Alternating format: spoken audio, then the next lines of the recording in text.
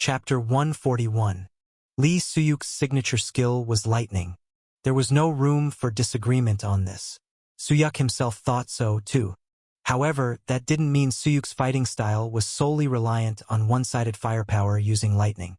On the first day he reincarnated into his current body, Suyuk had the chance to watch an old video of a battle against Anux at a memorial dedicated to him. This was back then, right? 25 years ago, during the battle against the Anux players. That's probably it? He was amazing at that time. Among the many battles, the only reason this particular video was recorded was because it was the day Suyuk first unveiled his new technique, which dominated both the ground and the sky with lightning.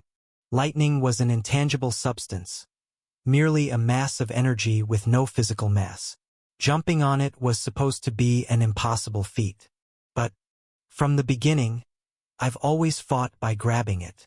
If one could grasp it with their hands, why couldn't they step on it with their feet? There was just one difference. Unlike the spear, which only needed to be created once in the hand, new lightning needed to be created with every step for the platform. This was indescribably difficult.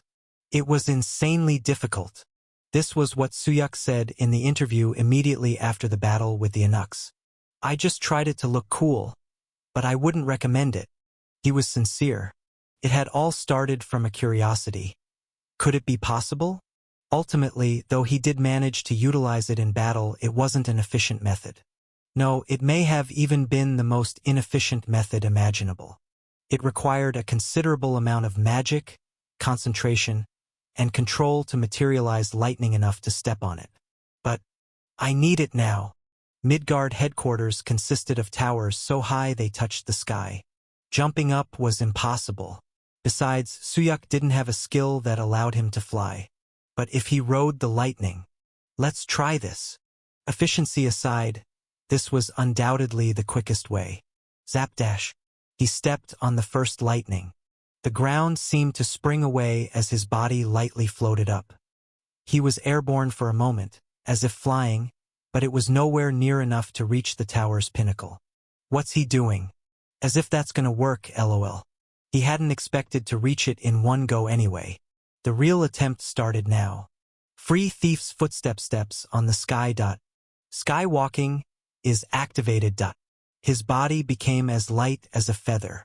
Defying gravity with each step in the air, Suyuk began to ascend the tower. Oh right. Item buff lol. He's using it? Suyuk's foot touched the waist of the tower. But the skill's effect didn't last long. If there was an item that allowed someone to fly indefinitely, it would probably be not just unique but legendary or even god tier. Still lacking. Feels like we're halfway there. Finally, going for the second jump? If he drops now, he's done for. The viewers sensed Lee Suyuk's impending failure. They thought Suyuk's attempt to fly was merely a leap using an item. Thus their reaction was natural. However, his initial use of sky steps was nothing more than groundwork to save his magic and stamina. The real deal started now. Crackle. Beneath his feet, yellow lightning converged, creating a foothold. A solid and mighty platform he could step on with all his strength and leap from. Boom! A leap followed by another leap. As Suyuk rode the lightning and ascended, the chat buzzed rapidly. Hey? Wah? Why is this happening here? The grappler's losing it lol. Everyone who was a fan of Lee Suyuk remembered that scene. It was the first time he had showcased that play during the confrontation with Anux. The technique was almost like a stunt that shook the essence of skills and made it uniquely his own. If Falcon Eye loves it, big thumbs up lol. That technique was reenacted after 20 years. Falcon Eye has donated 1,000 points. Big thumbs up. Big thumbs up. Asterisk.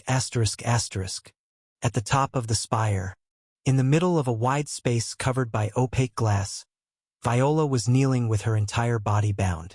Strange objects unfamiliar to her were scattered irregularly in the room. Items that shouldn't exist in Midgard were mixed. A giant skull and heart, frost stone, a cursed silver goblet. Numerous items prohibited in Asgard were present. The most repulsive among them was the black circle drawn all around the room. It's drawn with blood. Judging by the color, it seemed to be the blood of the demon tribe. She looked up and stared at Baldur. He stood still with his eyes closed, overwhelmed with emotion. These couldn't be obtained in a day or two. Of course, it wasn't just a day or two. Baldur's voice trembled slightly. It took 100 years to obtain a giant's corpse. Another 100 years to get the cursed silver goblet. I invested half of my accumulated wealth to procure the frost stone. A sense of madness exuded from him. It was not mere inferiority or impulsive anger, but madness driven by a clear goal. And the blood of a god. That's when you arrived. The moment he finished speaking, Baldur's gaze changed. Slash. At an invisible speed, a cut ran across her chest. The long slash across her abdomen made her mind go blank for an instant. Drip. Blood began to seep from the wound. She gritted her teeth and curled up, trying to stop the bleeding. But the wound was too big, making it a futile effort. Eventually, blood trickled down to the floor. And at that moment, sizzle, Viola's blood seeped into the ground. At the center of the magic circle, where the blood seeped in, was a white goblet. A silver goblet? A cursed silver goblet. An ancient item used to break some kind of seal.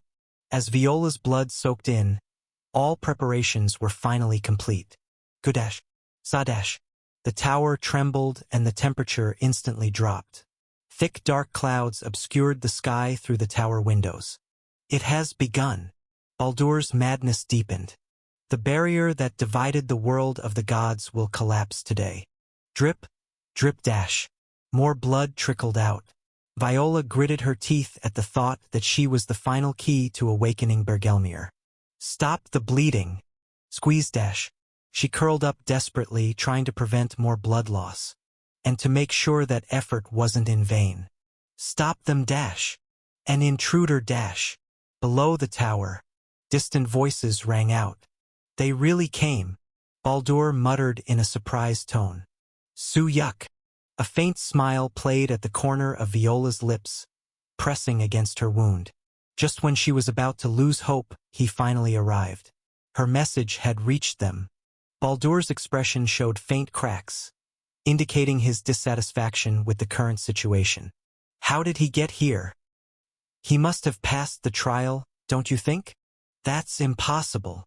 Baldur shook his head. A human can never pass that trial. Well, ordinary humans can't. Viola continued with a victorious smile. He is someone recognized by the thunder. Boom dash. At that moment, thunder roared from below. Baldur's eyes wavered. For the first time, he showed signs of disturbance. Thunder of Thor? Thor.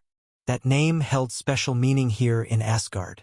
The lineal descendant of the highest god Odin, and the only one recognized and bestowed with the power of lightning. While he had currently disappeared somewhere, destined not to return, he was the great being meant to inherit this vast world someday. Yet, a mere human possessing the same power as Thor? Baldur shook his head, momentarily overcome by anxiety. Even if that's true, it's already too late. G-dash. As more of Viola's blood flowed, the silver goblet gradually turned black. Baldur's face, which had been looking at the silver goblet, calmed down again. The seal has already begun to break, and by the time he gets up here, boom dash, Baldur's body turned toward the window. The sound was much closer than before. He could sense something was flying toward them. Didn't I say so? Crash dash. The window shattered. He would come. Thud dash. An uninvited guest set foot on the top of the tower. Asterisk asterisk asterisk. Thud dash. The tension eased the moment his foot touched down. Whoosh dash da. Fortunately, it was a success. If he had misstepped even slightly, or if he had been slower in summoning the lightning, he would have fallen straight down. But it seemed his instincts were still sharp. Crazy. Goat has returned. This time 0.1 Suyuk acknowledged. Is this real? Is this real? Is this real? Is this real? Is this real? Is this real? Isn't the real one cosplaying at this point? The chat exploded as he reached the top of the spire. It had been over 25 years since such a performance had been replicated, so the reaction was intense. However, he couldn't afford to be elated by the showy performance. A few donations had come in, but more importantly, the situation at hand demanded his attention. It's that guy. While sweating, he looked around. The first thing that caught his eye was a man with green eyes. Baldur.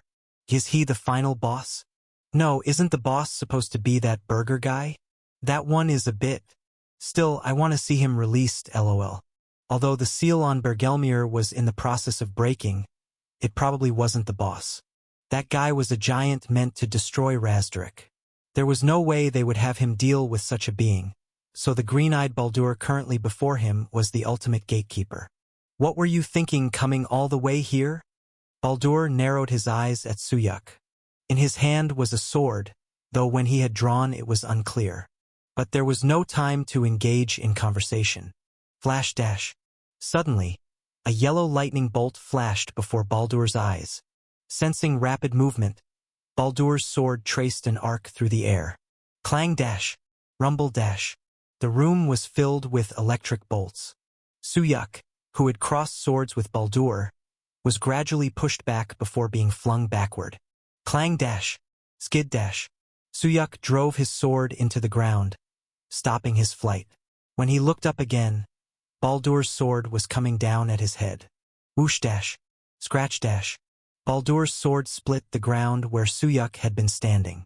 Suyuk swiftly increased the distance between them, eyeing the spot where Baldur's sword had struck. Phew, that was close. The ground, sliced clean like a piece of cake, testified to the sharpness and lethality of Baldur's sword. So this is Midgard's commander. Indeed, he was different. Even if several fighters of Viola's caliber were to face him, they would be no match. With an expression filled with murderous intent, he glared at Suyuk. It seems you have no intention of answering. I don't have the time for that. Unseal rate. 3.3%. 3%. The seal was breaking steadily, albeit slowly. The air around them was cold enough to see their breath. A bit tired, but dash dot. Sizzle, sizzle dash. The color of Suyuk's lightning began to change. The lightning turned black. The ominous sensation made Baldur hasten his actions. Where do you think you're going? Boom dash. In an instant, the distance closed. A single strike aimed at Suyuk's neck was poised to sever the top of the spire. At that moment, Lightning Lord possesses your body. A new phase of the battle commenced. Chapter 142. In front of the airship heading to the 7th floor. Unhyang chewed her lip while watching Suyuk stream. Ugh. Ugh dash. What again? I don't like it. Despite Cheon Riang's words, Unhyang did not take her eyes off the kit. There were only 30 minutes left until the airship's departure. The two planned to go to the 7th floor first and wait there. Cheon Riang, who was also monitoring the stream together, asked just in case. Is it about that Valkyrie? Yes. An unhesitant answer. Suyuk was currently storming the headquarters of Midgard alone to rescue the Valkyrie. Does she really like Suyuk? If there was anything she didn't like, that was it. But a manager having personal feelings for a streamer? If it became known, it wouldn't be overlooked easily. Whew. It was then. Unhyang's eyes widened, and her hands fluttered. Hey, that's it. That. Wondering what she meant, Cheon Riang tilted his head. On the screen, Suyuk was riding the lightning and walking on the sky. 25 years ago, in the Continental War with a Nux dash dot. Ah, that time. From her explanation, his memory returned. And even the interview content that Lee Suyuk had done at that time. Didn't Suyuk say this was incredibly difficult? He did. It just looks like a flying skill. Although rare, there were certainly types of skills that allowed for flight. However, Lee Suyuk was a player several levels above those rankers with such skills. On the surface, it didn't seem like much. But it's not a skill that is supposed to let you fly in the first place? Huh. This idiot, think about it. Lightning is originally dash dot. Sounding exasperated, Hyang abruptly stopped talking. Her gaze shifted to the back of the station. Why is someone coming? He felt uneasy, thinking perhaps people from Murim had been sent again. Cheon Riang tilted his head at the familiar face. Reinhardt, a ranker from the Guild Lion's Castle. Reinhardt, the dark swordsman of Anux and fellow streamer like Lee Suyuk, was heading towards them. Seeing a celebrity here. He's coming to us. To us. We got a contact from the team leader. Contact? What contact? Reinhardt approached before Cheon Riang could answer his question. Nice to meet you. I am Reinhardt from Lion's Castle. Reinhardt greeted Hyang and Cheon Riang with a well-crafted smile. You know, right? Since you're in the same industry. Arrogance within politeness. That was precisely Hyang's first impression of Reinhardt. Yes, I know. Then this should make the conversation easier. You know I'm not suspicious. I've heard about your son. In an instant, the smile on Reinhardt's face vanished. So, you are looking for our streamer. That team leader, he talks too easily about others. It's important to us. Anyway, it's not for a good reason that you're looking for Suyuk, right? I appreciate your cooperation. It's a very important matter. And if I say no, will you believe me? Hyang was sure of it. Suyuk was not the type to kill an innocent young player for no reason. But she could tell just by looking at Reinhardt's eyes. He needed someone to take his revenge on right now.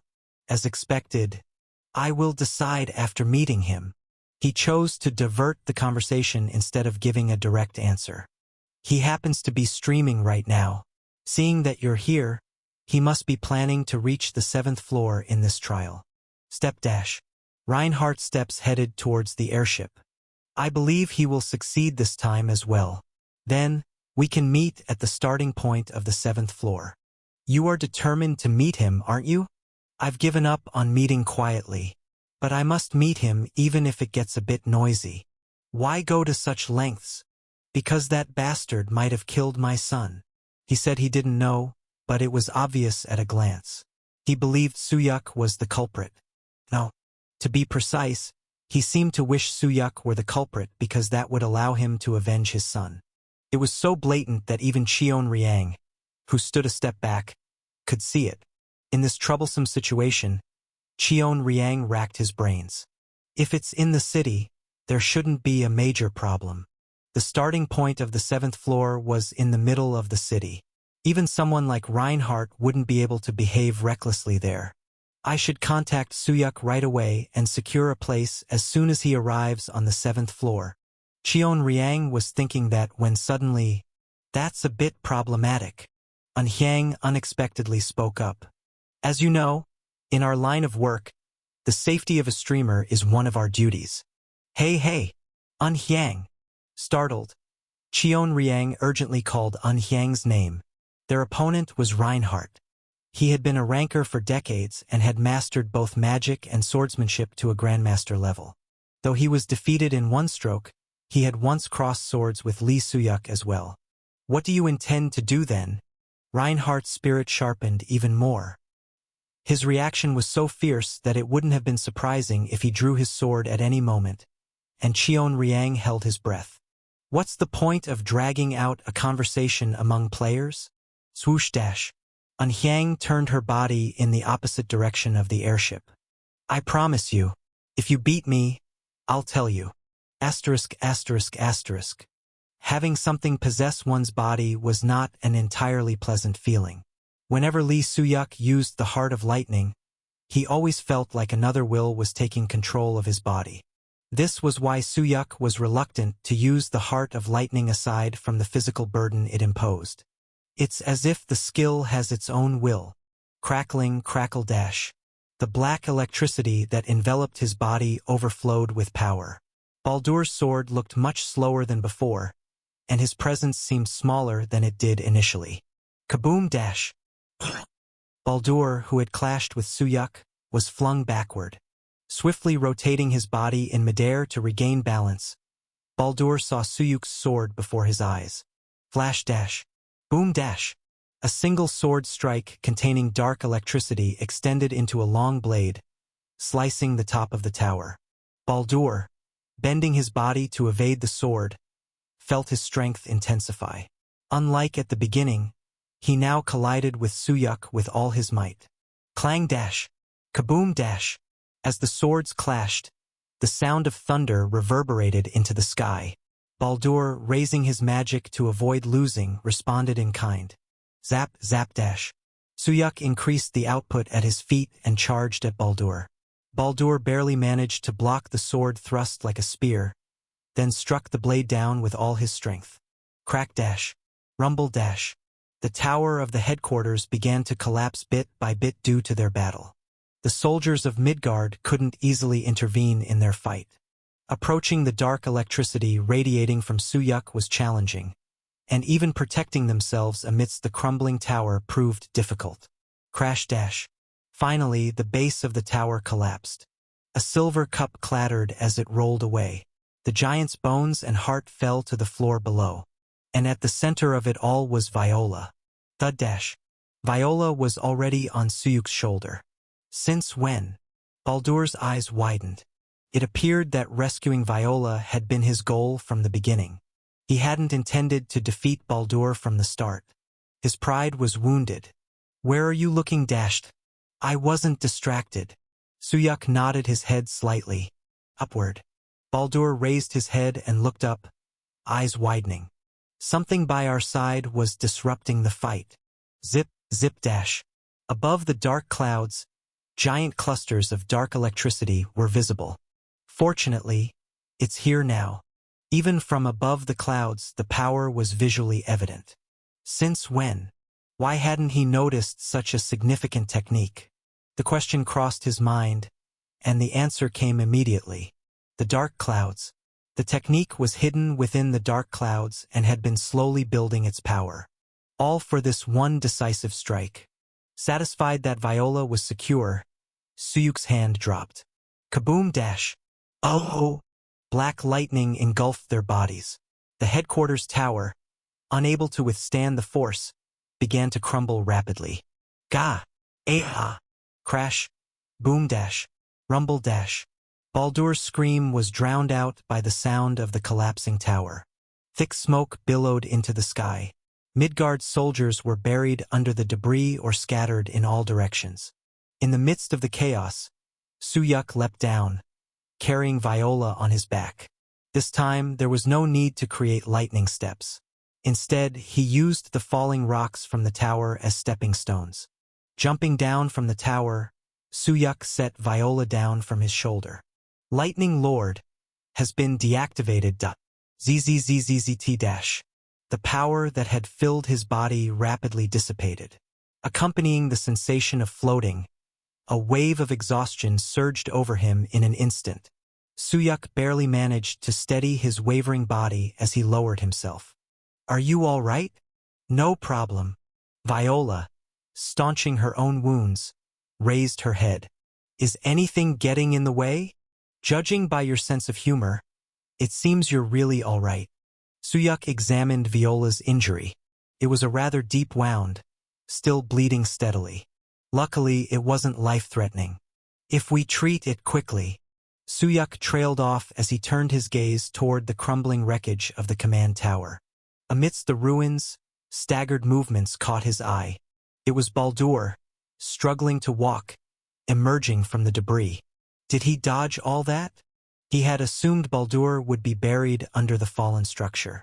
Yet, the man's unstable walking indicated he wasn't unscathed. He must have pushed himself hard to avoid the falling debris. Suyuk picked up his sword and stood again. Persistent, aren't you? Suyuk was also exhausted. He had rushed here right after the Valhalla trial, fought the Midgard soldiers, and even unleashed the maximum output of his lightning power. His stamina was about to give out.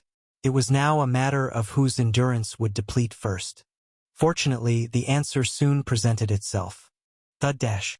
Baldur, who had been staggering toward them, collapsed onto his knees before Suyuk had to do anything. A strange laugh escaped Baldur as he strained to lift his head and look at Viola and Suyuk. Do you think you've won? Look behind you. Suyuk gestured toward the ruined Midgard command center with a nod. Can't you see who has won? This is a fight where no one wins. What nonsense dash dot. Suyuk was about to raise his sword, feeling there was no need to listen any longer. SSS dash. Crackle, crackle dash. The temperature plummeted abruptly, freezing the ground swiftly. Feeling the change in the air, Suyuk's pupils widened. It's not nonsense. Release rate, 6.13%. At that moment, an alarm went off. As if acknowledging it, Baldur flashed a resigned smile. Even if it's not Ragnarok dash dot. Right hand of Bergelmir has been released dot. You will definitely die. Chapter 143.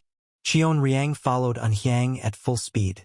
Although he had been skilled in light footwork since childhood, closing the distance between him and Anhyang was not easy. Her speed as she lightly stepped on tree branches was no different from Cheon Riang's best effort. Perhaps she was consciously matching her pace to Cheon Riang's out of consideration. Is she really going to do this? Anhyang had led a life far removed from fighting ever since she got a job in Balhi. However, recently she has gotten into more fights. There was only one thing that had changed. Since she started managing Lee Suyuk, the streamer, Pop Dash, Anhyang, who had been leading, suddenly came to a halt. Cheon Riang, who had been following right behind her, also stopped, and Reinhardt, who had been trailing at a distance, came to a stop as well. Good. It's secluded. The location they had arrived at was a cliff on a mountain, far from the airship. A place untouched by human hands and feet. A place where no one would know if one of us died. That was precisely why they had chosen this location. Or is it two? Just one. I'll handle the opponent alone. Whether it's one or two, it doesn't matter. That goes for me as well. As you can see, the other person is not much help. When Reinhardt nodded at Anhyang's words, Cheon Riang was taken aback. If you were going to treat me like this, why did you bring me along? To keep you by my side. What? An unexpected serious answer. Anhyang was not one to usually say such cheesy lines. Only then did Cheon Riang see her face instead of her back. Step dash. Anhyang walked past Cheon Riang. As she closed the distance to Reinhardt, her usual bright and playful demeanor was nowhere to be seen. Do you really have to meet the streamer Lee Suyuk? And if I must? Then I have no choice but to kill you here. There was no particular confidence detected in her. Feeling an odd sense of incongruity at her demeanor, Reinhardt's expression darkened once he identified the atmosphere around her. Just as you don't need confidence to stomp on an ant.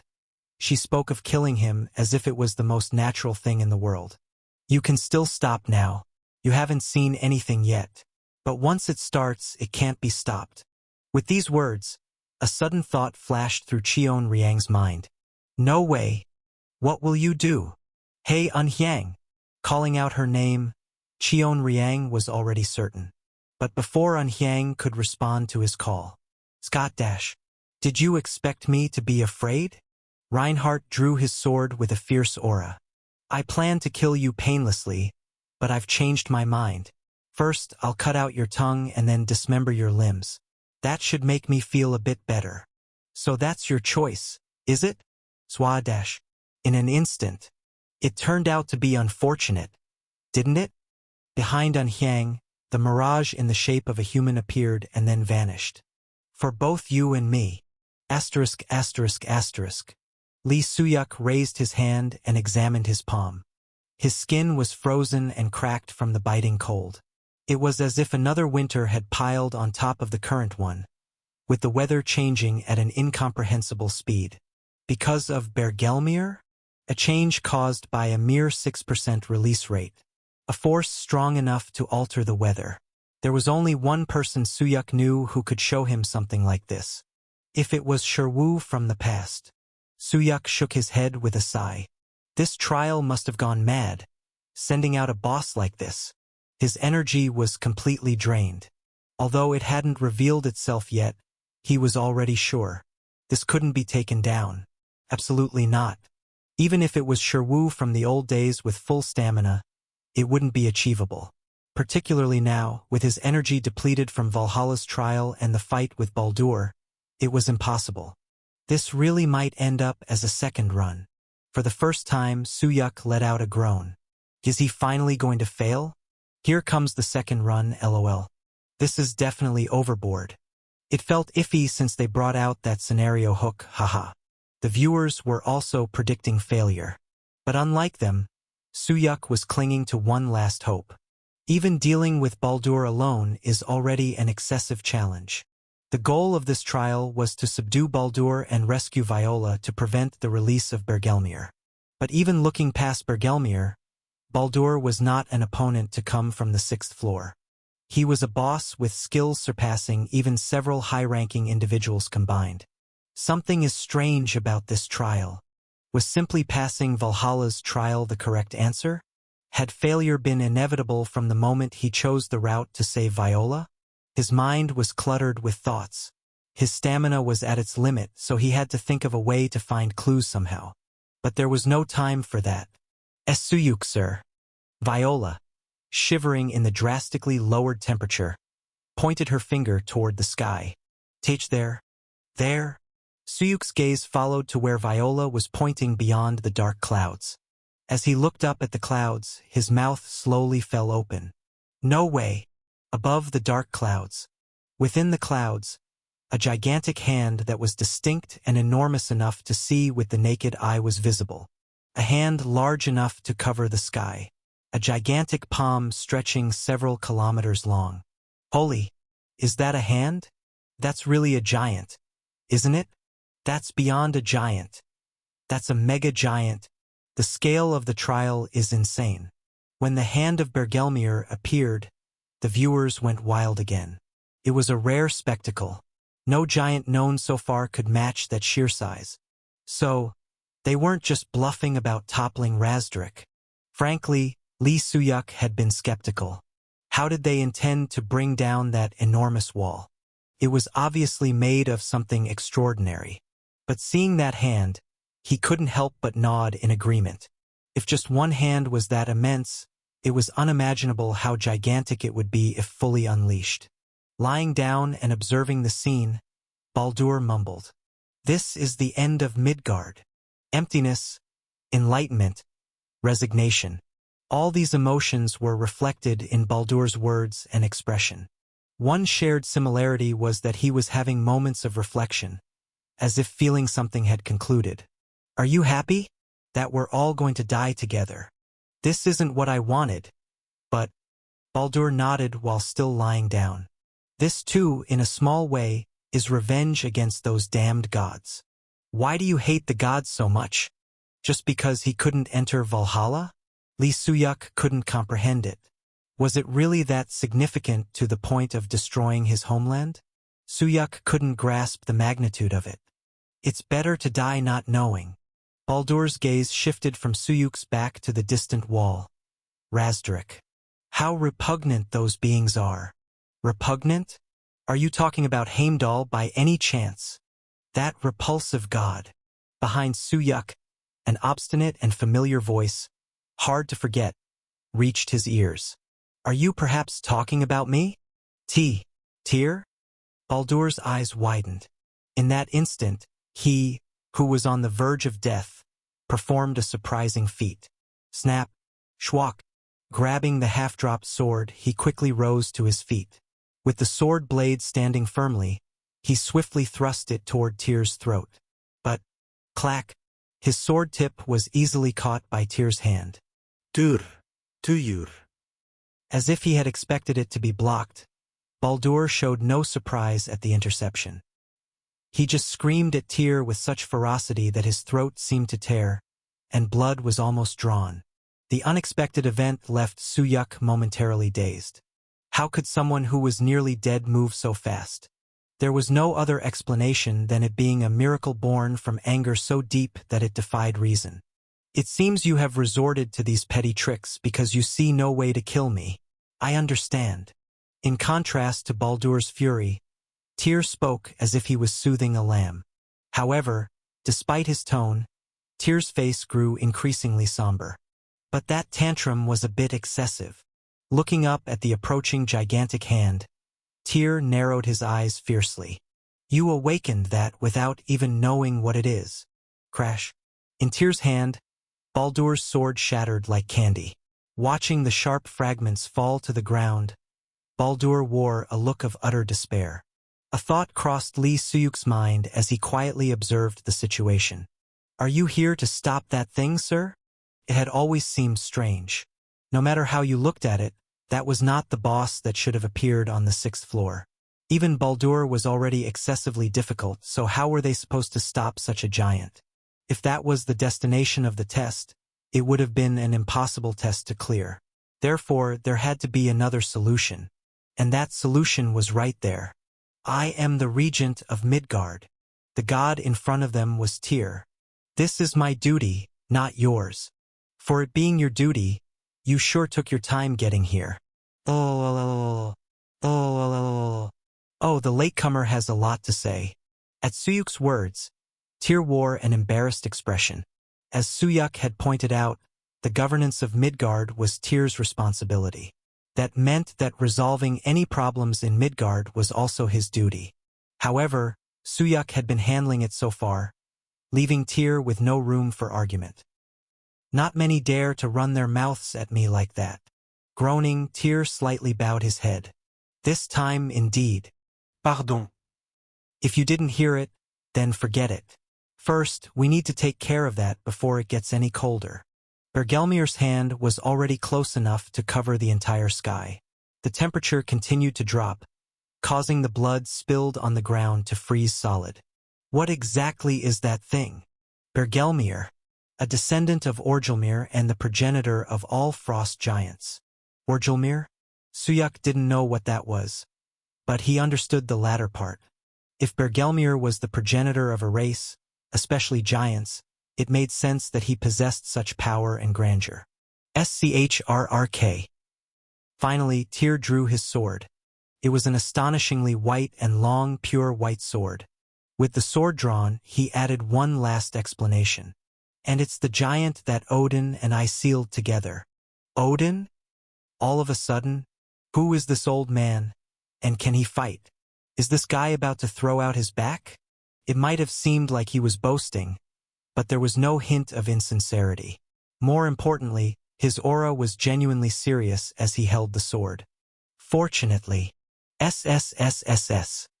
His sword moved as slowly as if it would make anyone yawn. His swordsmanship felt less like swinging and more like painting with a brush. Only one of its hands has been released.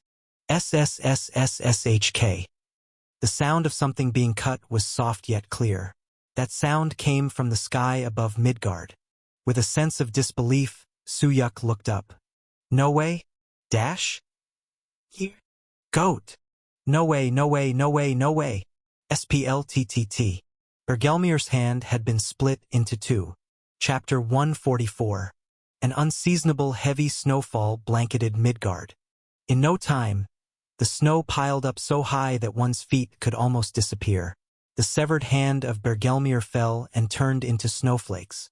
Mesmerized by this mysterious and extraordinary phenomenon, Lee Suyuk momentarily emptied his mind and gazed at the snowy sky. It took just one strike. He glanced sideways and noticed beads of sweat forming on Tyr's face. It seemed like he hadn't swung his sword normally.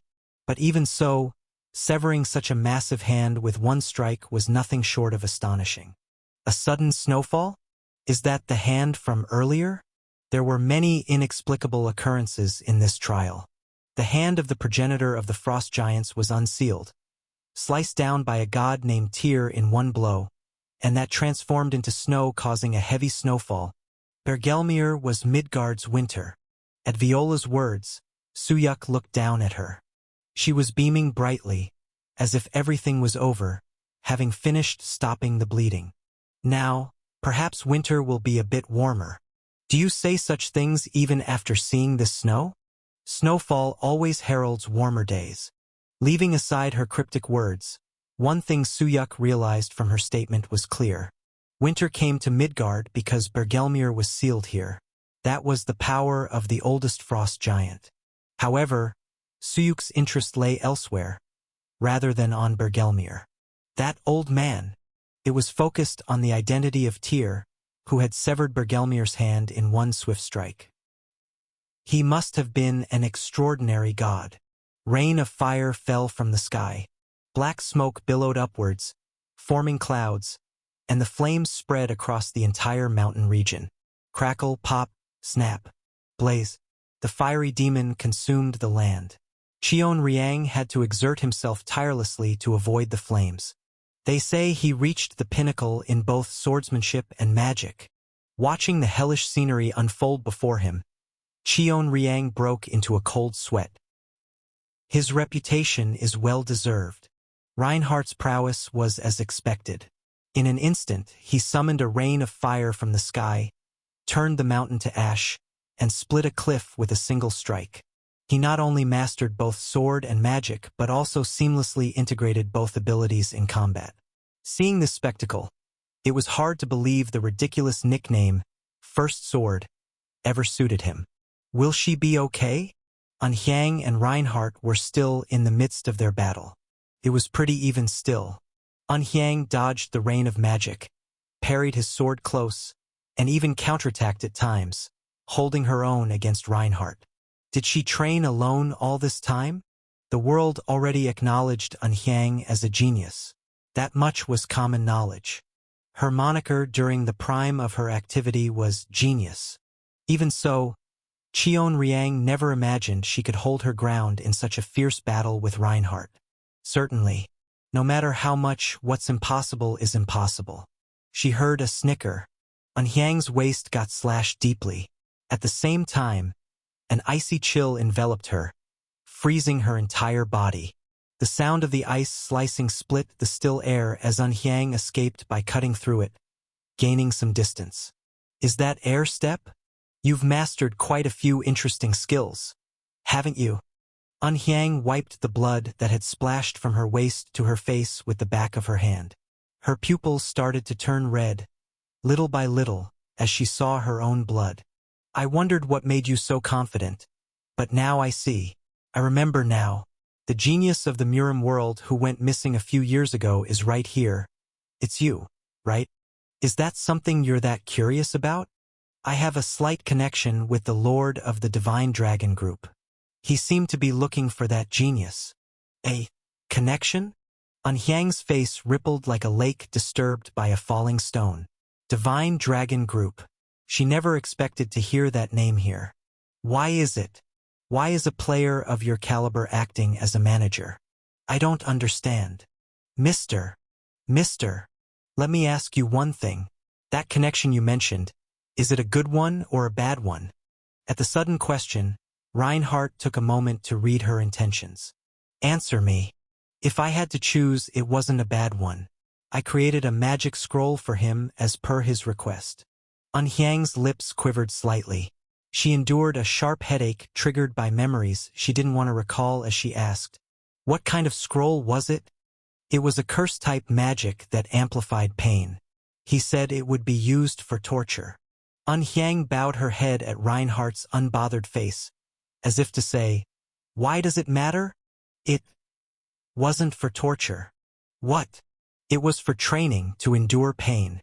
Saying so, Anhyang tightly squeezed her eyes shut. She didn't want to remember. She shouldn't remember. When she opened her eyes, she saw Reinhardt standing there. It was a bad connection from the start, huh? She muttered to herself. Beyond her association with Lee Suyuk, now she had one more reason to kill him. For you and me. Crackle, whoosh. The flames that covered the forest began to flicker slightly.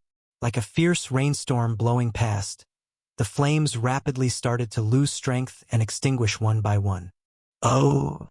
Reinhardt frowned, sensing something amiss in the sudden phenomenon. What was this? This ominous feeling. Without any prior indication or the activation of a special skill, the flames he had summoned were dying out. He felt defiant. It felt as though if these flames were to go out, it would mean his defeat. How unpleasant. He snapped his fingers lightly. That was more than enough for him to turn the surroundings into a sea of fire once again. But why? Sizzle. The fire did not ignite and died out feebly. There must have been some cost. It was a forbidden creation after all. Anhyang's voice echoed from all directions. The surrounding flames that had been so abundant vanished without a trace. The blazing fire extinguished, leaving behind thick darkness. In that darkness, Reinhardt felt an eerie sense of doom.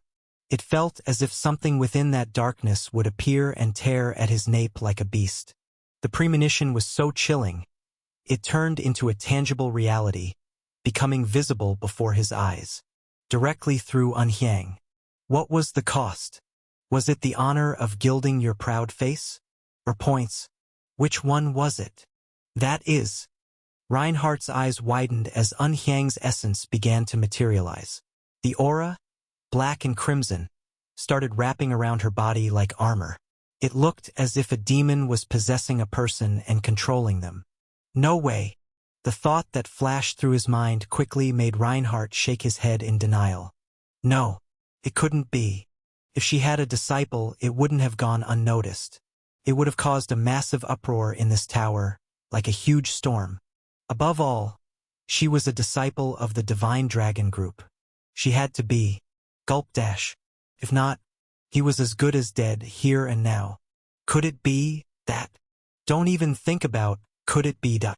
Anhyang cut off Reinhardt's words sharply. Don't harbor any sense of hope. Her voice still echoed, but this time he could determine the direction. Reinhardt turned his head to the side. Her voice came from right beside his ear.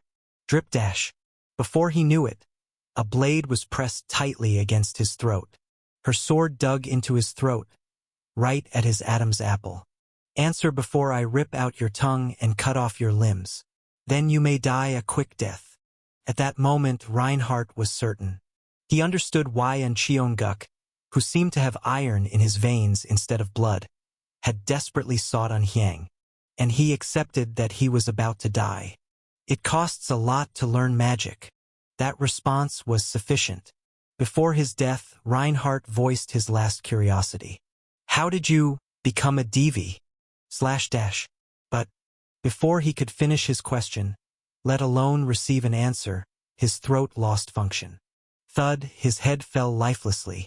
Once everything was over, the surrounding darkness dissipated. Feeling the strength drain from her body, Anhyang collapsed to the ground. It wasn't from exhaustion. No matter how firmly she prepared herself, she had crossed a line she should never have crossed. Shiver, shiver dash. Her hands, shoulders, and entire body trembled like an aspen, as she tried to steady her uncontrollable body and crouch down on the floor. It's good you won, but I can't praise you. A voice, causing her body to tremble a little less, rang out. Anhyang stopped crouching and looked up. There stood Cheonriang, attempting to conceal his surprise. Are you crazy? You said you wouldn't use it even if it killed you. And for someone else's matter, not even your own. It is my own matter. Then why are you trembling? Wouldn't you tremble as well? There was nothing more to say.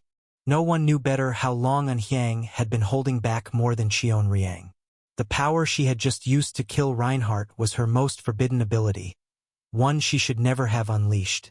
In the end, Cheonriang could not hide his pity for her and spoke. If you start using this, Uncle will never give up on you. The darkness that devoured the flames of the forest. This was exactly why the Divine Dragon Group and Cheonguk desired her. So, to avoid all of this, she chose to seal off what they wanted. No, even if it wasn't because of that, it would have been the same. She despised everything she had learned from the Divine Dragon Group. And also, Riang.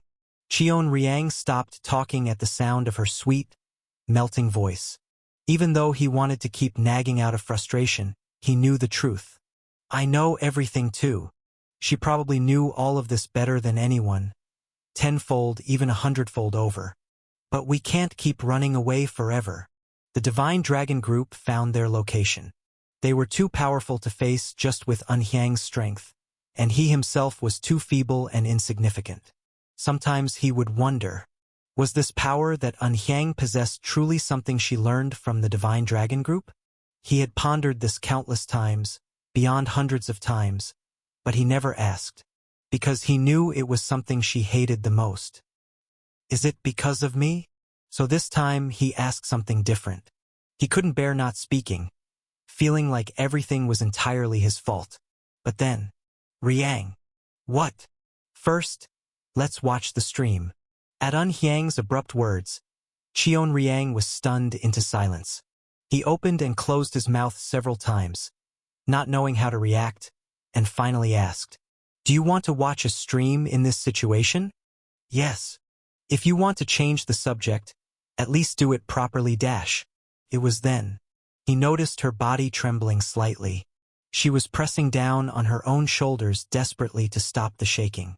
"That's why I want to watch it now." "You always do this." In the end, Cheon Riang reluctantly took out his device and turned on Lee Suyuk's stream. In truth, he had a vague idea why she was so obsessed with a streamer named Lee Suyuk. Yes, it made sense. Now, more than ever, she needed Lee Suyuk's stream. His existence had been her hope for decades. Chapter 145. Lee Suyuk looked out the window while tending to Viola's bedside. Snow was still falling outside. At a glance, it looked as if it had piled up halfway to bury even a grown man. Viola was in a deep sleep. She must have been exhausted from losing so much blood. As he changed the wet cloth on her forehead, Suyuk recalled the words she had spoken. That old man, Tyr, a god of Asgard who had, with a single slash, severed Bergelmir's hand. He's an ancient god who, along with Odin, established Asgard, the god of swords and war, law and duels. The order of Asgard was maintained by his hands. He held one of the highest ranks and possessed tremendous power in Asgard. No wonder he looked so old. Humans believed that gods were immortal. And indeed, their lifespans allowed them to live what seemed like an eternity from a human perspective. Because of this prolonged lifespan, they hardly aged. Even someone like Viola, who was over 1,000 years old, remained utterly beautiful without a single wrinkle. So, how old must Tyr be to look that aged? "I thought he was just a god with a nasty personality." Suyuk spoke into the microphone, careful not to wake Viola. "Turns out, he's a high-ranking old god. Do you still call him old man, huh, lol?" Suyuk's opinion. Tyr, the old man who loves law and war. But seriously, what can you do if he's a god, lol? While chatting briefly with the viewers, he heard someone approaching from outside the door. There was only one person who would visit here. Conscious of Viola, the person didn't come inside but waited outside the door. Suyuk carefully got up and walked towards the door where Tyr was waiting. His face was still full of dissatisfaction. "You certainly took your time coming out. Why hurry? As long as I'm quick at other times." Tyr was left speechless by Suyuk's subtle reproach. When it came to being quick or slow, no number of words would suffice. "Follow me. We need to talk." Without waiting for Suyuk's response, Tyr started walking first. Suyuk watched his retreating figure. He didn't want to spend more time with this stubborn old god. But he had no other choice. The trial isn't over yet. They had prevented Bergelmir's seal from breaking, but the trial wasn't finished. If the trial had concluded, he should have received a message. Yet, there had been no such message. This meant one of two things. Either there was still work to be done, or the reward calculations were delayed. Suyuk felt it was likely the latter. That old man must be holding on to it. Following Tyr, Suyuk persisted. "You said you had something to say?" When Tyr hesitated for a long time, Suyuk urged him to speak. There must have been a reason he called for him but was hesitating to talk. Baldur was the greatest in Midgard. The story he started to tell after a long silence was somewhat out of the blue. If that fellow had been a Valkyrie, the position of Brynhild would have been his by now. Is the leader of the Valkyries that weak? The Brynhild Lee Suyuk had experienced was already a master of weaponry for a long time. Not only was she superior in terms of the amount of magical power and physical ability, but Baldur's swordsmanship was far below hers. Don't be arrogant. It doesn't mean Baldur is stronger than Brynhild. It just means if he wasn't half of what he is. Apparently, Baldur was quite recognized even amongst the gods of Valhalla. Tyr, who had roamed the battlefield with Odin and established Asgard, compared Baldur to the leader of the Valkyries, no less. What's the difference between the two? Birth. So he's not a god. Tyr, who was walking with his hands behind his back, nodded. It was an obvious question with an unchanged answer, but for some reason it slightly irritated him. Ultimately, this situation stemmed from the god's irrational and obstinate attitudes. What happened to him? Tyr. Tyr. It was still vivid. Baldur's cry as he screamed Tyr's name. His wail was as desperate and desolate as a beast whose offspring had been snatched away. And what happened between the humans and the gods? You ask too many questions. Are you dodging again? No. Tyr, who was leading, turned his body around. This time I'll answer. Really? Although I haven't grown fond of you, I owe you. Tyr remembered his promise with Suyuk. And because of this incident, he owed him, deciding to answer Suyuk's questions. However, Suyuk did not expect this stubborn-looking old man to acknowledge him and comply so easily. Thank you for protecting Midgard. I should say this. It's surprising. You seem to dislike me. It's humanity I dislike. And you are among them. Tyr's gaze flicked toward Suyuk's hand and then returned. Well, I do dislike you a bit more than others. So you still don't like me. You don't even know what you've done, do you? Suyuk recalled what he had done. If he was talking about the matter at hand, it was naturally preventing the seal of Bergelmir from breaking. That was the purpose of this trial, and having accomplished it, he was awaiting his reward. And perhaps this meeting with Tyr was likely to be that reward. The population of Midgard is 600 million. Bergelmir had the power to annihilate all of Midgard. 600 million people? No matter what, that much? When it gets colder and the hearths freeze here, how many do you think would survive? Before they even have a chance to fight, the half of Midgard would have frozen standing. Even sealed, Bergelmir, the ancestor of the frost giant, had created winter in Midgard. If he had been released from the seal, things could very well have gone as Tyr said. And you think that's all? If his plan had succeeded and Ragnarok began, it might have resulted in a full-scale war between gods and giants. Suyuk's head spun as he listened to Tyr's story. The viewers listening along with him felt the same way. What's with the scale? A sudden rise in status is really funny, lol. Are you saying you're just going to brush it off with a few words? Well, they do say one word can settle 1,000 gold debts. Is that even possible? LOL. That seemed right. No matter how you thought about it, this wasn't something that could be glossed over with just a few words. According to this, Suyuk was the savior of Asgard. Even the stubborn Tyr couldn't deny this fact. Then let's settle that later. And naturally, Suyuk had no intention of brushing this aside with mere words. Tell me about this first. Starting with Baldur. I brought news of that guy's wife. It was me. Tyr's words continued. Why? She challenged Valhalla. Not once, but twice. This was a story from over 1,000 years ago. Back when Baldur was the captain of Asgard's guard. His wife, who had spent half her life with him, returned as a cold corpse. Heimdall's forgiveness is only once. The second time, there is no mercy. But isn't he impossible to surpass in the first place? Baldur and his wife had once challenged Valhalla. It was to keep their promise of entering Valhalla together and finding happiness. However, during Valhalla's trial, they encountered Heimdall and were frustrated when they couldn't overcome that barrier. Baldur gave up and accepted it. Only gods chosen at birth could enter Valhalla. On the other hand, exactly, you all should give up, surrender. But sometimes, there are those like his wife who did not give up. Baldur's wife did not give up. She didn't extinguish her dream of someday going to Valhalla and challenged it once again. So, did you console the guy who lost his wife? I told him. What did you say? She was punished for trying to fly without wings. Wow, such a jerk. Terrible personality. Is this guy for real? Gritting his teeth tightly, Suyuk clenched his fist, feeling a surge of anger. Why are you doing this? Building a wall called Razdrik, drawing a line between gods and non-gods. Baldur and his wife were shunned by the gods just because they had human blood. It was incomprehensible. Why did they hate humans so much? This would also answer your second question. Suyuk's question. Is it related to that arm and your hatred for humans?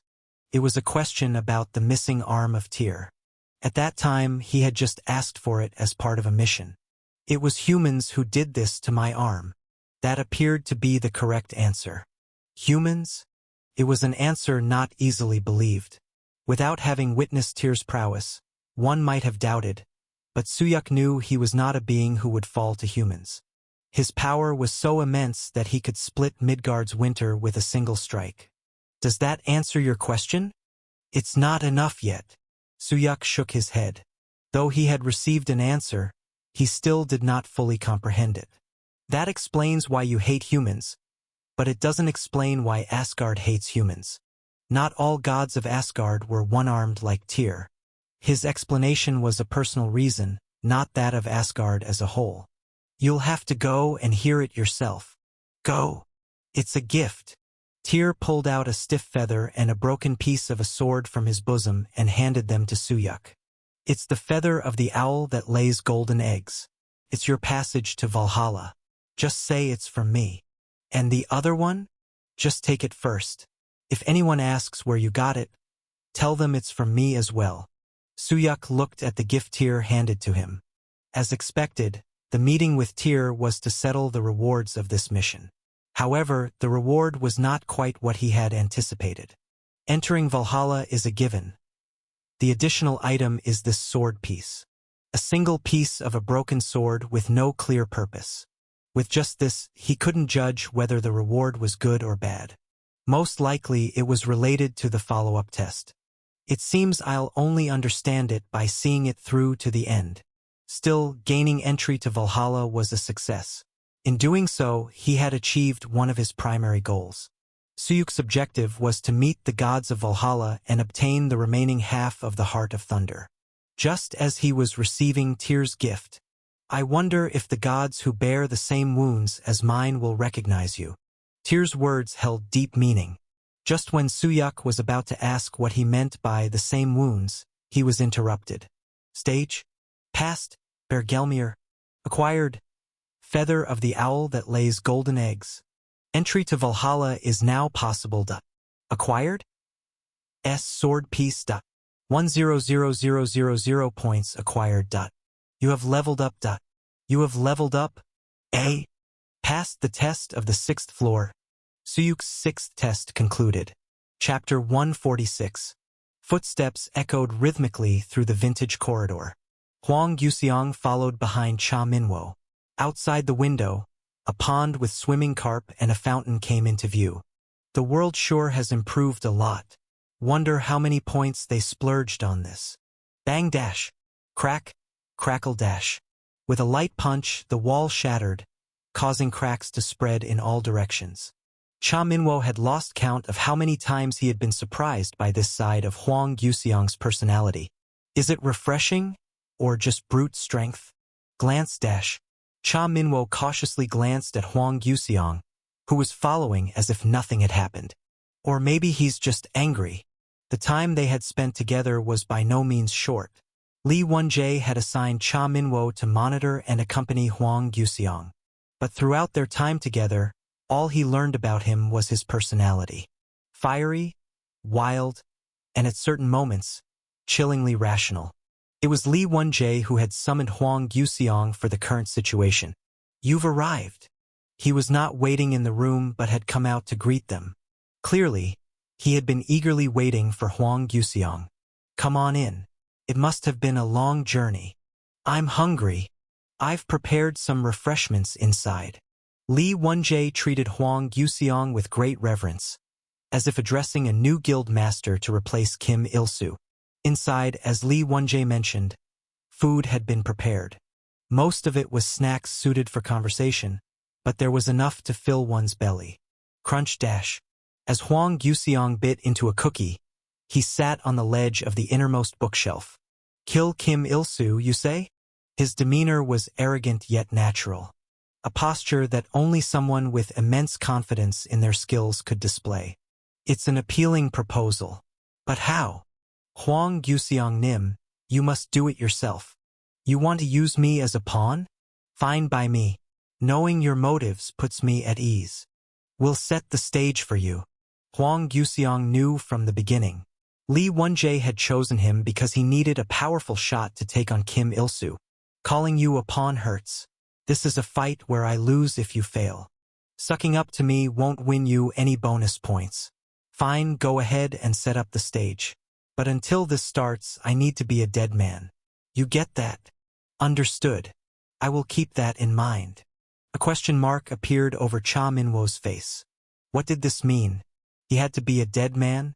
In fact, Huang Yuxiang had indeed been like a dead man for over 20 years. While he had thought there must be a reason, this conversation revealed that it was Huang Yuxiang's own choice. There was something between the two of them that he didn't know. He wanted to ask but decided against it. It was certain that even if he asked, it wasn't a story he could get an answer to. Has the date been set? It's on the day the challenge starts. The festival that was now just around the corner. Lee Soo-yuk had prepared a special event for that festival. Let's kill him there. Kim Il-soo. *****. Half a day had passed since the trial ended. Upon arriving at the prepared lodging, Soo-yuk was the first to fall asleep. The mental fatigue weighed heavily on his body, making it impossible to keep his eyes open. Even when he woke up, An Hyang and Cheon Riang were nowhere to be seen. They had clearly said they would arrive first. An Hyang got delayed due to some circumstances. Please rest. A message sent with an unusual use of an emoticon. It seemed something was truly up. It better not be someone else again. The first thing that came to mind after receiving the message was the recent event. The martial artists from Divine Dragon Group who had come to take away An Hyang. Among them was even Cha Un-hyop, one of the members of the challenge. Although they managed to get through it somehow, Cha Un-hyop had returned alive that day, if he had come back for An Hyang. But fortunately, his bad premonition was off the mark. However, it was true that someone had come.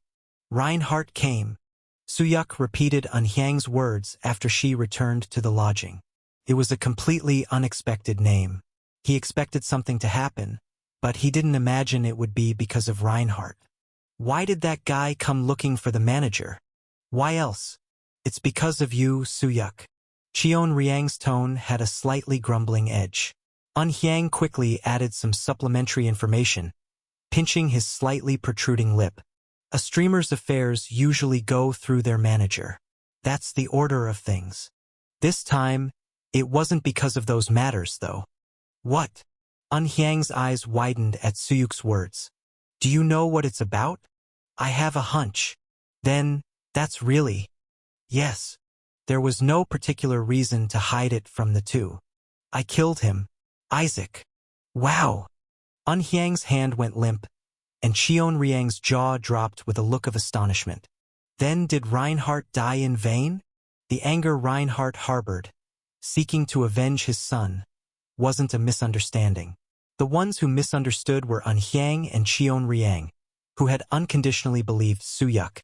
Is there a reason why? Because he tried to kill me. Just as simple as that. From Soo-yuk's point of view, that son of a gun deserved nothing less than death. So I did the same to him. Soo-yuk briefly explained the long-standing incidents.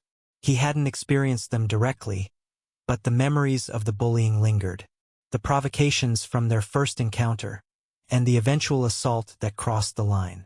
Cheon Riang's response after hearing the story was straightforward. He really was someone who deserved to die. An Hyang, standing next to him, nodded in agreement. If you had told the same story, would Reinhardt have backed off? Absolutely not. How can you be so sure? I know him a little. Reinhardt was a ranker who had participated in the confrontation events from long ago. And during that time, Suyuk had clashed with him multiple times. Whatever transpired between Suyuk and Isaac probably wasn't of interest to him. Seems like you've watched a lot of streams. Of course, the two people who didn't know this could only think so. Finished with his explanation, Suyuk took a sip of tea and looked at Unhyang's face. He felt a bit sorry for seemingly dragging her into the mess, but he couldn't hold back his curiosity. Was it difficult to handle him? Thinking the conversation had ended, Unhyang spewed tea onto Suyuk's face as he took a sip. With his face drenched, Suyuk wiped away the moisture with one hand. Oh, sorry. It's okay. Was my question that tough? It's not that. It just came suddenly. Wait, isn't that a dishcloth? Unhyang was obviously flustered, to the point where she'd grabbed a dishcloth instead of a handkerchief to wipe Suyuk's face. Looks like there's something there. It did feel a bit strange. He had researched extensively about Reinhardt. Since he had killed Isaac, Suyuk considered Reinhardt an inevitable opponent he would have to confront sooner or later. Despite the silly nickname Reinhardt earned after losing to Suyuk, he was not someone to be underestimated. Considering the length of time he had been active as a ranker, it was even longer than Suyuk's own. The accumulated knowledge and experience over that period made him an exceptional swordmaster. No matter how skilled Unhyang was, even matching Cha Unhyop, facing Reinhardt would not have been easy. Seems she doesn't want to talk about it. This time she brought a proper towel instead of a dishcloth. Wiping his face, Suyuk decided not to pry any further. Just as he had his own secrets, she likely had hers as well. How about we talk about work? Cheon Riang hastily changed the subject. Suyuk, who also wanted to move on, put down the towel and pretended not to notice, nodding in agreement. Sure. In conclusion, this stream was a huge success. She had prepared beforehand, turning on the screen to show the data. The peak number of viewers surpassed 90,000, with an average of 60,000 viewers. And even that number was constantly on the rise. The collaboration stream was truly effective. The only difference between this stream and the last was one thing. It was the collaboration with Bald Suyuk. From that point on, the attention to Suyuk's stream changed significantly. The collaboration with Bald Suyuk was a success, and the trial themes were perfect. The process and results speak for themselves.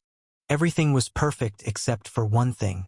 There was something lacking in this stream, and that something was very important to Suyuk. The only regret is the profit. It was the revenue from the stream. Honestly, from Balhe's perspective, it doesn't matter much. The donation money goes entirely to Suyuk. That's true. Of course, that's Balhe's perspective, not mine. Although Unhyang was an employee of Balhe, she was currently the person who rooted for Suyuk's success more than anyone else. The main reason Suyuk was streaming was for points. If you add up the small missions, it's not bad. Sure, the donation money is less than the last stream, but still. That's because we gave up on the biggest mission. The spontaneous scenario to stop Bergelmir's seal appeared while Suyuk was in the middle of a mission. In terms of points alone, it was right to safely take the trial of Valhalla. But that was absolutely impossible. No matter how urgently he needed points, it wasn't worth shaking the direction of the trial. Thanks to that, the stream stayed true to the content of the trial. That's why it received such positive feedback. Cheon Riang showed a message from the company. It was a message about signing a new contract. Below it was the detailed content of the contract. The advertising rates have increased several times. We also got a major advertisement. A major advertisement? It's a brand called St. Loric. They mainly manufacture equipment used by rankers. Ranker level meant Suyuk's current status. Players who reached the 7th floor were generally grouped as rankers. You've heard of them, right? No way I wouldn't have. St. Loric was a brand known even when Suyuk was actively playing. They supplied equipment in large quantities while maintaining decent quality. I'm not quite pleased. An advertisement would mean having to use their items directly in the stream. But Suyuk had no intention of taking trials using mass-produced equipment. The advertising rate is 600,000 points. Suyuk's eyes widened at that amount. 600,000 points. It was a considerable sum to just let go. They certainly are generous. Being a big corporation. Take your time to think about it. There's still plenty of time. For Balhi, the advertisement was also an opportunity not to be missed. Unlike donations, advertisements were split between Balhi and Suyuk. The 600,000 points lingered in Suyuk's mind. While pondering, he came up with a good idea. By the way, can we use that advertisement in content other than the trial? As long as he used the items in the stream, it shouldn't be a big issue. Other content? It shouldn't be impossible. Have you already decided on the next content? Yes. He had planned the content long before, not just recently. A festival made by players with blood. The tournament. The preliminaries for the tournament were imminent. Chapter 147. Really? He accepted. John Dale jumped from his seat upon receiving a call from Unhyang. His voice was loud enough that he felt the glances of people outside the team leader's office. Yes, but he wants to use it for something other than the test. Other content? What is it now? The tournament. The tournament? Streamer Lee Suyuk. This was unexpected. Having reached the 7th floor, he was now eligible to participate in the tournament. However, participating without joining a guild did not offer much benefit. Is it really for the content? If that was the case, it made sense. But somehow it didn't feel like that. This is different from his usual behavior. Since starting his stream, streamer Lee Suyuk's goal had solely been points. He began streaming not out of special interest in fame or the profession itself, but purely for the points.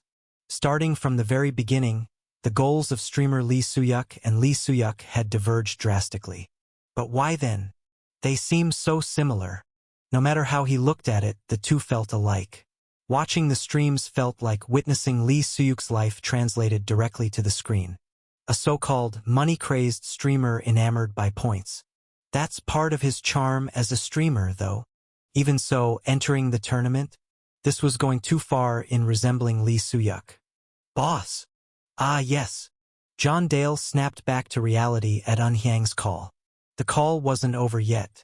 All right, if it's confirmed, we should announce it in advance. Make it a hot topic. I'm already preparing for it. How about some special events since it's unique content? Like giving prizes for predicting the rankings. Great minds think alike, huh? I've already put up a report for that.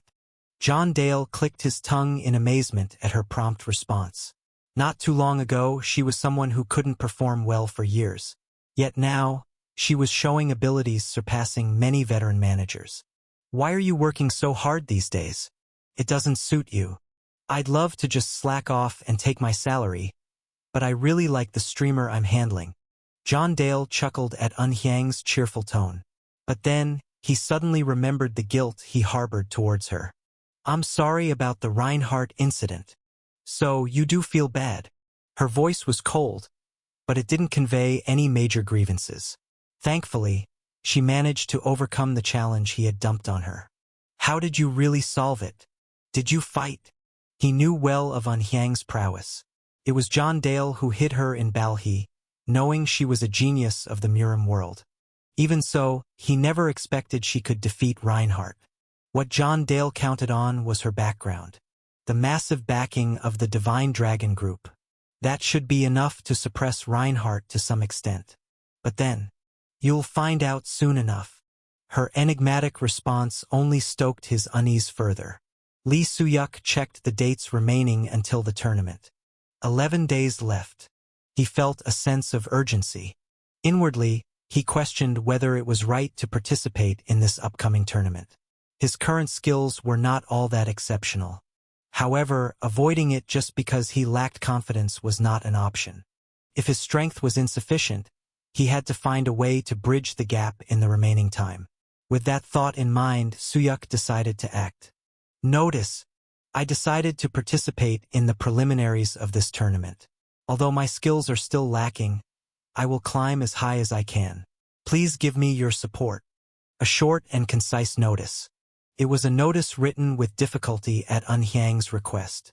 He had pondered over it a lot, but simplicity was truly the best for conveying information. Though he heard a few complaints about the lack of finesse, fortunately, the response was enthusiastic. Tournament? Really? Do you think you are really good just because people say you are? To be honest, you are really good. No, you are not. Still, it's too soon for the tournament, lol. Negative comments were attached to the notice. For players, the tournament was a sacred domain. Especially for players in a world where their lives were at risk, it was even more so. Moreover, Suyuk had just reached the 7th floor. For the viewers, the floor level represented by a number was more important than the visible skills.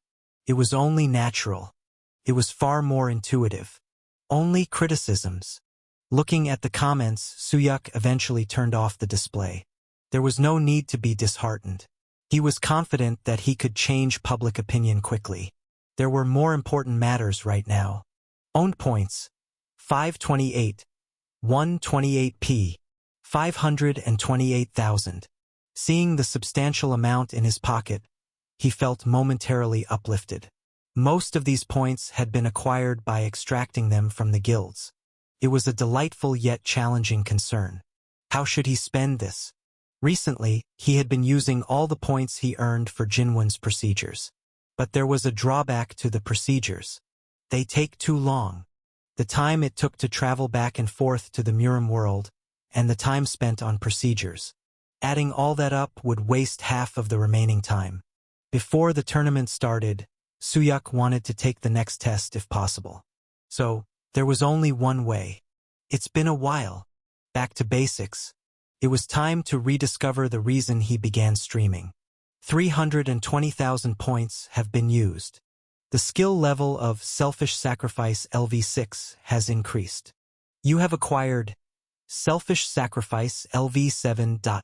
Selfish Sacrifice had always been the cornerstone skill Lee Suyuk used whenever he wielded lightning. Investing points to level up a skill meant that its level would increase, and its effects would become more potent.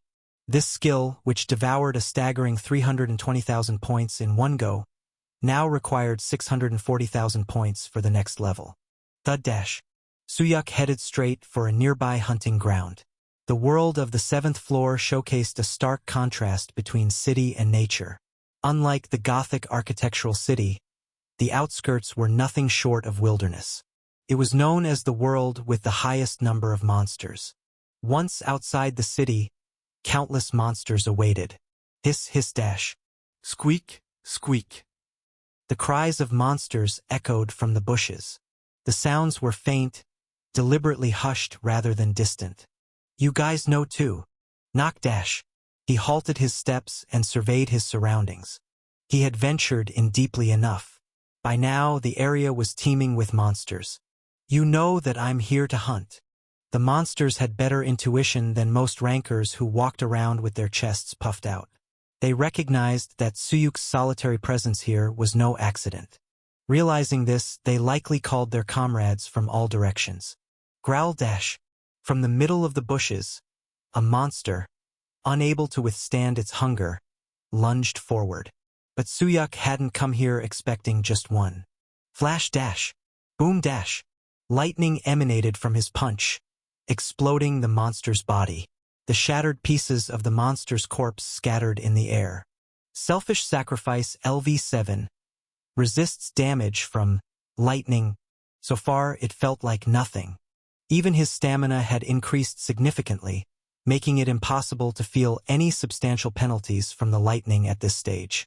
Today's objectives are to crackle dash. Blue currents of electricity seeped from the glove on his right hand. He squinted momentarily from the stinging sensation. Selfish Sacrifice LV7 resists damage from thunder. Soon, Suyuk felt a sense of comfort and continued speaking. It's going to sting a bit. Buzz dash. He used his fingertips to draw in the air, forming an image. A blue current extended longer, taking the shape of a spear. Gripping the thunder in his hand, Suyuk hurled it with all his might toward the forest in front of him. Flash dash. Boom, whoom dash. The thunder, screaming through the air, shattered the trees of the forest, spreading out like a fan. The bodies of the monsters swept away by that force were nowhere to be seen. Even if they had any substantial defense, it was unlikely they would survive there. The power is indeed strong. Thunder differed in nature from the lightning he had dealt with so far. While lightning focused more on speed than destructive power, thunder excelled in destructive force. Of course, the creation speed of this technique was somewhat slower, but in situations where a powerful strike was needed, thunder felt several levels superior to lightning. The problem is merging the strengths of both. Thunder and lightning. He had clearly understood the properties of these two forces. The challenge lay ahead, combining the strengths of both forces, creating a technique that merged the destructive power of thunder with the speed of lightning, utilizing only their advantages. And there was one more thing. I've spent a lot of precious points on this. 320,000 points. A bit more, and it would be enough to complete the remaining procedure for Jinwen. Having given up all that to pour into this, he had to extract the maximum benefit possible. Gerdash. As Suyuk's attacks continued, the monsters began to reveal themselves one by one. Suyuk removed his stifling mask and bared his teeth toward them. Let's see how far we can go. Asterisk, asterisk, asterisk. At the center of the ruined forest, Suyuk sat on a tree stump left as a makeshift chair, taking a rest. I've leveled up once. It seemed he had caught quite a lot. This proved that his sustainability had increased that much. The effect has undoubtedly increased. The effect of the skill Selfish Sacrifice was certainly powerful. The skill effectively suppressed the penalties of both lightning and thunder and reduced the burden on his body. As the skill level increased, the required points also increased.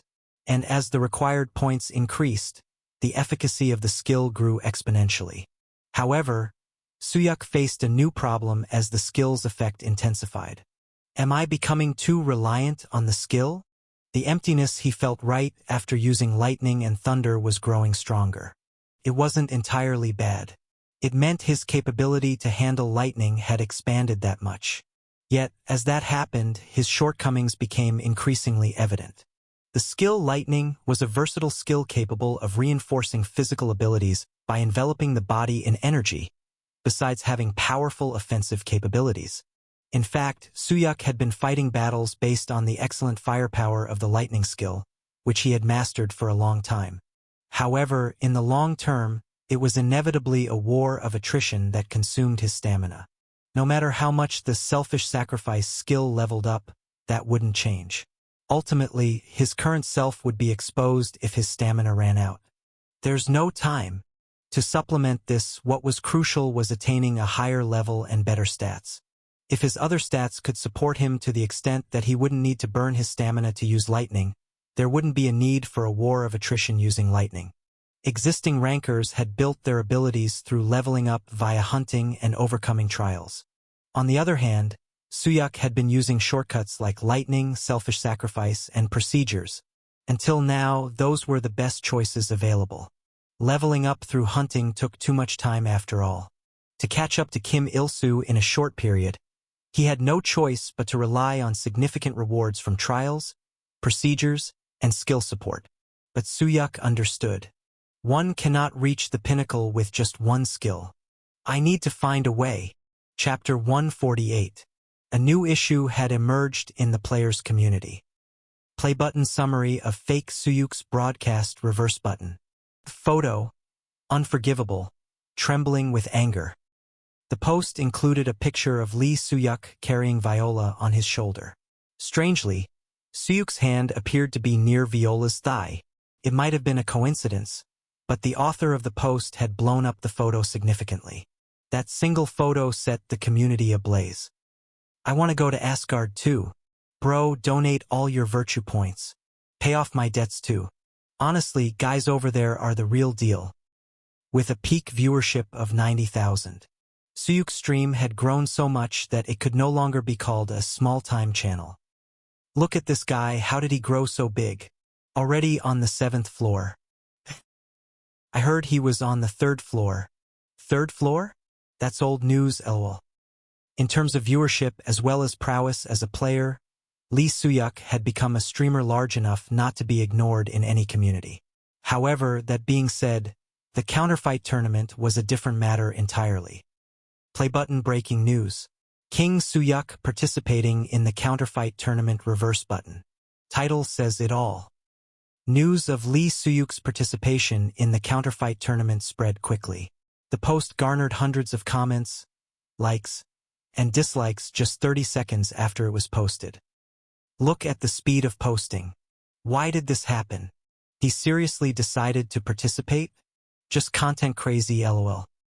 Public opinion on Lee Soo-hyuk's participation in the counterfight tournament was negative. No matter how fast he had ascended, he was still just a player who had barely made it to the 7th floor. It was widely acknowledged that showcasing his skills against numerous rankers in the counterfight tournament would be quite challenging. Amidst the fiery discussion, Falcon Eye. A stream began that poured oil onto the fire. Falcon Eye. F.E. Falcon Eye. Something big is coming. Coin value surging, congrats. It was Falcon Eye who had been reviewing Soo-hyuk's streams since the early days. Thanks to this, Falcon Eye's stream was recording unprecedented viewership recently. I told you, didn't I? This guy will definitely rise to the top. When did you say that? You never said that. You just praised his control skills like crazy. No, it's all the same, right? 32,000 viewers. Nowadays, there were more people tuning in to see the content titled Lee Soo-hyuk's reviews than the fixed audience of Falcon Eye. Fake Soo-hyuk Clover has donated 100 points. There are a ton of Lee Soo-hyuk review contents these days. As the related content gained popularity, it was naturally followed by an increase in streamers imitating it. Oh, those fakes? I've seen them. But as far as Falcon Eye was concerned, it didn't matter. Falcon Eye exuded the dignity and confidence of the original. They talk like amateurs. They don't know what to look for, and they can't catch the important points. Oh, so confident. Of course I am confident. I'm Falcon Eye. Hey, I was the first to hitch onto Lee Soo-hyuk. LOL. Oh, ha ha ha. Where's your pride, LOL? Is this really the spicy-eyed Falcon Eye? Beep beep. The ugliness has crossed the lethal dose. Falcon Eye's original nickname was Spicy Eye. Although his first nickname derived from Eyes of a Falcon, his reviews were so sharp and scathing that the new nickname naturally stuck. However, it was different when it came to Lee Soo-hyuk's reviews. No, what I mean is, it showed how exceptional my insight was. Clearing his throat awkwardly, Falcon Eye glanced at the viewer count. 33,000. Even before he officially started the review, 1,000 more viewers had already joined. This number of viewers was unprecedented. Pretending not to care, his heart raced more than usual. Look at this. This might be an opportunity. A chance to climb onto a rising star and become a star in the sky together. These were the words of John Dale spoken once upon a time. Perhaps now was that moment. I'm not a communication streamer, so no need for lengthy talks, right? Okay, go. This is the refreshing taste of Falcon Eye. The opportunity provided by Lee Soo-hyuk couldn't be missed. This stream needed to be sharper and more precise than ever. All right, let's start the review. Just as the review was about to begin in earnest, Big Mouth has donated 10,000 points. Hello? This is streamer Big Mouth. Sorry for the sudden request, but could we possibly do a joint review today? A sudden substantial donation and a request for a joint review. Oh, Big Mouth? Legit? Don't you know nickname overlaps aren't allowed? Of course it's legit. Commonly known as Big Mouth. He was a streamer who ran a news-style stream, delivering numerous pieces of information through his mouth. He was also a major streamer with numerous loyal viewers, akin to Lee Soo-hyuk. By Big Mouth, Falcon Eye's gaze wavered. The chance for this collaboration was worth tens to hundreds of times more than the donation of 10,000 points. Contrary to Bald Soo-hyuk, who had a jinx that any collaboration would end in failure, streamers who collaborated with Big Mouth always soared in popularity. First of all, Thank you so much for the 10,000 points donation. A collaboration? Of course, it's possible. But have you done the review yet? Big Mouth has donated 1,000 points. Normally I don't, but it caught my interest. I heard Lee Soo-yuk is going to participate in the tournament. As expected. Falcon Eye nodded. He seemed to understand a bit why Big Mouth was interested in this review. It was because of the tournament. The tournament is a staple type of content for Big Mouth. During this time, streamers who ran new style content hit the peak season. Every tournament generated numerous events and news, and spreading this information quickly was precisely the role of streamers like Big Mouth. Talking through donations is cumbersome. How about we meet and talk on our channel? Streamers had specific channels for smooth communication. Streamers who were streaming would share passwords and connect to a particular channel to have a conversation. Big Mouth has joined the channel. Thus, Big Mouth connected to Falcon Eye's channel. Hello, Big Mouth. Pleased to meet you, Falcon Eye. Formal greetings. But their voices revealed different nuances. Falcon Eye's voice trembled slightly with nervousness, whereas Big Mouth's tone remained calm as usual. I enjoyed watching your stream. You do excellent reviews. I often watch your streams too, Big Mouth. I'm a real fan. The unexpected collaboration began abruptly. Falcon Eye introduced Big Mouth to his viewers. You all know, right? Big Mouth from Big Mouth's news bulletin. Who's introducing whom, lol? Shouldn't your big brother be introducing you? I know, but I can't introduce myself on my own stream. The difference in their status was more than tenfold. While Big Mouth averaged over 150,000 viewers, Falcon Eye was recently clocking in the early 10,000s. So, Big Mouth, do you want to do a review together? Yes, I think it'll be fun. Plus, I've been interested in Lee Soo-yuk for some time now. Falcon Eye clicked his tongue at that response. Big Mouth's influence as a streamer was significant. An event that Big Mouth took an interest in could turn a trivial incident into a major event. Such a Big Mouth had now taken an interest in Lee Soo-yuk. The impact would likely be incomparable to the reviews Falcon Eye had done so far. I'm planning to include Falcon Eye's story in this news as well. Wow, insane. Chosen one. Is this real life or a dream, bro? Am I dreaming? Or is this real? Falcon Eye's mind, feeling dizzy, snapped back to attention. His brain raced faster than ever before. Then, perhaps, after a moment of contemplation, Falcon Eye finally managed to speak up. When you deliver news related to Lee Soo-yuk, could I join for a collaboration? With you too, Falcon Eye? A somewhat surprised voice. After a brief moment of contemplation, Big Mouth replied, Can I delay my answer by a day? Big Mouth evaded giving an immediate answer. That was sufficient. It indicated he would respond differently depending on how satisfying his collaboration with Falcon Eye would be. Of course. Falcon Eye accepted with delight. Now, the only thing left was to successfully complete the review. Shall we proceed with this collaboration like this? Big Mouth, you can watch the video on my stream. Sounds good. The video began. Lee Soo-yuk arrived in Midgard, flying on the heavenly horse alongside Viola. The background for this test is Asgard, or more precisely, a place within it called Midgard. What's the difference, you ask? I'm not really sure myself. Falcon Eye started by explaining the background of the test. Asgard is the realm of the gods. Naturally, not much information is available about it. This is the first time I've seen it, too, while watching Lee Soo-yuk's stream. I've heard about it a few times, mostly through high-ranking rankers. When Big Mouth jumped into the conversation, Falcon Eye asked in surprise, Do you have such connections? They're confidential. Well, it was understandable. A streamer of Big Mouth's caliber would indeed have such connections. There were even conspiracy theories floating around that he had ties with the upper echelons of major guilds. Anyway, that's enough for background explanation. Let's keep watching. The video Falcon Eye streamed was a live-edited version. It omitted minor details and was edited to focus only on the significant moments, almost like a film. The quality of the video is quite good. It could be uploaded to players as it is.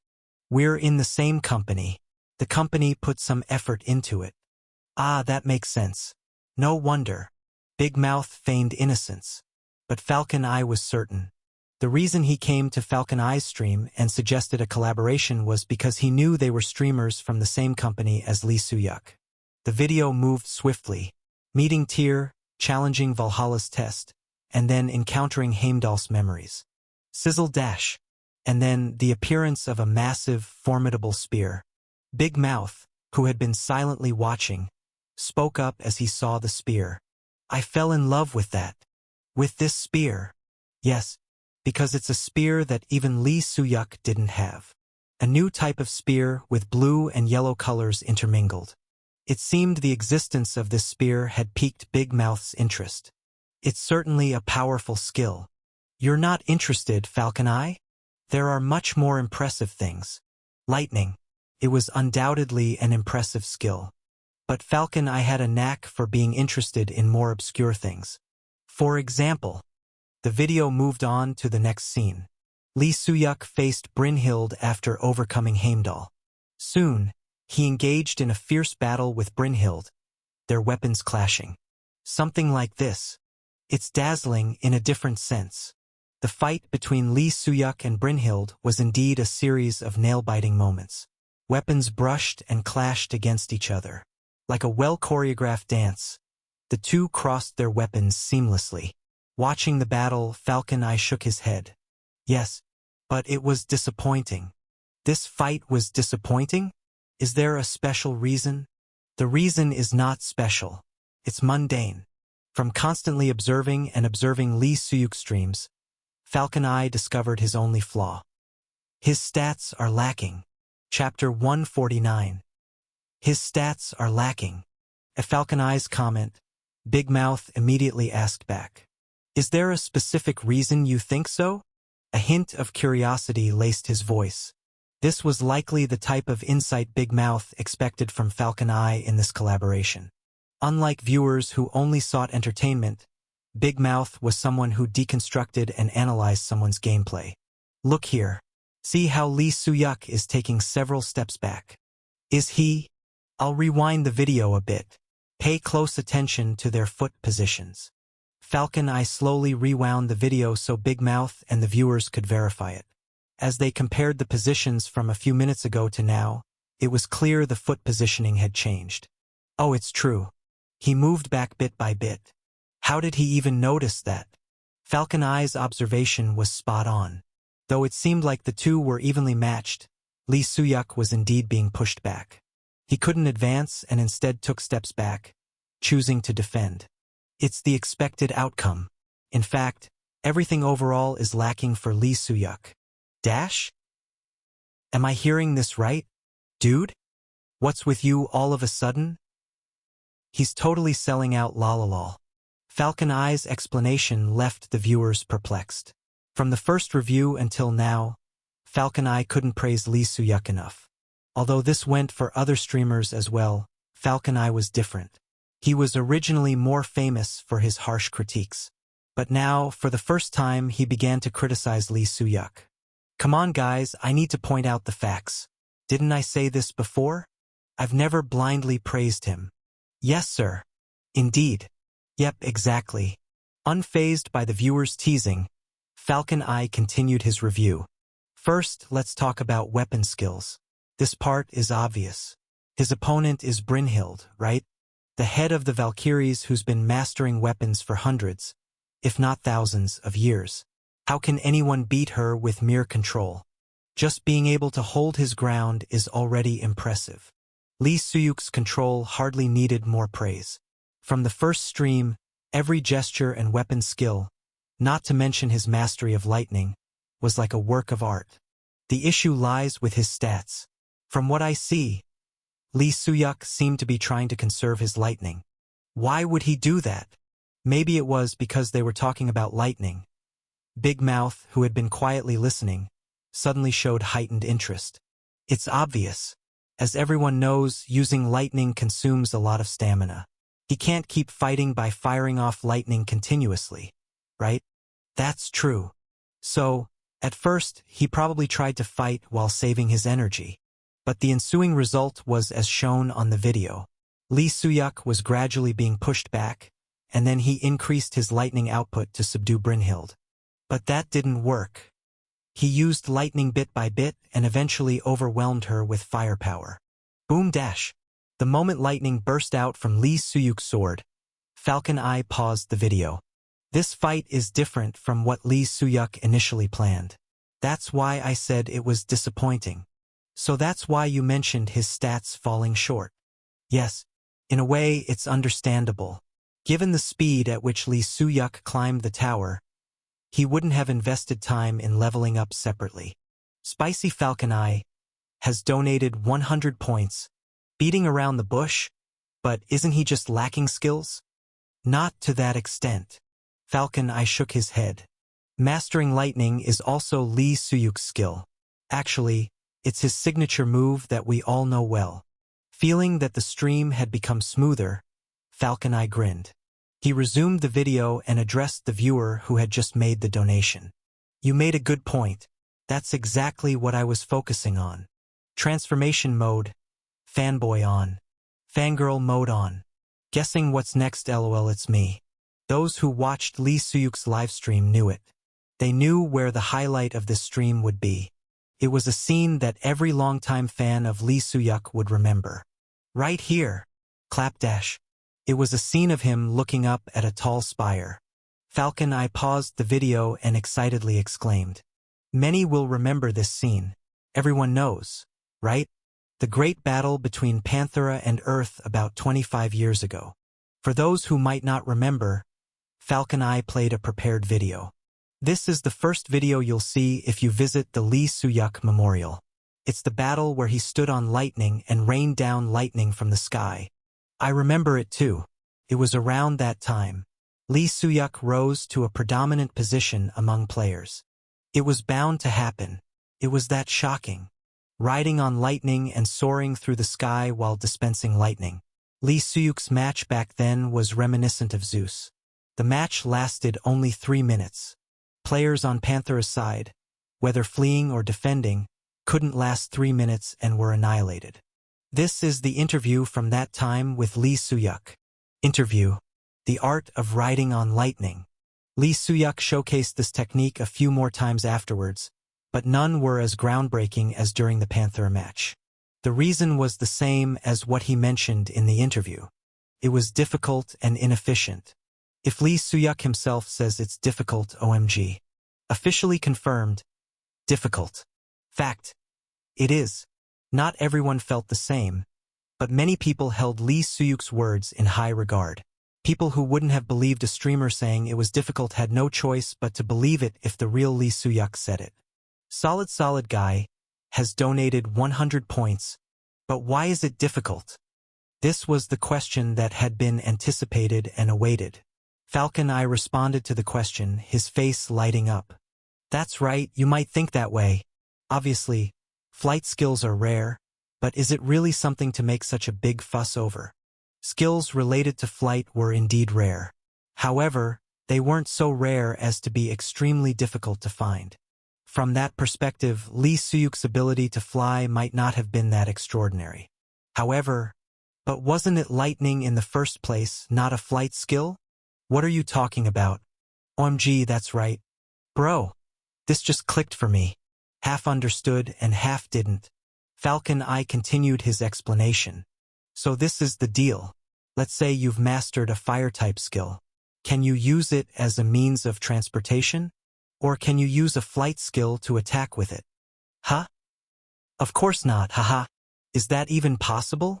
Yeah, that's it. Now do you get why Lee Soo-yuk said it's difficult? He's using a skill of a completely different nature in a totally different way.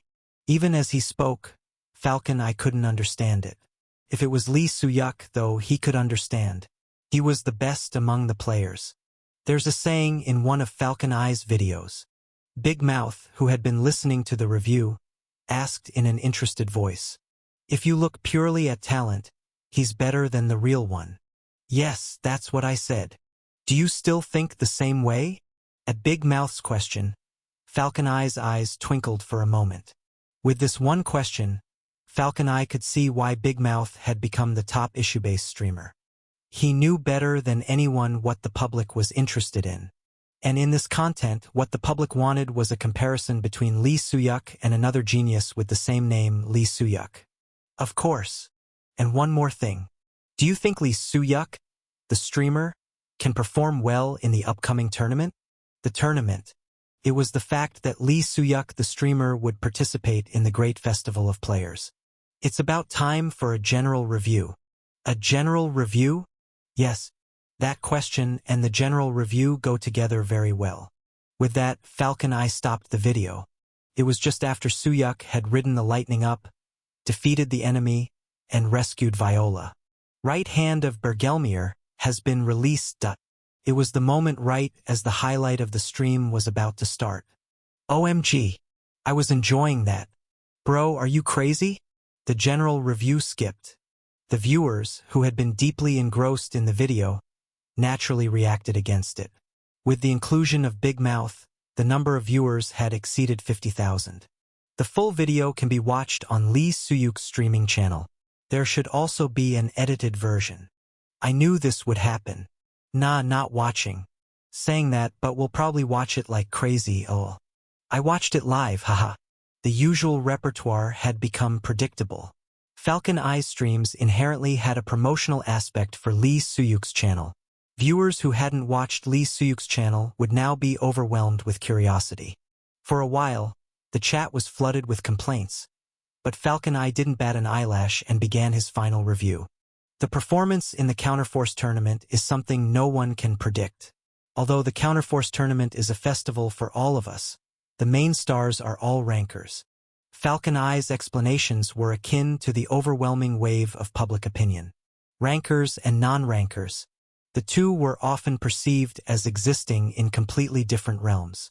Nevertheless, speaking as an original Lee Soo-yuk specialist reviewer. LOL. So desperate, LOL. He seems bothered by it, LOL.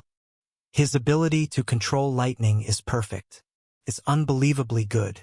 Expecting much more from his control would be unreasonable. It seemed like he had prepared his statements in advance. Falcon Eye continued without any hesitation. It won't look too shabby.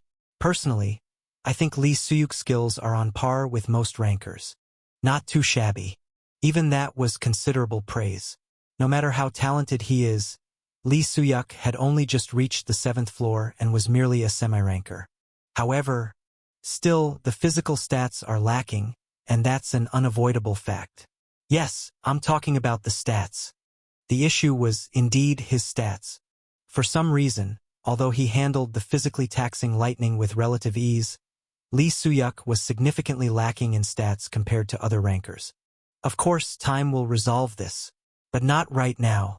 Hence, I think he will end up somewhere in the middle. That's my prediction.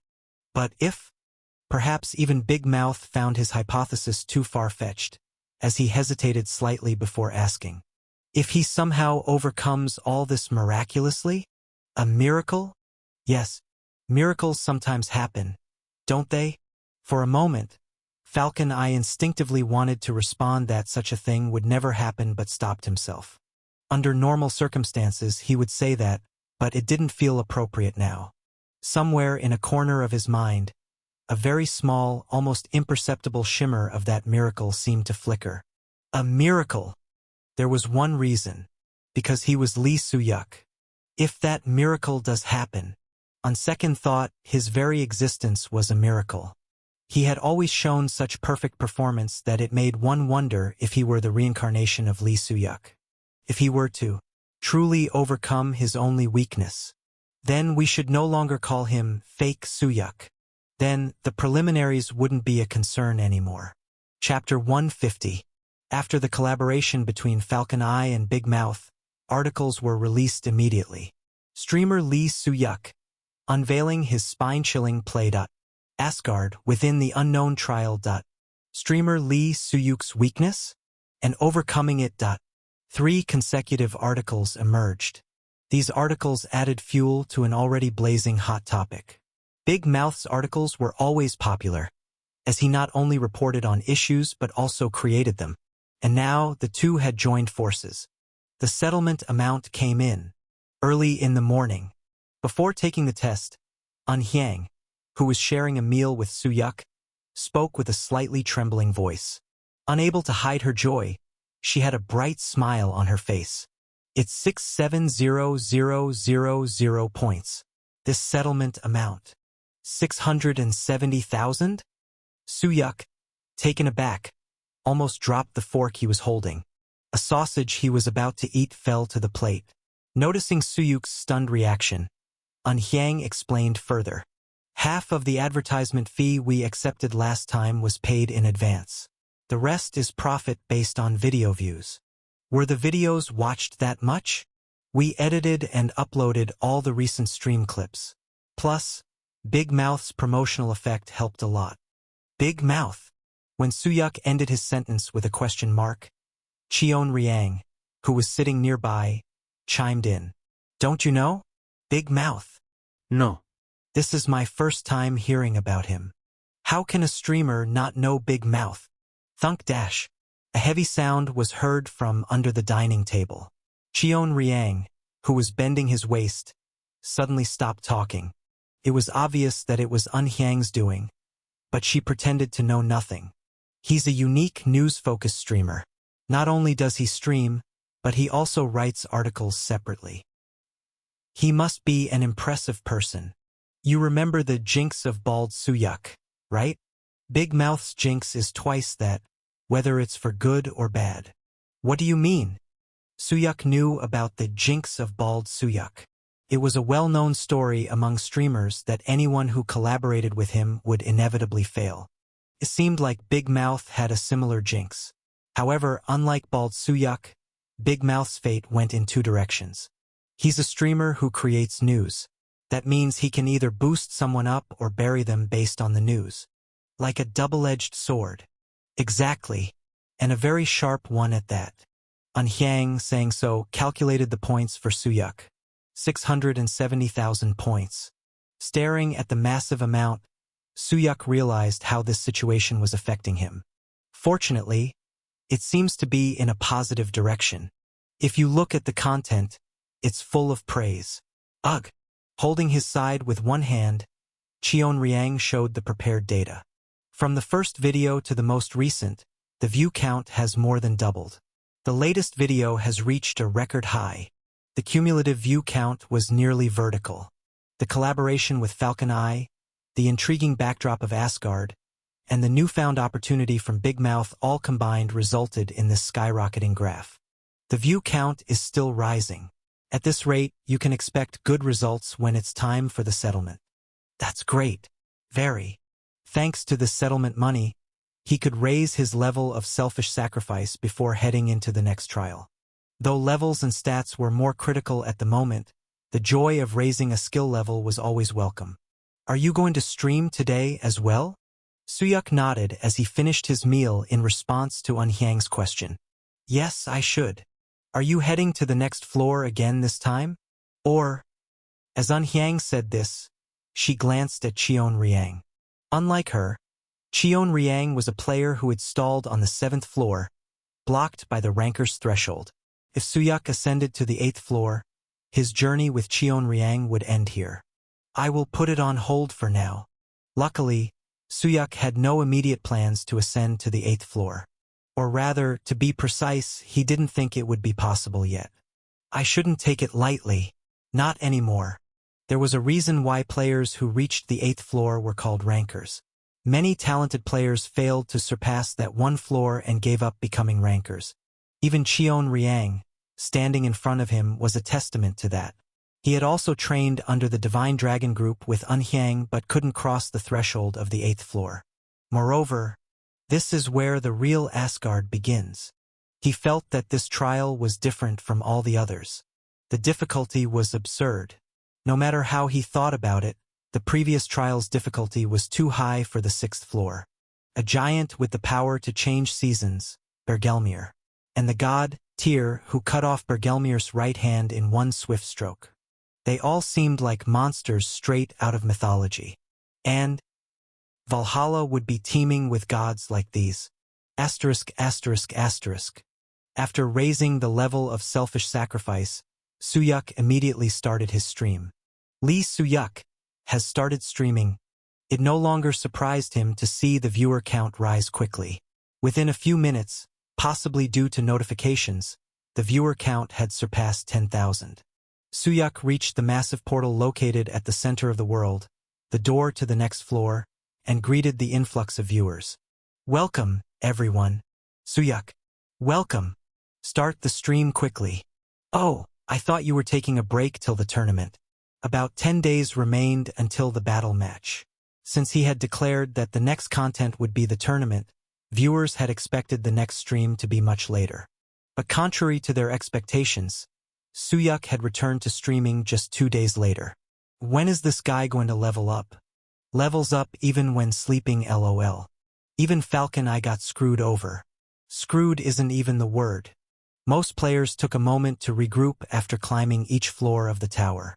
It was a natural order of things. The difficulty of the trials increased drastically with each floor, and challenging them head-on without preparation would only waste time and points. They leveled up through hunting, secured more stats, and then challenged the trials again. This was the general way. Did you watch Falcon Eye's stream? Yes. I watched it for a bit on the way here, said Lee Suyuk as he stood in front of the portal. It made a lot of sense. From this incident, Suyuk realized once again how keen Falcon Eye was at observing players. It must have been hard to distinguish. It was never easy to differentiate between what was strengthened by skills and what came from stats.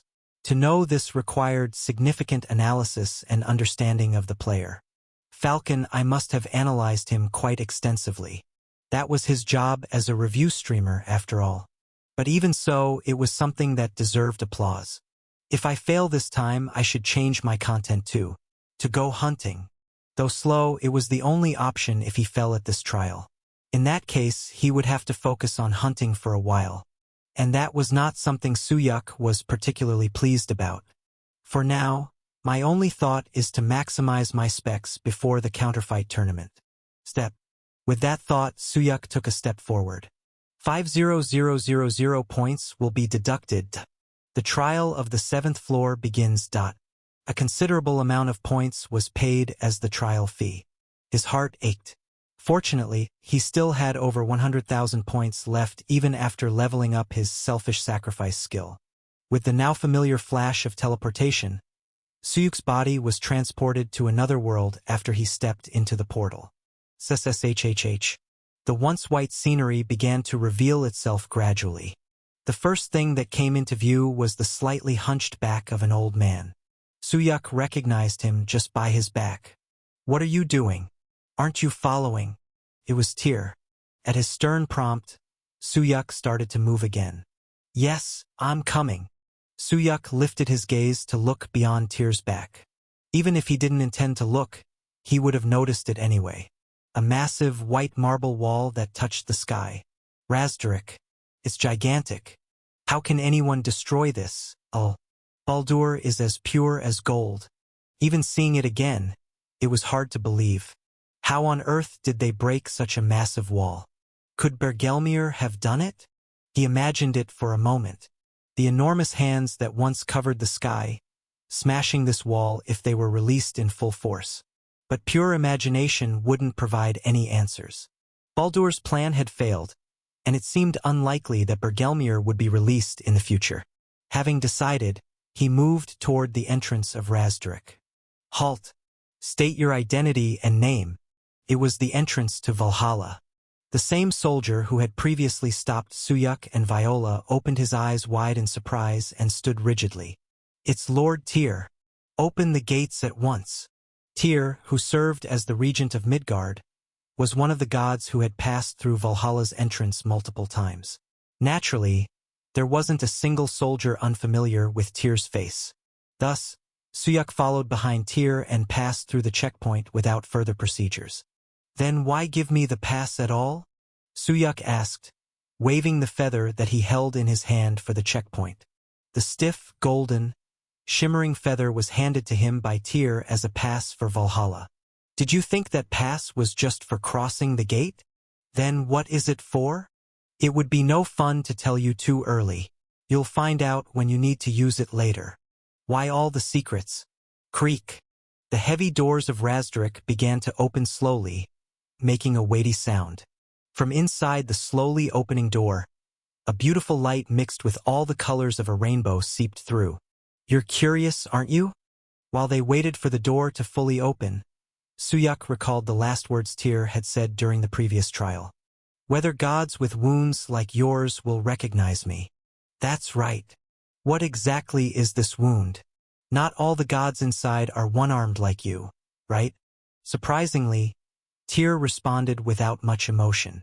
You'll find out soon. Step. Again, without giving a clear answer. He walked through the door of Razdrik, from which the beautiful light was emanating. That useless piece of a sword was given to you for that purpose. Piece of a sword? Come to think of it, there was one more thing. Among the 2 rewards he received after passing the difficult trial, one was the pass to Valhalla, and the other was a nameless piece of a sword. Suyuk followed Tyr to inquire about the use of this piece of a sword. But as he stepped into the great door of Razdrik and entered the shining light, he was engulfed in a familiar sensation, as if the world around him changed each time he crossed a level. The air and temperature he felt on his skin shifted instantaneously. Entering Valhalla. Confirming? Piece of the sword. Entry to Valhalla is pending. Oh. A puzzled expression appeared on Suyuk's face at the unexpected message. To have his entry pending. This was an unforeseen circumstance. Moreover, piece of the sword had been consumed. Entering the 6th Asgard. An unknown power is at work. The stream has ended. Something unprecedented had occurred. Chapter 151. The stream has ended. Viewers were thrown into confusion by the sudden situation. What happened? Technical issues? They'll restart it, right? However, the stream that had been cut off did not return. The curious viewers were left in a state of puzzlement. This had never happened before, and there was no legitimate reason to suddenly end the stream. In fact, now was precisely the time they needed to stream. Valhalla was a place that many viewers were curious about. Just revealing that place was bound to attract viewers, and the future videos edited from this footage would generate significant revenue. Why aren't they coming back? Ending the stream without a word is so rude. In that short span, over 50,000 viewers had tuned in. As she observed their growing anger, Anhyang shook her leg nervously against the desk. Could something have happened? Why did the stream just suddenly go off? She stared intensely at the blacked-out stream screen. Like the viewers, she waited, hoping that maybe Suyuk would restart the stream any moment now.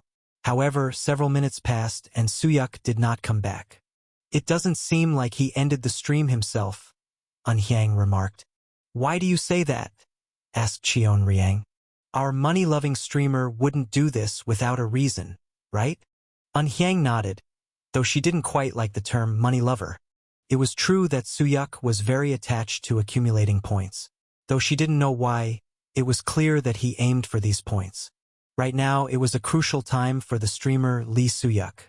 The flow of the stream had been going well, boosted by the huge advantage of a significant disclosure. He had every reason to put in more effort, not suddenly cut off the stream without any reason. Therefore, it meant one thing. Did something happen? Nothing has changed from before? Cheon Riang said, shaking his head as he listened to Anhyang's mumbled words. Don't worry too much. He'll handle it well. That's the kind of person he is. Right? True. The streamer Lee Suyuk was exactly that type of person. No matter what challenges he faced, he would always manage to overcome them. He was the very player who best exemplified the term perfection. Viewers watched his streams to see that side of him. While we're at it, let's talk about what's bothering us. Maybe it was a bit late, but it was a conversation that had to happen. Are you really going to follow him into the counterfight? Yes. You might end up meeting everyone, even your father. At first, her eyes wavered slightly, but it was only for a moment. Soon, she nodded her head and showed her determination once again. An Cheonguk is not one to cause trouble in crowded places. It should be fine. Really? For now, I'm planning to go. I can't keep living in hiding forever. While living as the manager of Balhi, she had constantly been engulfed by anxiety. The anxiety of never knowing when her location might be revealed, and the tension of the Murim world and An Cheonguk possibly finding her. All these things piled up and gradually choked her throat. I need to breathe a little. Me too. She began to catch her breath after meeting Suyuk. Through Suyuk's stream, she felt like she was stepping back out into the world. It really felt as if Lee Suyuk was reincarnated, and she faced a vague hope. Avoiding the counterfight here was no different from tightening her barely opened airways again. Looking at the Suyuk stream screen that wouldn't turn back on, An Hyang voiced the resolve she had sharpened for a long time. I'll fight, no matter who it is. Win or lose. Asterisk, asterisk, asterisk. His vision was covered with all sorts of colors, like a rainbow. Messages flickered in his mind, and he felt nauseated as if he was heavily drunk. What happened to the stream? Trying to restart the stream was useless. An unknown force is at work. The stream is terminating. The stream ended before even starting. He tried 2 more times, but the result was the same. The stream kept terminating under the reason of an unknown force. And meanwhile, as the colorful light dissipated, the scene of the 6th Asgard gradually emerged. Rustle. Grass rustled underfoot. The scent of flowers pierced his nose, and beautiful colors filled his sight like a rainbow. Unknown flowers bloomed all around him. Clouds as white as can be floated leisurely across the sky. The breeze, the temperature, the visuals. Everything was like a perfect painting. Is this paradise? A beautiful world as if someone had created it. Standing still and immersed in the scenery, Suyuk suddenly felt a sense of discomfort on his face. It was the mask he usually wore. Today, there was no reason to wear it. Click. He took off the mask on his face and put it in his inventory. Cool, refreshing air flowed into his nose without any hindrance. Not streaming had its perks. Feeling complete freedom was something he hadn't experienced for quite a while. As he enjoyed the brief moment of pleasant freedom, Suyuk checked his inventory. As I thought, it's not here. The sword fragment that had been in his inventory until a moment ago was gone. It seemed he used the sword fragment to enter this place, just as the message indicated. It was consumed far too easily. The sword fragment was a reward obtained after passing the 6th floor test. It had been acquired after a hard-fought victory over Baldur. Although it seemed useless on the surface, Lee Suyuk thought it couldn't be just an ordinary item, given that it was a reward for saving Midgard. However, it appeared that its purpose was to serve as a key to get here. What could be in here? I am. Someone answered Lee Suyuk, who had been speaking to himself more frequently due to his long-time streaming habit. Without knowing who was present, he hurriedly turned his head, following the voice. However, it was difficult for him to discern where the voice was coming from. It seemed as if it was coming from the sky. Where are you looking? I'm right here. The voice was clear on the second try. Only after turning his body completely around did Lee Suyuk discover the person. A man who had one eye covered with an eye patch and was wearing an elegant robe made of thick fur. Even though he was covered in thick clothing, it was clear he had a muscular build. He also appeared quite old, judging by the wrinkles on his face. How long had he been behind him? Or rather, had this person called out to him? Who are you? It's rare for a guest to ask for the host's name. With the man's response, Lee Suyuk realized his mistake. It was true. After all, he was just a first-time guest in Asgard, and this was their world. My name is Lee Suyuk. I'm afraid there's not much more to introduce. Why do you say there's nothing more to introduce? The man's gaze flickered briefly towards Suyuk's hand. You have so much in your possession. Do you know what this is? Of course, why wouldn't I? Even though he spoke as if it was obvious, the man didn't explain why. Lee Suyuk's curiosity grew. When he was about to ask more about it, the man spoke first. You seem to have many friends, but don't be too hurt. This is not a place anyone can enter. Friends. It seemed he was referring to the viewers who watched Suyuk's stream. It was a fresh shock. The stream was a mechanism created by the system. To interfere with it was essentially equivalent to directly intervening with the system. Is that even possible? Just who was this person? As that question kept revolving in his mind, the man pulled out a small item from his pocket. Swoosh. If you brought this, it means you came here on Tyr's recommendation, right? It was an unidentified sword fragment that had been in Suyuk's inventory just moments ago. That's correct. Then you are welcome. Glad you came. It was an unexpected welcome. Due to Tyr's reaction, Lee Suyuk had thought the gods would grind their teeth at the sight of any human. I have a story to tell. Would you care to follow? Before waiting for an answer, the man turned around, as if implying he would leave if Suyuk chose not to follow. Suyuk had no choice but to follow.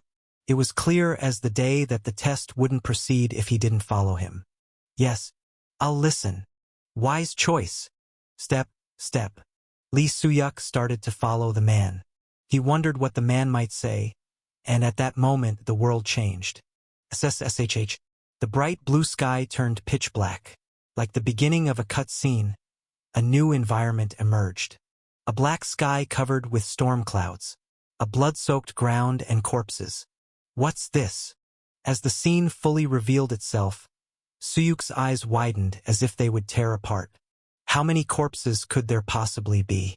Everything in sight was a corpse. A world where there were more corpses underfoot than ground. Even knowing it wasn't reality, he felt an urge to vomit rising. Don't turn away. Look closely.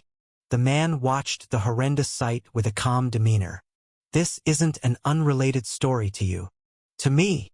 What on earth did he mean by that?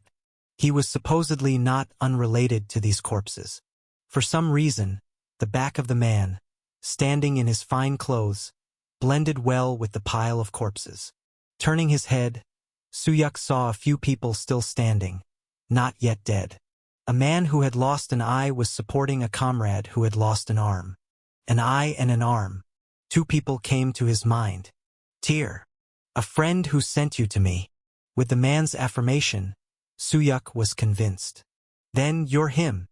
Correct. As expected, Suyuk once again took in the sight of the battlefield. Though he had seen and experienced many horrific battlegrounds, this scene was the most chilling. Why did he feel this way? It didn't take long for him to realize. This isn't two factions clashing. Fear. The nausea from this battlefield was due to the chilling fear it induced. It's a massacre by a single person. You have a keen eye. What on earth happened here? The standing figures were not just the man in front of him and Tyr. Another man who had lost both eyes and was in despair.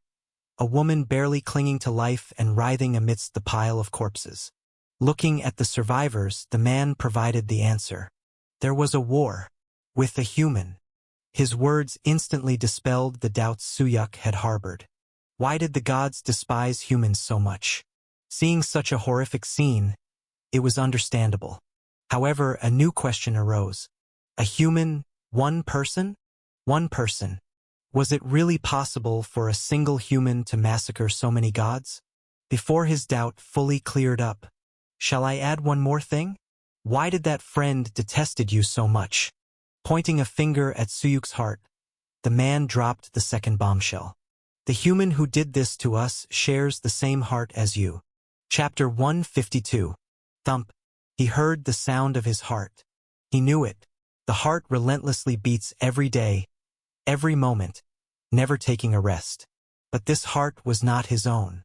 The gods and giants, great beings that mere human strength can never hope to contend with. This is an object created to fight and win against them. Furious's voice echoed in his mind. Is this what he meant? Lee Suyuk felt as if he had been drawn into the center of a vast whirlpool. Thump. What on earth was this heart? Who was the human that possessed this heart? And then what was the lightning he had been wielding until now? No need to be so tense. Success dash. The scenery returned. It was as if the hell he had just witnessed had been a lie. As the world regained its perfect, near-peaceful beauty, some of the tension that had frozen him began to melt. It happened so long ago, you see. Moreover, it wasn't you who did it, right? There was no way to read his thoughts. Lee Soo-yuk suddenly realized that he didn't even know the man's name, though he had been facing him directly. However, from what he had just seen, one name came to mind. Are you Odin, by any chance? Odin, the great king of Asgard and a legendary god. He possessed a past where he had sealed Bergelmir alongside Tyr. Correct. I never expected you to answer so straightforwardly. Why would I use grand words to state who I am? It was a valid point, leaving Lee Soo-yuk unable to respond. Surely, the fact that this man was Odin was shocking only to him. May I ask one more question? What is it? What was the cause of that fight? The battle between gods and humans. It was a story from quite some time ago. Furious only knew it as a legend, and Viola seemed completely ignorant of it. What possibly could have happened to spill so much blood? In the end, humanity lost. Judging by the heart now beating within his own chest, that much was clear. You're a bit hasty. Hasty? You're trying to know too much. This problem doesn't just involve Asgard, but others too. I can't tell you. Soo-yuk swallowed his disappointment at the refusal. If he could discern the cause of the fight, it might give him more clues about lightning. You said I have the same heart as that human, right? Lee Soo-yuk asked, thinking there was nothing left to lose. Is this the same as well? He raised his hand, revealing the gauntlet of thunder. As expected, Odin nodded. That must indeed be because of it. Because of this? The reason Tyr sent you here. It was Tyr who sent Soo-yuk to this place. To be precise, the fragment of a sword that Tyr gave him led Soo-yuk here. So that the same thing doesn't happen again. What do you mean? We decided to test you, to see if you can handle it or not. And if you do, in what way you will use it. The words were still difficult to understand. Seeing the complex expression on Soo-yuk's face, Odin faintly smiled and continued. To put it simply, it means to become a being fitting for thunder. Rumble dash. The ground Soo-yuk stood on shook. Petals fell, and an ominous feeling engulfed his entire body. The source of that ominous feeling was revealed in the next moment. Crack dash. As if it had been prepared from the start, the ground suddenly gave way. As Soo-yuk fell deep into the ground, he stared at Odin's face. Do not rely on thunder. That is the way to control thunder. He could step on lightning to ascend, just as he had done in the fight against Baldur. There's no need for that. Soo-yuk didn't do that. He felt himself falling rapidly. The sunken ground and deep underground were probably a stage prepared for him. In that case, I must willingly accept it. This was a test. Just as Tyr had acknowledged him, it was a test to be acknowledged by Odin. The sixth trial of Asgard begins. Soo-yuk had a gut feeling.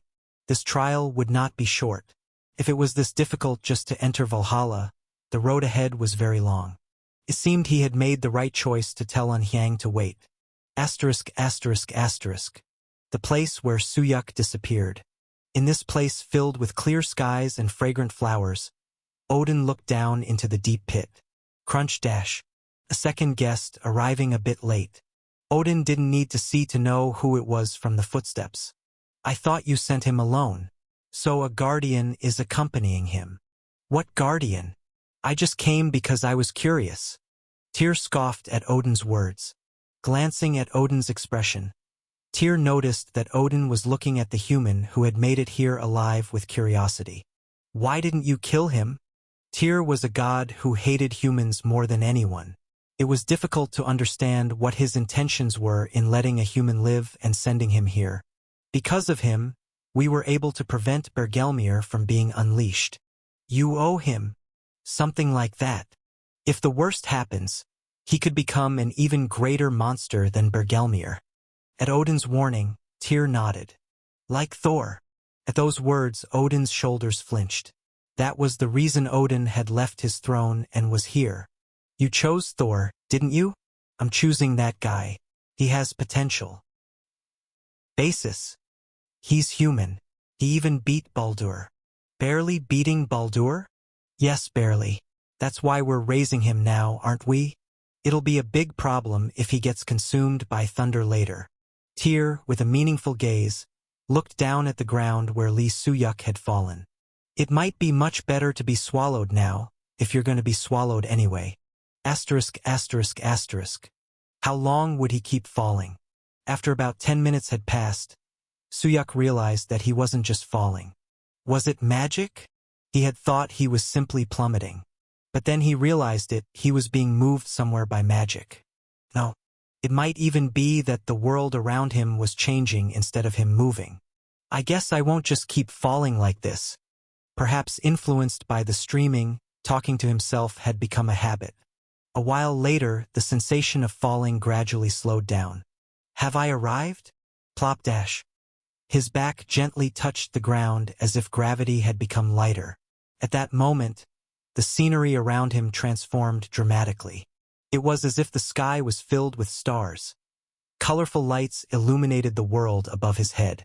In front of him stretched a road, seemingly endless. Path of strength begins. Your strength will be tested and tested again. Watching the world transform around him, Suyuk once again felt the power of Odin. They did say he was the greatest wizard. It was hard to distinguish whether what he was seeing was reality or illusion. Indeed, it was a power that could reshape the heavens and the earth. Odin was an existence fitting the name of a god more than anyone. Step dash. Path of strength. He still didn't understand how this path would test him. If there was something distinctive, it was just one thing. At the beginning of the path, there was a red line drawn. What lies beyond this line? No need to overthink. He would find out by crossing over. Instinctively, he felt it. This test didn't require any complex calculations. Suyuk was already familiar with similar kinds of tests. Step dash. Rumble dash. As he crossed the red line, he heard a heavy thud, as if something had fallen near his ears. But this wasn't a sound. The weight on his body changed. Gravity increased, making his whole body feel sluggish as if he had plunged deep underwater. It is indeed a path of strength, a test that perfectly matched its name. Where would it end? He was certain that as he progressed further, the gravitational force would increase more and more, just like how the path of lightning he walked through on the second floor was. Suddenly, Odin's words before he fell here echoed in his mind. I have decided to test you, to see whether or not you can handle it, and if you handle it, how you will use it. In simple terms, it means you have to become someone worthy of thunder. The purpose of this place was twofold: a test and training. What would emerge from walking this path? It was hard to believe that just walking would make him someone who fits thunder. Nevertheless, there was only one thing he had to do now. Let's go. Huff dash. He filled his belly with strength. Thud. Lee Suyuk started to walk down the path. Asterisk, asterisk, asterisk. The road was largely as Suyuk had expected. Thud. With each step, it felt like the ground was shaking. The gravity increased so much that he had to put forth all his strength to take even a single step. Huff, huff. Sweat poured as if it were raining. It seemed as though all the moisture in his body was being drained. Just standing still made it hard for him to breathe, and he felt his limits approaching. There was only one reason he managed to get this far. I'm fortunate to have high stamina.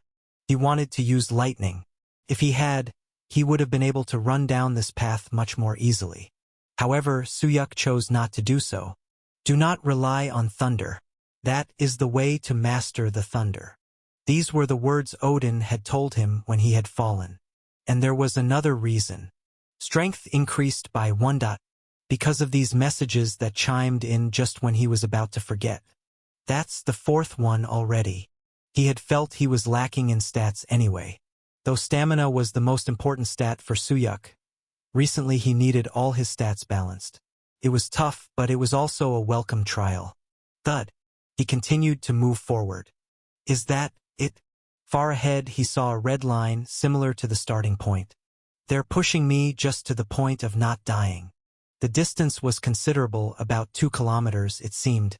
Considering the labored steps he was taking, it would take him hours to reach there. But that didn't mean he couldn't make it. He had enough stamina, he just needed willpower. Then, oh, was there someone else here as well? Thud. The man crossed the red line as if gravity meant nothing to him. He approached quickly with confident strides. What surprised Suyuk wasn't the ease of the man's steps. It wasn't the vivid red eyes that became clearer as he got closer, nor the sharp teeth akin to those of a beast. It was the silver hammer in the man's hand that reacted to the gauntlets of thunder on Suyuk's hand. Perhaps, no, certainly, Mjolnir. The reason why Suyuk had come all the way to this distant Valhalla was now in the stranger's hand. Chapter 153. Hud hud hud. A man approached in front of him. As the distance gradually closed, it became more evident that there was something abnormal about his appearance. Groo-dash. A faint growl escaped from his lips. Bloodshot eyes. Drool seeping through his uncontrollable, gaping mouth. He looked like a madman who had lost his sense of self. He's coming. The mad figure drawing closer was certainly familiar. It wasn't hard to associate him with Thor. No, it was so easy to tell that it didn't even require effort. Even though it was a cut scene, he had already seen him several times. Moreover, he has the other half. Groo-dash. The madman, Thor, revealed his teeth like a beast with no consciousness left. Only raw instinct. There was no trace of the dignity and nobility seen in the cutscenes. Nice to meet you, but talking is pointless, isn't it? He tried to greet him, but stopped. It was obvious just by looking at him that a conversation was impossible. Thor circled around Suyuk. As if gravity didn't apply to him, his steps were light. Crackle-dash. Blue sparks flickered in Thor's eyes. He was so consumed by rage that it wouldn't be surprising if he exploded and reached out at any moment. Go. Please go. If he unleashed his mad rage here, the trial would end. He might have to start everything over again from scratch. Perhaps the missing sword fragment would never return. Gulp-dash. At that moment, as he held his breath and swallowed hard, swish-dash. Thor, who showed no interest in Suyuk's inaction, suddenly turned his body. Slowly, Thor moved away. It was only after observing and keeping guard that Suyuk finally relaxed his tension. Thor had moved so far away he was no longer visible. Only then did Suyuk recall. The Mjolnir he possessed, the remaining half of the Heart of Thunder, was the very reason he had come to Asgard. It's going to take a while. Even though the objective was right in front of him, he couldn't do anything. Fighting him was an absurd idea. Even if he hadn't been exhausted, nothing would have changed. The aura he exuded was beyond what Suyuk could dare contend with in his current state. With that, Suyuk resumed his journey towards his goal. Asterisk, asterisk, asterisk. Shadash. You have immersed yourself in the bath of strength. Your stamina is rapidly recovering. He immersed himself in the bath located at the destination. The scorching hot water instantly drained his strength as he dipped his head in. Ah! This feels like living dashed up. He felt his muscle fatigue easing. Looking at the message indicating his stamina recovery, it was clear that submerging himself in the hot water wasn't just a simple warm bath. Adding to that, the bath of strength seeps into the body. Strength increases by 1. A message overflowing with the rewards of hard work. Is it Odin's arrangement? The path of strength and this bath. He felt like they were all gifts prepared by Odin. Handling thunder. At first, it was a perplexing notion, but he started to grasp it. Thor. Though he had only glimpsed him briefly, his appearance was shocking. Eyes devoid of self-awareness like a beast. He seemed unable to control the lightning as if he had gone berserk. No matter how you looked at it, he was nothing like the Prince of Asgard seen in the cutscene. Is this what happens when thunder is mishandled? Though he couldn't be certain, it was the only thing that made sense to him. Otherwise, it was hard to think of any other reason why Thor would end up like that. Most of all, because I had not thought about it myself. Every time he used the Heart of Lightning, he felt a sense of disharmony. It always felt like someone else, not himself, was possessing his body, making him feel like a stranger to his own self. The heart of lightning possesses the body. It had been quite a while since he thought that the message might be literal. Why did Odin leave Valhalla to come to a place like this? It seemed to be because of his insane son. Strength increases by 1.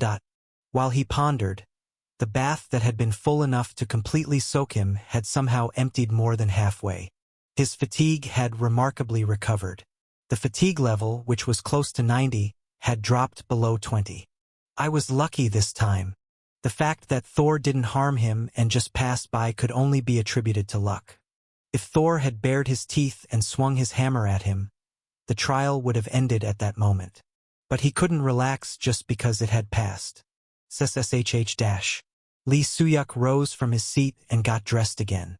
There's no guarantee I won't run into him again.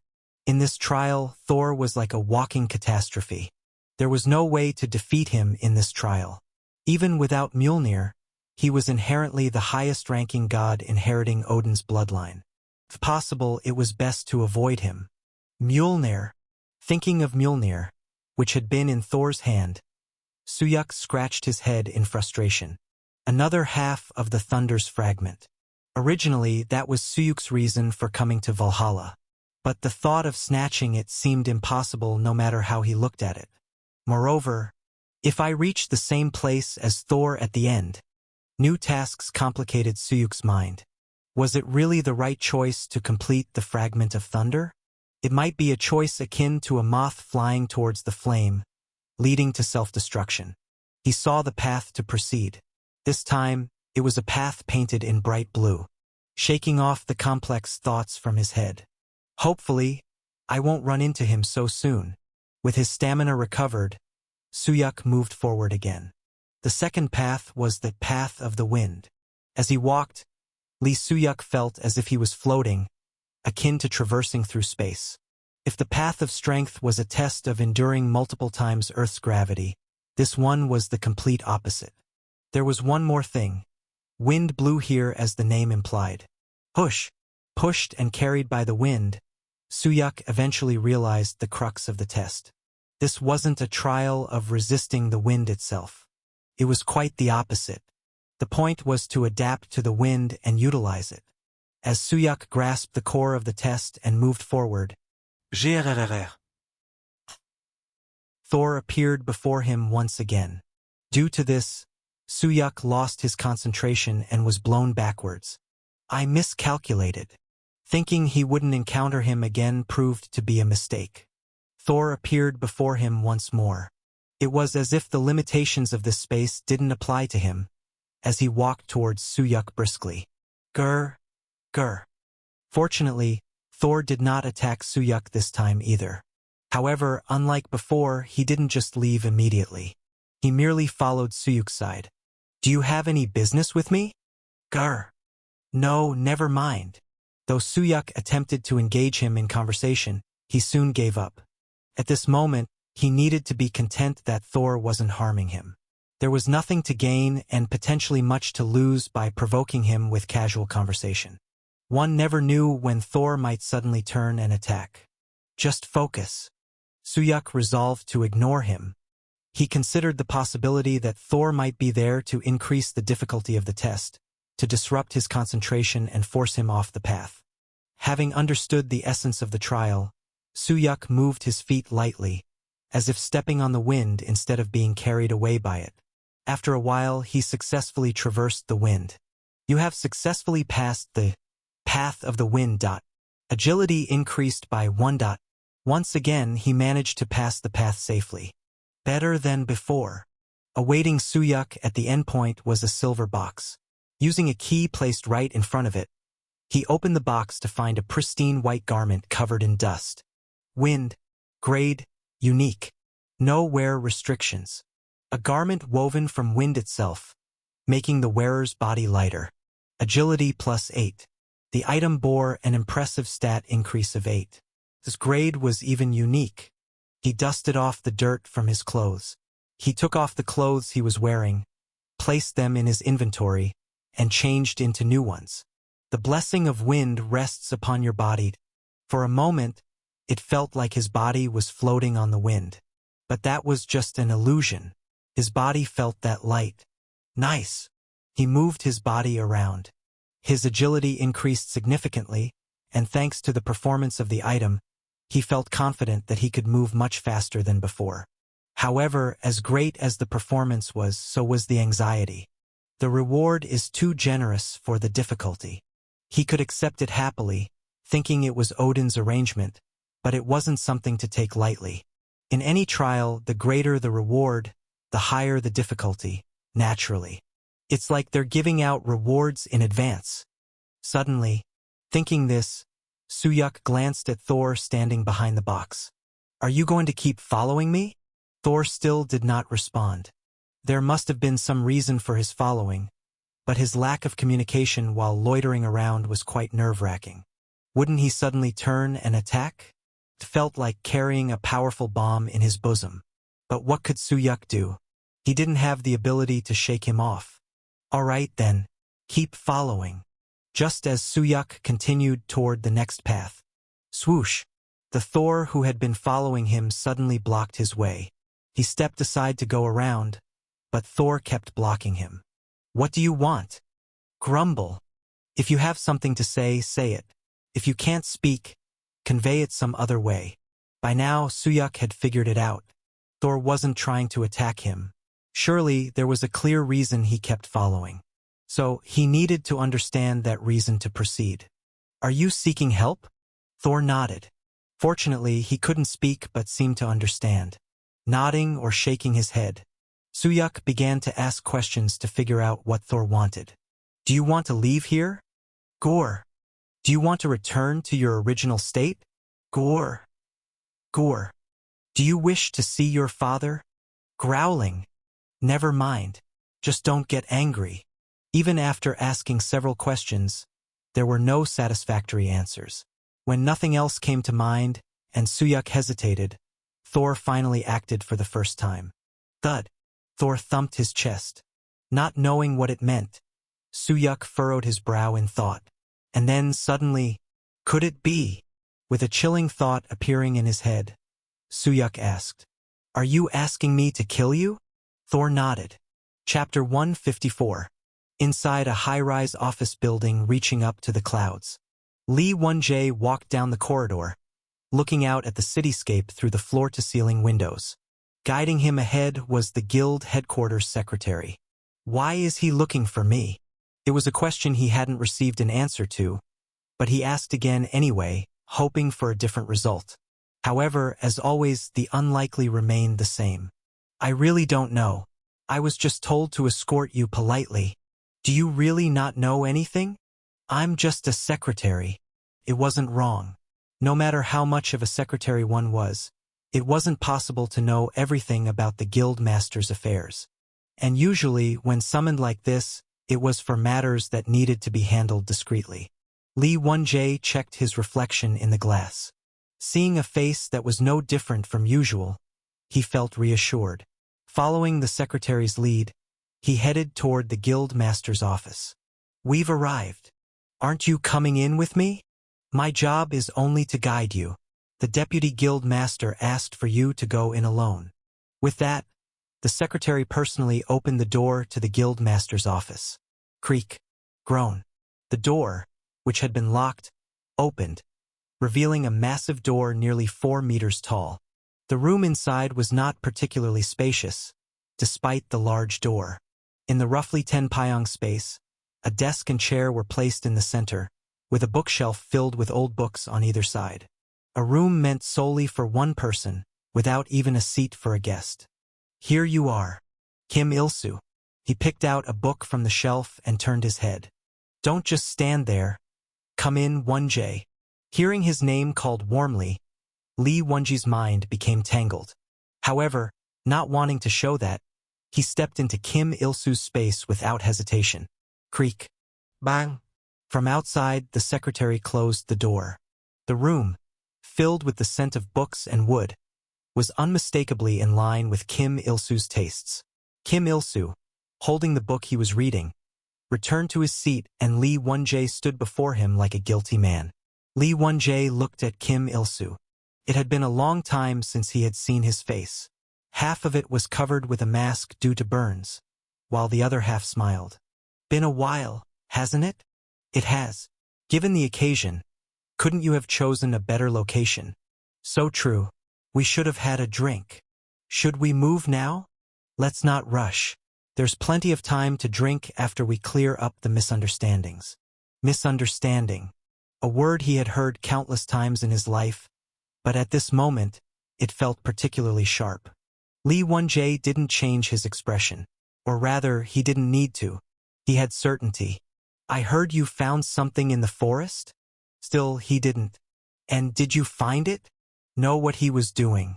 Yes, I found it. Really? What was it? It was something personal. Because it was related to the demons, I had no choice but to move the guild. A response that flowed without any hesitation.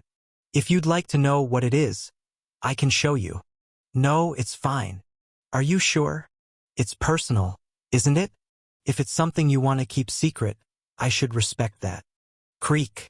Kim Il-soo got up from his chair, pushed it back, and walked past Lee Won-jae toward the door. Let's go. The conversation is over. Over. A question mark lingered in his mind, refusing to clear away. No matter how much he thought about it, he couldn't understand what misunderstanding had been resolved in this conversation. Or had it truly been resolved? Didn't you say to move? Let's go. I'll treat you to some excellent drinks today. For a moment, he pondered inwardly. He couldn't picture the image of stabbing a knife into his heart at all. Asterisk, asterisk, asterisk. Beyond the forest on the 8th floor, there was land belonging to the demon world, known as the demonic realm.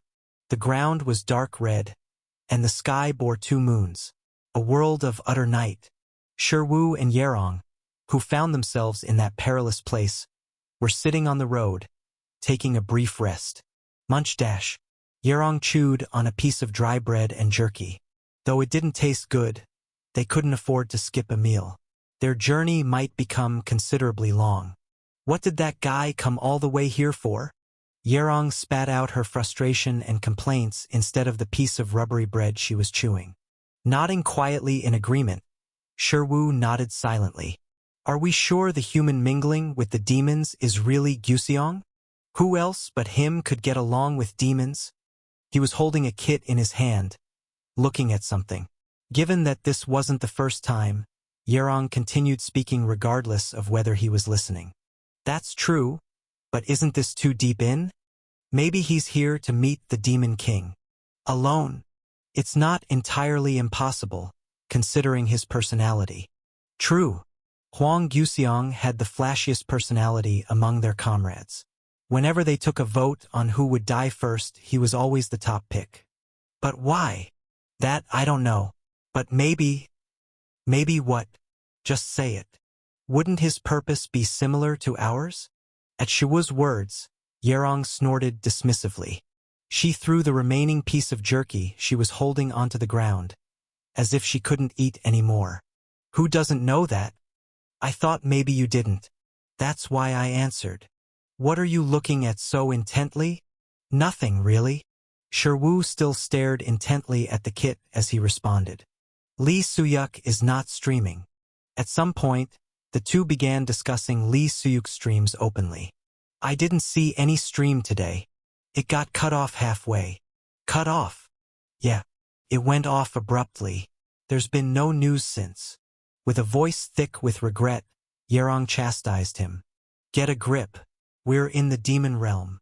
The demon realm was a world ruled by demons, not humans. Even the most skilled players couldn't guarantee their survival here. I know. Sherwoo knew this too. Right now, it's more important to focus on those who might still be alive rather than those who are already dead. He stared at the blank screen of the kit, filled with regret. Even so, he pondered why he remained so fixated on this stream. Upon reflection, the reason he came up with was that, although Hwang Gyeoseong was far away, Lee Soo-yuk, seen through the stream, felt close. Although he was a fake, he really did resemble Lee Soo-yuk. Sherwoo turned off the kit and put it back in his pocket. Taking a break from the stream made him appreciate the streamer even more. Next time, I should at least offer some support. A token of gratitude to the streamer who made him feel nostalgic. He was gradually understanding why viewers made such generous donations. Asterisk, asterisk, asterisk. Are you asking me to kill you? Thor nodded. Sherwoo hadn't expected this. While he sensed an aggressive madness from Thor, he hadn't anticipated it would be directed at himself. Sherwoo's gaze shifted to Mjolnir in Thor's hand. If he killed Thor here, he could claim Mjolnir. For a moment, greed flared within him, but it quickly subsided, and Sherwoo shook his head. I can't do it. Gruff dash. Thor tilted his head, questioning his reason. Thor pointed at his own heart again, as if pleading. But Sherwoo couldn't grant his request. This was Odin's world. There was no way Odin, Thor's father, wouldn't know about his condition. Odin might even be watching from somewhere. More importantly, I will return you to your original state. Thor's request made Sherwoo realize his true goal for this trial. Somehow I will. Hidden stage, begin, Thor. Restore the lost sanity of Thor. A new stage appeared just in time. Gruff, Gordesh. Thor stared at Sherwoo for a long while. Then, as if making up his mind, he turned around after lingering for a moment. Step by step, he walked away slowly. Watching Thor's purposeless steps, Sherwoo gazed after him with pity. You wanted to live. No one in this world wants to die. That holds true even for gods. They simply do not want to continue living in such a state. Do you think it's possible? Lee Soo-yuk was not surprised by the sudden voice that came from nearby. It was a familiar voice, and he had been thinking about its owner just a moment ago. It's not impossible. Odin, the king of Asgard and father of Thor, he appeared before Soo-yuk, as if he had been there all along. How can you be so sure? One must try, right? I've tried. It was impossible for me. Those words sounded like this: if it was impossible for me, it would be impossible for anyone. And it was likely the same for Thor as well. He must have had absolute faith in Odin, enough to consider the extreme choice of death. You didn't have this, did you? Soo-yuk said as he showed the gloves of thunder in his hand. It sounds like you think even I could do it if I had that. Maybe. Soo-yuk tensed for a moment. Odin might choose to take the glove from him right there. But thankfully Odin did not. Don't worry. I won't resort to such petty means unless you fail. Even for me, that's not a desirable choice. Feeling relieved inside, Soo-yuk turned toward the next path. This time it was marked in green. I will begin at the end of this path. So, you intend to fully utilize everything. That's the way to increase the odds, even just a bit. To control lightning, a strong body and magical power were necessary. And the path here provided that foundation. Indeed, you've bathed in the sacred water of Asgard and even wear clothes made from the primordial wind. As expected, Odin's words confirmed for Soo-yuk that this path was a grand arrangement put in place by him. Why did you create this path? I didn't make it for you. Then, Soo-yuk started to ask a question but soon closed his mouth. There was only one other person in the world who could make Odin go to such lengths. But that person was now a madman. No wonder the reward seemed excessive compared to the difficulty. An advance payment reward. In this case, the reward did not seem particularly large. If anything, it felt modest. It was something even Odin could not achieve. Restoring the heir of Asgard, who had become a madman, to normalcy. The difficulty of that task was beyond easy estimation. Fortunately, you haven't turned out like my son. Whether you haven't yet or won't in the future remains to be seen. But at any rate, the other half of Thunder is now in your hands. Odin had yielded the arrangements he had prepared for Thor to Soo-yuk. So you must perfectly master thunder and lightning. There was a reason he had to. I am asking this of you. At that moment, with a soft sound, help my son. The king of Asgard bowed his head, and a new cutscene began. Chapter 155. Gruk Grrr-dash. Krrr-dash. It was akin to a beast. Lee Soo-yuk was taken aback as he stared at the cutscene unfolding before his eyes. Thor? Odin? The faces were clear. There were other familiar faces besides the two. Brynhild, the fierce female warrior and leader of the Valkyries. Brynhild stood before him. Her face bore scars and wounds that he had never seen before, and she had Thor bound in thick ropes. What is this? Should we be grateful that he's returned alive? Brynhild struggled to speak, unable to finish her sentence. Thor, growling like an animal, glared at Odin. Soon, one of the ropes binding him snapped with a loud thud. Kaboom dash! Dark blue lightning shot from his fingertips towards Odin. Brynhild wasn't flustered. She believed Odin wouldn't budge at such a minor attack. Sure enough, Odin remained unscathed, even after the thunder had passed. It must have been difficult to subdue him. Fortunately, he was quite exhausted. Did he fight Surtur? That appears to be the case. Understanding the situation with just a brief exchange, Odin nodded. You did well. It's nothing. But what should we do about the prince? Sadly, there is neither a rope in Asgard that can bind him nor a prison cell that can hold him. Thor was Odin's blood. Since childhood, he had been an exceptional fighter. With the power of lightning, he had become an even more formidable warrior. Then what should we do? Snap, crackle, dash. Even in the midst of this, one by one, Thor's ropes were breaking. There are two options. Either I keep him restrained, or we kill him. That statement shattered Brynhild's icy composure. Absolutely not. Absolutely not. Which side are you on? We can't let the prince die. Isn't there another way? The other way is for me to keep him restrained. But that won't be here in Valhalla. Only then did Brynhild seem to grasp the gravity of the situation, her lips trembling. If I leave this place, Surtur will certainly aim for it. The longer I'm gone, the more likely it becomes, and Asgard will be in danger. Yes, I'm glad you understand. Unlike the agitated Brynhild, Odin stared at Thor with cold, emotionless eyes. So, the best option is to kill him. Asterisk, asterisk, asterisk. After the cutscene ended, Odin reappeared before Suyuk's eyes. He was confused. Odin, who was now bowing and begging a human like himself to save his son. Could this truly be the same person from the cutscene? Is this his true intention? The choices were starkly different. It was unclear whether this was a sudden change of heart, or if his words didn't match his true feelings. Anyway, he hoped Thor wouldn't die. Yes. And at Odin's request, Suyuk nodded. I will do my best. Not just thinking of it as a trial, but thinking of it as helping a father save his son from now on. Asterisk, asterisk, asterisk. After that, Suyuk ran on the green path.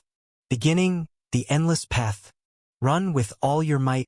A path with no defined endpoint. As the name suggested, it was an infinitely extending path. Suyuk ran at full speed. It had been a while since he ran his hardest without using lightning. Running and running again. As his breath reached its limit, Suyuk finally sensed that the path had begun.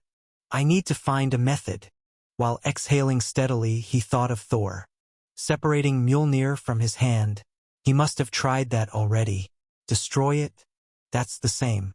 Then, no matter how much he thought, it seemed like Odin had already tried every feasible method. There was one method worth attempting. The Heart of Thunder must be united as one. The Heart of Thunder was originally one. It had been divided into two pieces, which was its current state. Separating them was pointless. Destroying them was equally futile or impossible. Therefore, the only remaining method was to unite the divided pieces into one. Is it possible? He pondered over it. He was not a blacksmith like Kindre. However, he didn't think the purpose of this trial lay in blacksmithing skills. Stamina increased by 1 to. Unlike other stats, the increase in stamina was slower. After gaining a few more stats, Suyuk finally stopped his trembling legs. No, he fell down. Thud. He stopped running only when his legs were too ragged to run anymore. He had no idea how long he had run. There was no time to calculate that, as his mind was filled with other thoughts. Huff, huff dash. There's no need to think too hard. He felt he would know intuitively what to do. Having finished his thoughts, Suyuk raised his head. And in that moment, you weak dash. Having run so much, his stomach turned upside down. Asterisk, asterisk, asterisk. Odin's third arrangement was a small piece of leaf. The moment he wondered what this tiny leaf was, a message appeared. You have obtained a fragment of Yggdrasil's leaf. The moment he checked the name of the item, Lee Suyuk doubted his own eyes. Yggdrasil. Also known as the World Tree, it was a massive tree that was said to support several worlds, including Asgard. This tiny thing? How on earth had they managed to shrink down the leaves of such a colossal tree to this size? Once again, he marveled at Odin's abilities. Crunch. He put the leaf in his mouth and chewed. It was astringent and extremely bitter. It was so bitter that he almost vomited again. But as the bitter taste faded, an incredibly clear and radiant sensation enveloped his entire body. Stamina surged. It was as if all the blood in his body had been drained and replaced with new blood. Stamina increased by 1. Stamina increased by 1. Stamina? As evidence, several stamina points were additionally increased. And that wasn't the end. You have received the blessing of Yggdrasil. You gain strong resistance to all status effects. You gain strong resistance to all curses. You gain strong resistance to all elemental damage. This was an alarm with value beyond mere stats. Resistance to all elements, curses, and status effects. This would undoubtedly become an immense power when fighting magical enemies or other adversaries. This is too generous. His depleted stamina had completely recovered as if it had never been drained. Fatigue, 0%. His condition was the best it had been since entering the tower. And lastly, this must be it. Trickling.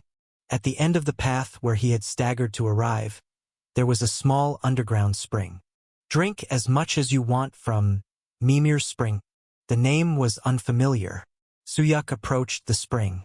The water was so clear that it mirrored his face. What kind of efficacy did this water have that he was told to drink it? Suyuk reached out and hesitated for a moment. As much as you want, huh?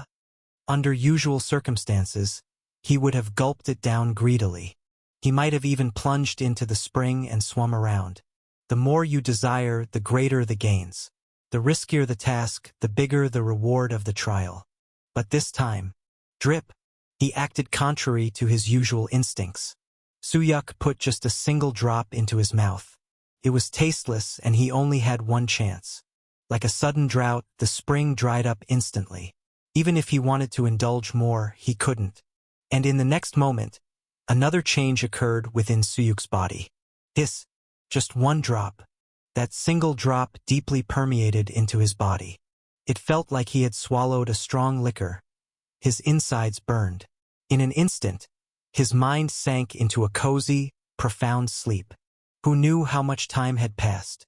When Suyuk opened his eyes again, there were foul-smelling and rancid liquids flowing around him. Did this come out of my body? The sensation felt as brief as closing and opening one's eyes. However, Lee Suyuk felt certain that he had lost consciousness for a significant amount of time. Evidence for this was the different energy flowing through his entire body. Status window. Name, Lee Suyuk. Affiliation, Earth. Level, 59. Strength, 83, +2.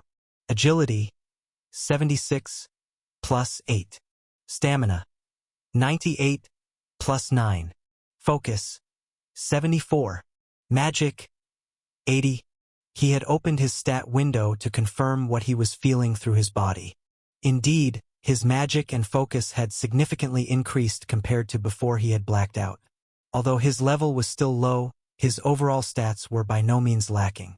Especially his stamina, which had the most exceptional value, likely thanks to Jinwon's procedure. I never thought I'd solve my concerns this quickly. Lately, Suyuk's concern had been his reliance on lightning due to his low level and lacking stats. In the past, Lee Suyuk had used the skill lightning primarily, but it wasn't his only asset. Now, things were different. His exceptionally high stamina stat and selfless sacrifice. Utilizing these two aspects with his lightning skill. His dependence on this skill was due to his relatively low other stats. It's not completely resolved yet. Perhaps he would be able to solve it once his level increased further. In truth, even at this stage, he'd solved half of the problem.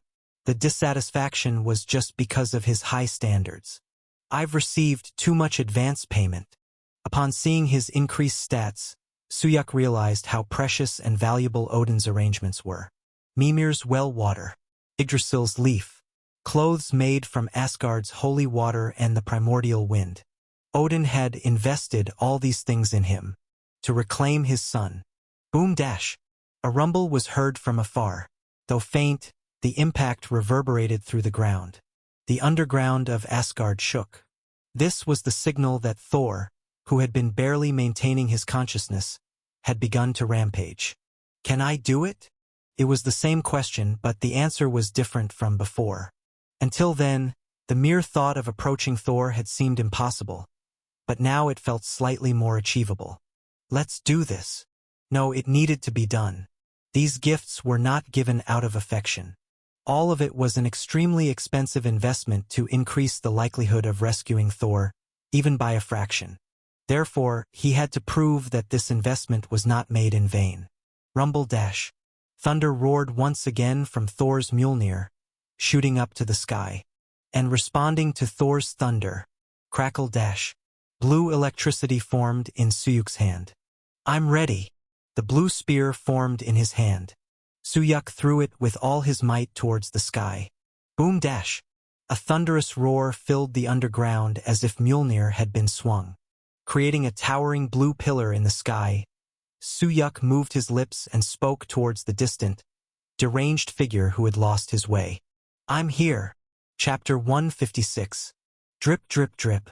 Above the gently flowing spring water, the reflection of Suyuk standing with his eyes closed could be seen. Tyr, who was watching alongside, smirked as if he found it amusing. Is he without greed? Or is he just perceptive? Either way, he's a lucky fellow. Tyr, standing with one arm behind his back, glanced at Odin. What were you thinking, preparing something like that as the final gift? 9 out of 10 would have lost their sight. Mimir's well. It was a mystery known to very few, even among the gods of Asgard. But Odin and Tyr, who discovered that well together, knew. Mimir's wisdom was cruel and capricious, taking the 2 eyes of those who coveted it. If he had coveted the well, he would have lost both eyes. If he had taken a single sip without greed, then he would have lost 1 eye. Mimir granted wisdom to none who desired nothing, yet did not forgive those who sought it with greed, making it a merciless existence. So, the correct answer was just 1 drop. Exactly as Suyuk had done. Thor was a fellow who knew how to temper his greed. He would never have lost both eyes. Of course, he is your son after all. But tell me this, how does it feel to live as a one-eyed man? Don't one-armed men live as well? You just never concede 1 word, do you? Tsk. Tyr clicked his tongue in irritation and muttered. Anyway, that boy took everything. Suyuk opened his eyes in the reflection of the well. Upon seeing his image, Tyr couldn't help but be impressed. He's a different one from before he came here. That boy. Considering all that he's absorbed so far, it's only natural. That's true. After all, he's taken half of what you intended to pass on to Thor. In some ways, the human standing before them had received a blessing far greater than a lifetime of good fortune. I thought you were heartless and merciless. The one who felt nothing about his own son becoming one-eyed, who offered the Yggdrasil leaf to save his child, and who would even bow his head to a human. Until a while ago, Odin had really seemed that way. He was the first to suggest that Thor should be killed, and it seemed he would truly go through with it. But Odin ultimately did not. He created a new Asgard to imprison Thor, and stayed here, leaving the heavily treasured Valhalla palace vacant. No need to justify yourself. Tyr respected his whimsical choice. I may not understand it as someone without a son, but no one in your realm will cast a stone at you. Why? Because, before this single mistaken choice, you've made thousands, nay, tens of thousands of right ones. Asgard existed because of Odin. There likely wasn't a single inhabitant who didn't know that. Therefore, Tyr was confident. No one would disrespect Odin's choice. After a long silence, Odin finally spoke. I had no intention to justify myself. Slowly, Suyuk's image in the well began to open his eyes. He had taken all the treasures prepared for Thor and shed his human shell, becoming an entirely new being. If a day ever comes when this choice proves wrong, if he were to once again become a monster who ravages not only Asgard but also the gods of the past, then I'll take responsibility for it myself. Asterisk, asterisk, asterisk. His eyes were clear. He felt as though his field of vision had expanded more than twice its original size. The vitality in his body was incomparable to before. The effect of the elixir is really good. He didn't know how many times he marveled at it already. Obtaining so many stats in such a short period was a first for him in this lifetime. It was like he had become an entirely different person in that brief moment. Kurdash. Right after firing a blue spear strike high into the sky, he felt Thor's aura approaching. The same aura started to resonate with each other. Thor did not resist and came toward him. Gulp dash. As he gradually approached, the tension heightened. But it was all right. At that moment, I don't need to win the fight. Who dash? He exhaled deeply, easing the tension appropriately. If it were a problem that could be solved by fighting and winning, Odin would have resolved it already. He wouldn't have sought my help. This was a perfectly reasonable thought. But just being conscious of such an obvious matter helped a lot. The tension slowly eased. Lee Suyuk's eyes widened as the blue monster came into view. You're here. His tone had changed. Until then, he had treated it as if it were Thor. You monster. From now on, he had to consider it as an evil spirit to be exorcised. Crackle dash. Thor's response to Suyuk's words was the hammer in his hand. The item known as Mjolnir, created from the heart of thunder. That was the very cause of Thor's downfall. I can handle this. Thud. Thud dash. His heart pounded violently. Even though he had undergone corporeal changes through Odin's arrangement, he was still not as strong as Thor. But he wasn't entirely without confidence. Furius's legend wasn't wrong. Thud dash. As if responding to Suyuk's thoughts, the heart of lightning beat more vigorously. The primary purpose is for humans to handle lightning. He had said that this heart was created to control lightning. At the time, Suyuk, as well as the viewers, had dismissed it as nothing more than an empty legend. But the truth about lightning and thunder, he learned here in Asgard, was no different from Furius's words. This is an object created to fight and win against them. Humans had fought against gods. I didn't know I'd be alone. That legend existed as history. But the result was the defeat of humans. The lone human had been defeated by numerous gods. He wasn't interested in predetermined victories or defeats. The past results couldn't be changed, and he had no intention of fighting gods to avenge unknown humans. But there was one thing he could clearly understand from that legend. If someone had done it, I can handle it too. Thump dash. By the time his determination had ended, Thor had approached within about 10 steps of him. It felt close, as if he could touch him by stretching out his hand. Suyuk's gaze still remained fixated on the Mjolnir held in Thor's hand. And Thor was no different. Growl dashed. He stared intently at Suyuk's hand, as if he was mesmerized, having met his lost half. Do you want this? Feeling the greedy gaze on him, Suyuk waved his hand. Then try taking I dash dot. Buzz dash. Suddenly, Mjolnir moved. Boom dash. A blue lightning bolt grazed past his eyes. In an instant, the bolt struck the ceiling. Rumble dash. The impact traveled from the ceiling down to the ground. The explosion was so immense it could have leveled a small mountain, and the speed was beyond the visible reaction level. Of course, it wasn't something one could dodge. He missed. What a mess! The power was immense, but it was not under control. That was par for the course. Even in that state, Thor still existed within. Should I trust it? Gerdash. Watching Thor make increasingly beast-like sounds, Suyuk took a deep breath. Simultaneously, crackle, crackle, dash. Dark blue lightning began to rise from various parts of Suyuk's body. Lightning Lord, imbues your body. Heart of lightning, resists, lightning Lord and lightning. Selfish sacrifice LV8. Resists, lightning Lord and lightning. Boom dash. A bolt of lightning struck from the sky onto Suyuk's head. A new and powerful energy canvassed his entire body. Selfish sacrifice LV8. Resists, lightning Lord and lightning. Selfish sacrifice LV8. He maximized the output. His accumulated efforts didn't even seem to matter as the power imbued in his body fought back. The output rose and so did the burden. As the power surged, an unpleasant sensation enveloped his entire being. So this is what it feels like. There had to be a process much like his own that had led to the current state of Thor. Someone else's presence invading, ripping apart both body and mind. Like a drug, the more intoxicated one became, the stronger they got, but that came at the cost of destruction and, ultimately, ruin. Thump dash. But even knowing this, he couldn't let go of this power. Not now and not in the future. He still had things to do, whether it killed or destroyed him. Crackle dash.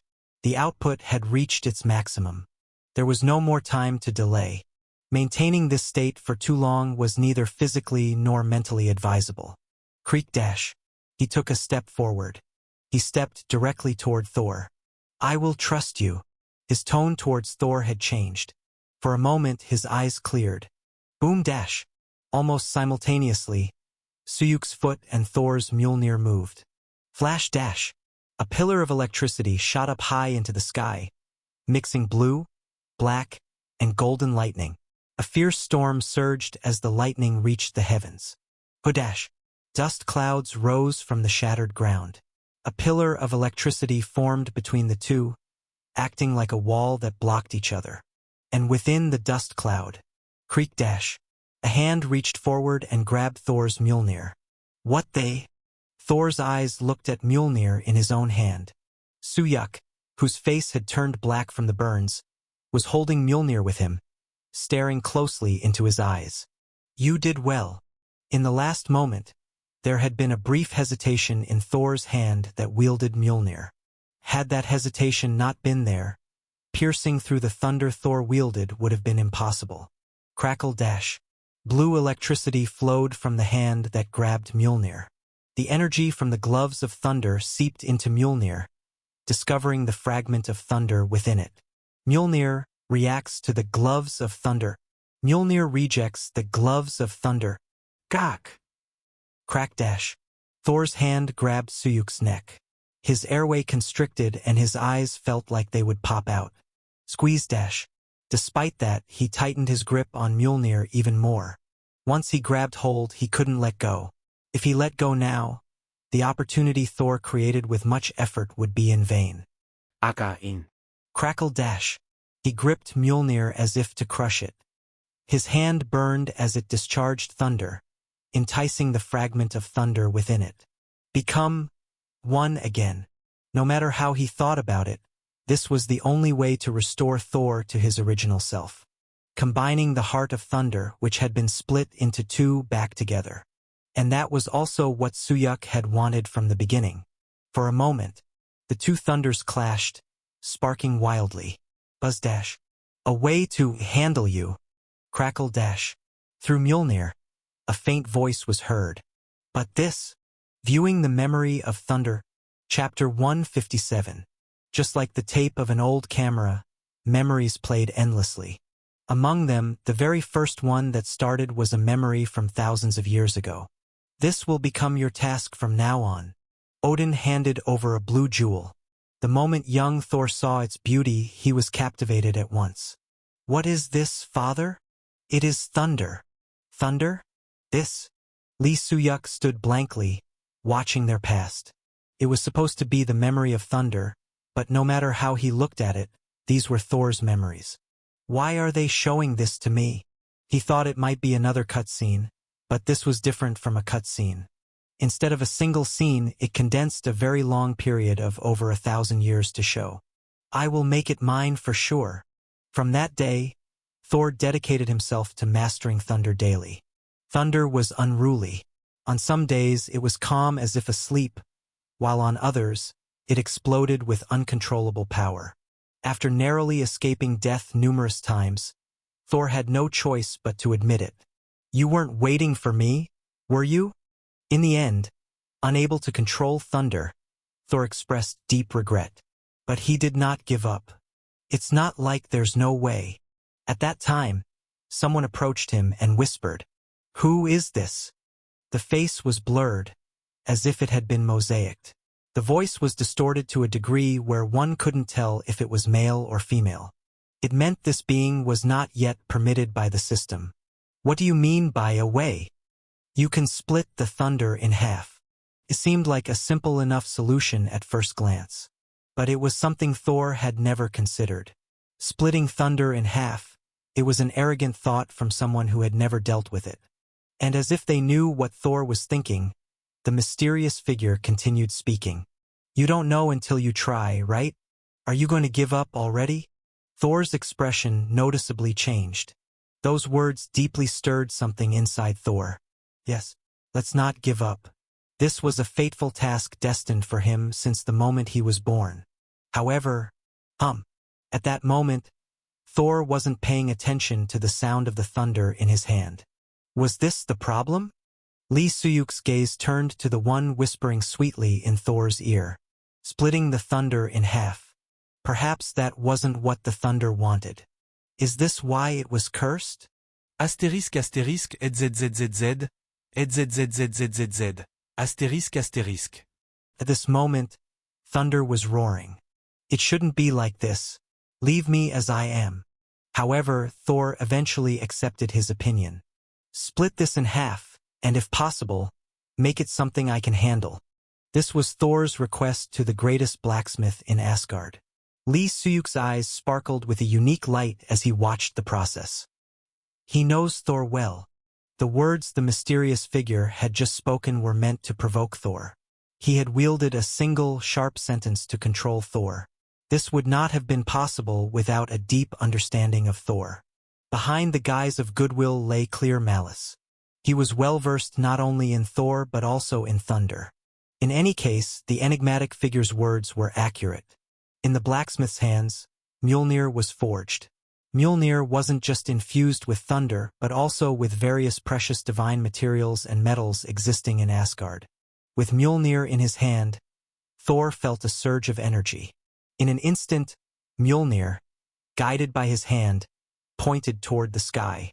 Flash dash, crash dash, thunder struck him from the sky. Not just a single bolt, but a storm of thunder rained down, setting everything ablaze. It was a calamity. At that moment, Thor realized it. He had finally gained control over thunder. Father, I did it. Thor immediately headed to Valhalla Palace where Odin resided. Odin's numerous possible voices echoed in Thor's mind. Well done. I believed in you, as expected of my son. Despite Odin's usual reluctance to praise, Thor thought today would be different. But a half measure, isn't it? Apparently, Odin could not be deceived. Even with just one eye, Odin saw things others with two eyes couldn't. His voice, as usual, showed no signs of either celebration or regret, criticism or disappointment. Neither a success nor a failure. Those words brought Thor's soaring spirits plummeting back to earth. His once light steps returned to their usual heaviness. In that moment, the Mjolnir in his hand felt like a shameful weight. You've made a dangerous choice. Dangerous. Going against the nature of thunder. Odin's gaze turned toward the Mjolnir in Thor's hand. He quickly swallowed his next words and shook his head. That's enough. Go on. Thor received neither congratulations nor rebuke. His steps out of Valhalla Palace were indeed heavier than before.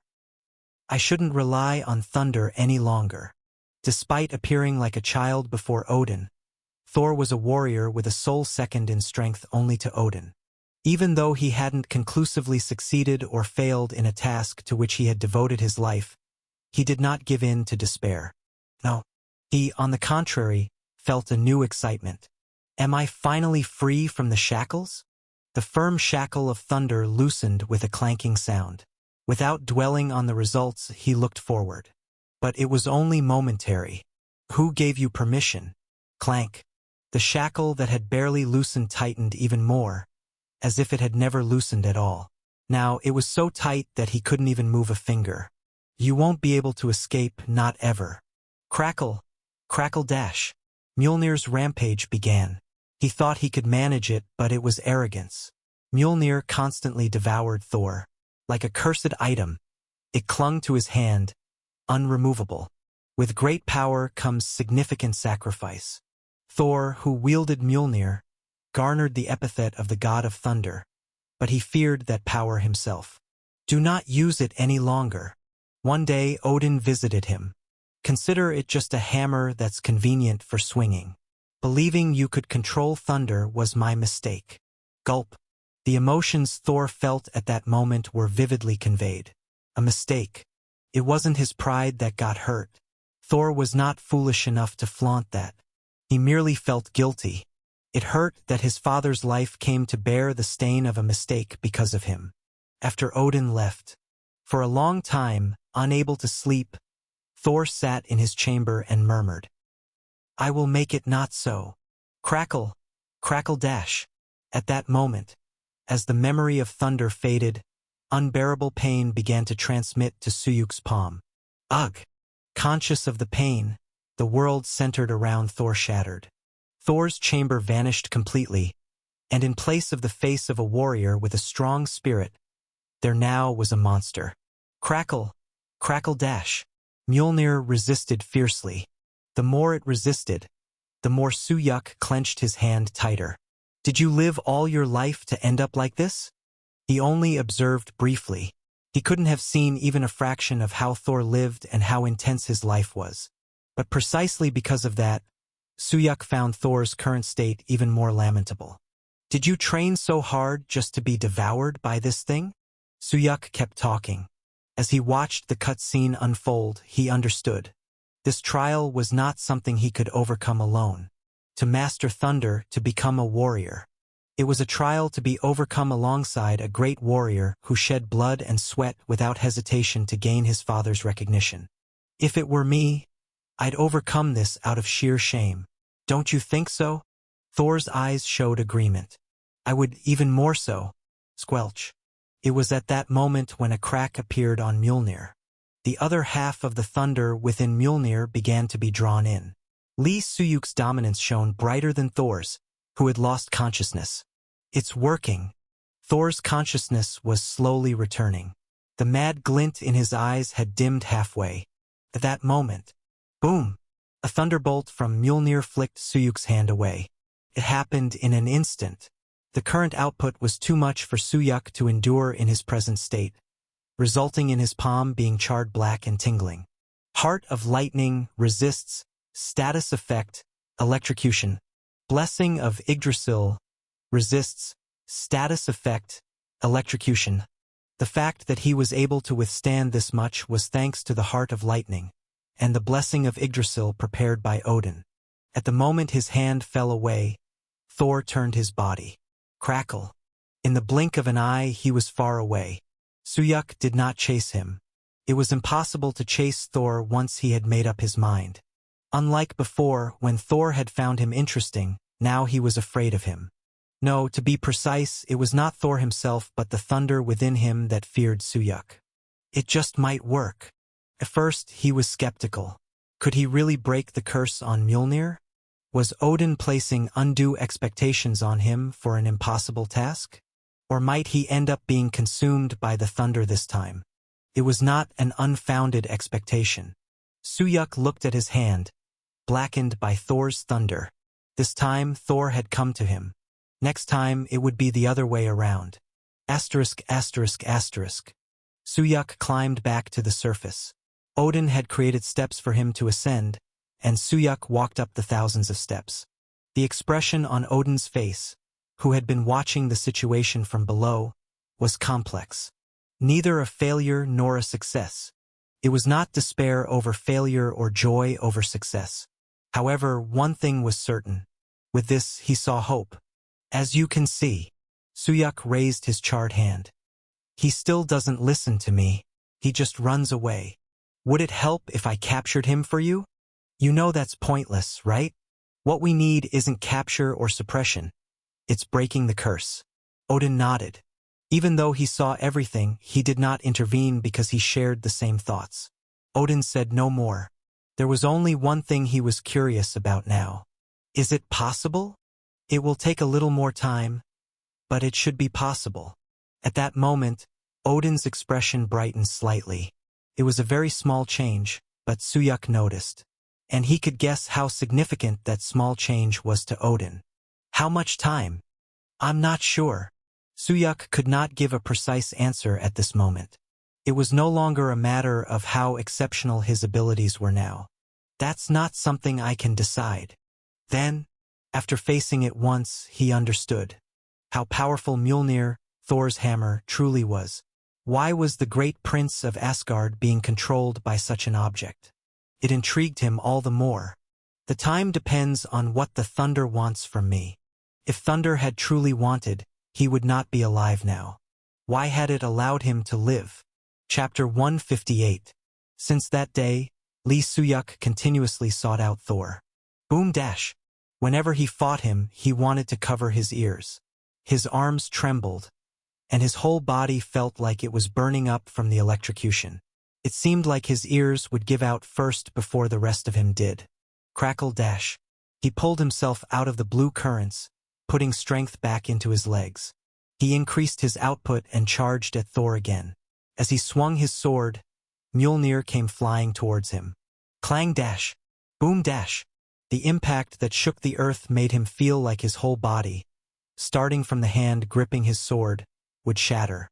But he had no choice. He had to push his output to the maximum just to barely match Thor's power.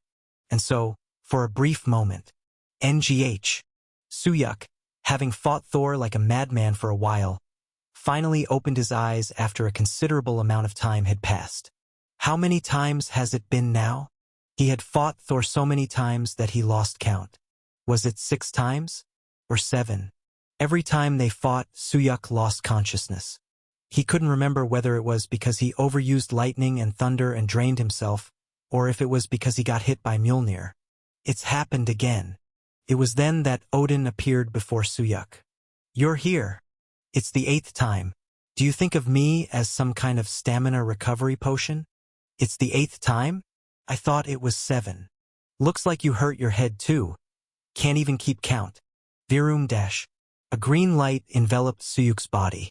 The scent of fragrant flowers and herbs filled the air, and his tired body regained its vigor. Fatigue is being recovered. Fatigue is being recovered. Fatigue is... It's fascinating every time. How injuries and stamina could recover so quickly, he wondered. Though he felt sorry for Odin, Suyuk did treat him as a stamina recovery potion. The recovery magic of the greatest archmage was unparalleled. Thanks to Odin, Suyuk could clash several times with Thor in a short period. You've improved somewhat. Improved? Yes. At first, you couldn't last 10 seconds, but now you've lasted over a minute. Thor was indeed extremely powerful. Using thunder as his weapon, Thor was probably one of the top warriors even in Asgard. Facing Thor was an invaluable experience for Suyuk. But why are you doing this exactly? Suyuk had spontaneously started fighting Thor. His goal was always Mjolnir, but midway it didn't even seem like he had that goal anymore. It was as if they were just testing who was stronger. They continued to fight, and each match ended with Thor's victory. But there were no complaints. Each time Suyuk survived. If it weren't for this, it wouldn't be strange if I had died a few times already. Thump dash.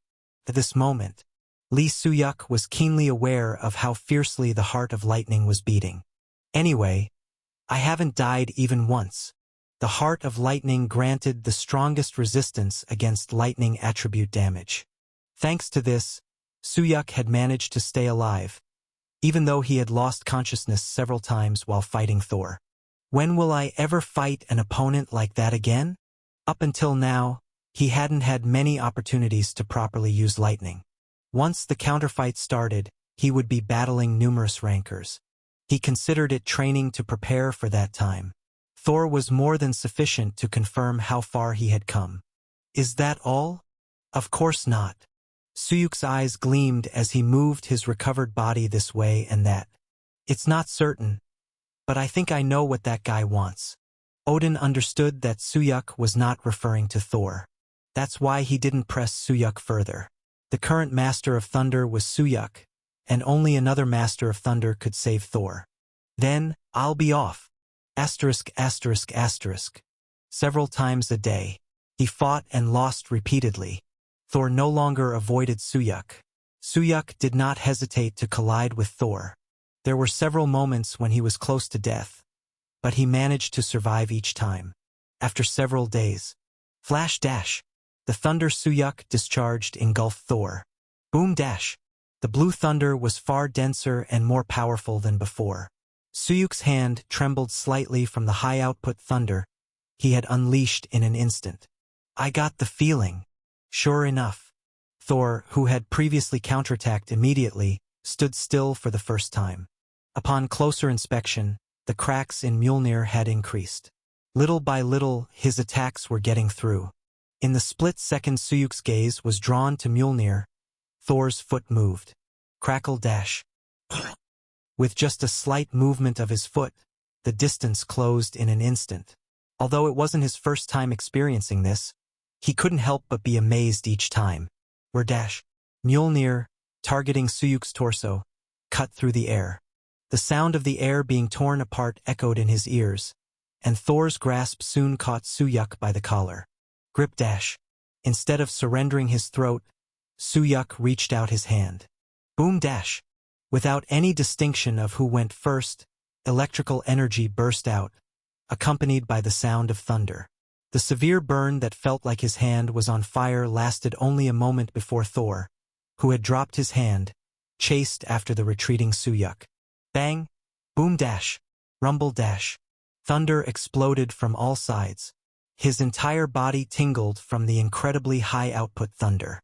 Colliding with it head-on, Suyuk listened carefully to the sound of thunder. So this is how it's used. The thunder borrowed through Thor's body spoke. This is how it's used. Even without words, he felt it through his body. He couldn't let fear get the better of him. In the moment of fear, this power would no longer be his own. I've definitely improved.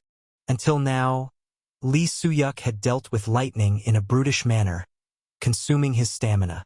He thought that was the only way to handle lightning, so he focused on increasing his stamina to manage it better. It wasn't a wrong thought. After all, both thunder and lightning put a burden on the user's body.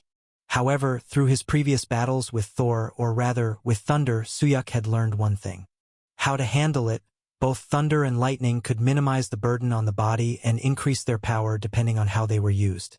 I was thinking too primitively. Feeling thunder course through his entire body, Suyuk looked at Thor. Thunder had shown him how to manage it using his own body. He had learned enough. In fact, Suyuk had mastered controlling thunder much more easily than in the beginning. This would suffice. Now it was time to awaken Thor. Isn't it about time you came to your senses? The past days of fighting. They weren't just his own practice. This fight was one where he and Thor were against thunder together.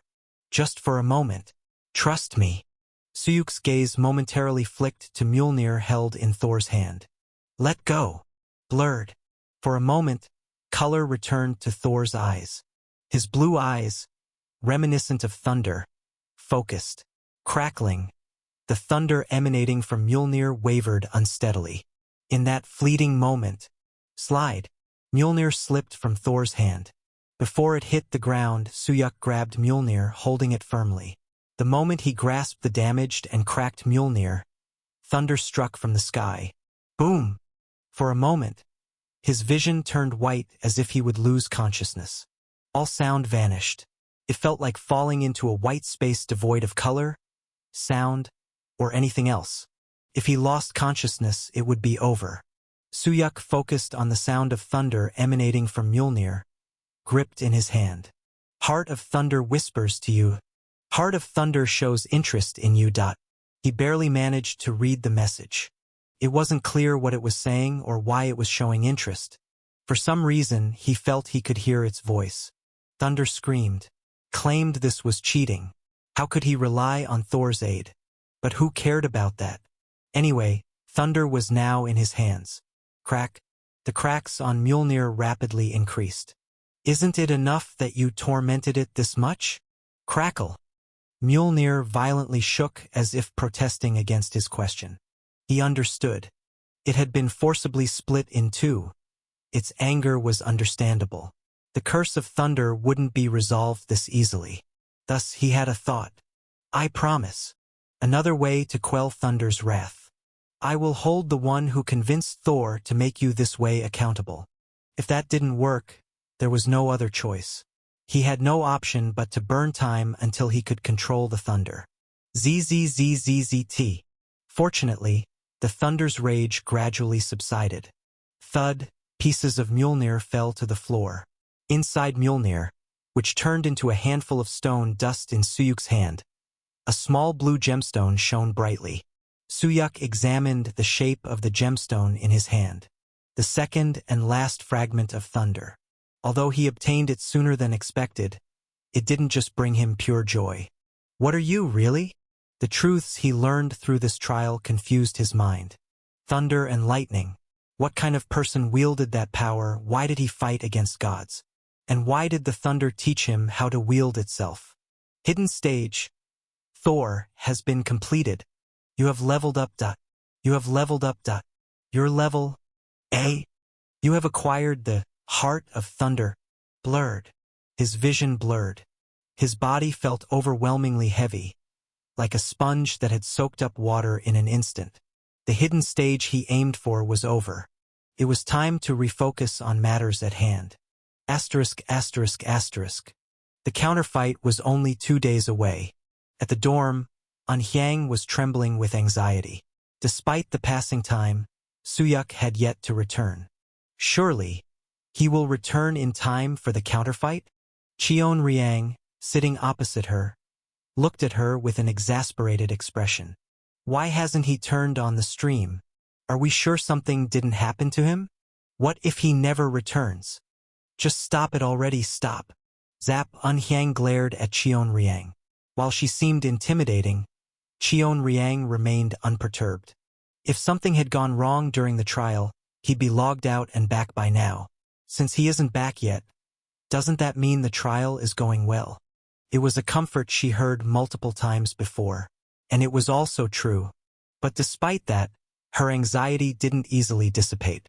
That's true, but why isn't there a stream? There must be a reason. Maybe it's a trial he doesn't want to show on stream. Really, do you think so? We've had this conversation at least 10 times already, haven't we? Have we? He'll be back soon.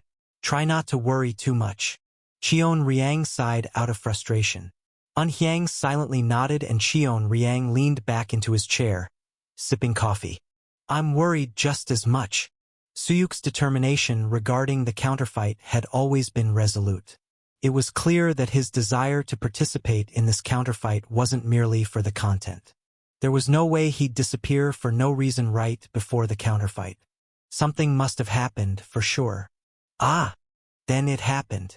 With wide eyes, Anhyang suddenly stood up from her seat. He's really here. Chapter 159. Cheon Riang swiftly turned his head.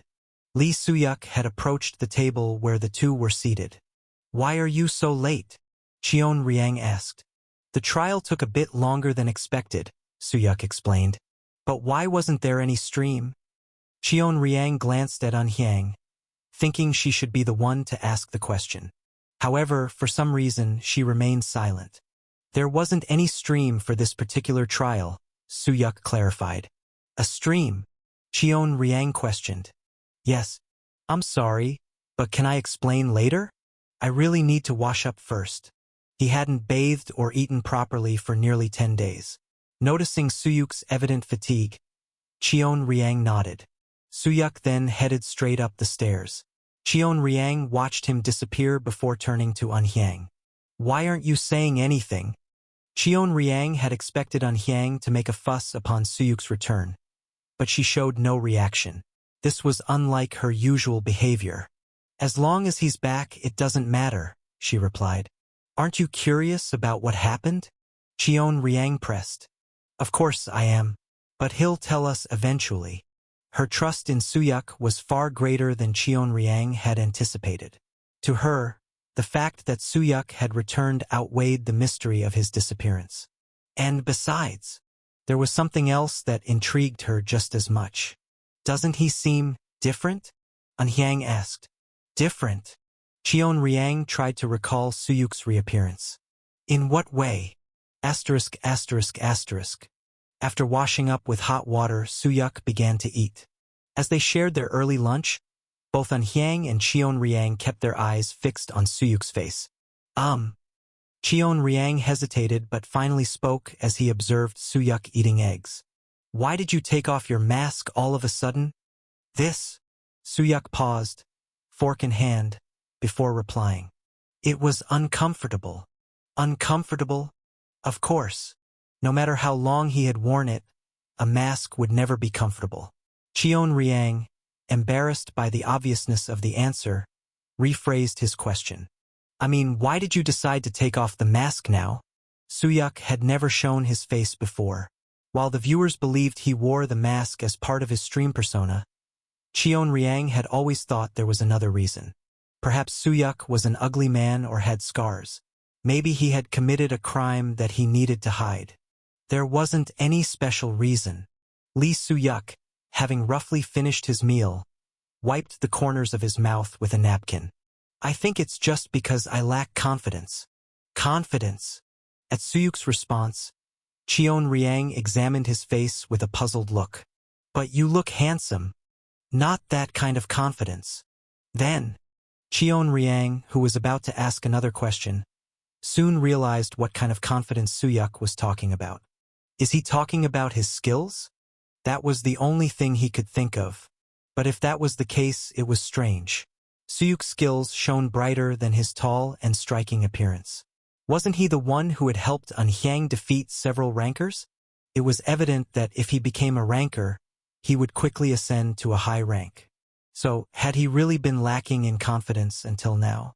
Has something changed since then? In his puzzlement, Cheon Riang silently watched Unhyang as she focused on her meal. Don't you think something has changed? Her words, suggesting that something had changed, made him think that she might have noticed something that he had missed. Around that time, Unhyang finished her meal with a slight clatter. Will you reveal it on the stream? At her question, Suyuk shook his head. No. That wouldn't be good for the stream. For now, it's just showing my face to you too. It was a wise decision. Suyuk's mask was part of his character, just as much as his ability to handle lightning. The mask played a pivotal role in crafting the character of Lee Suyuk. The mask isn't the issue right now. Cheon Riang sighed.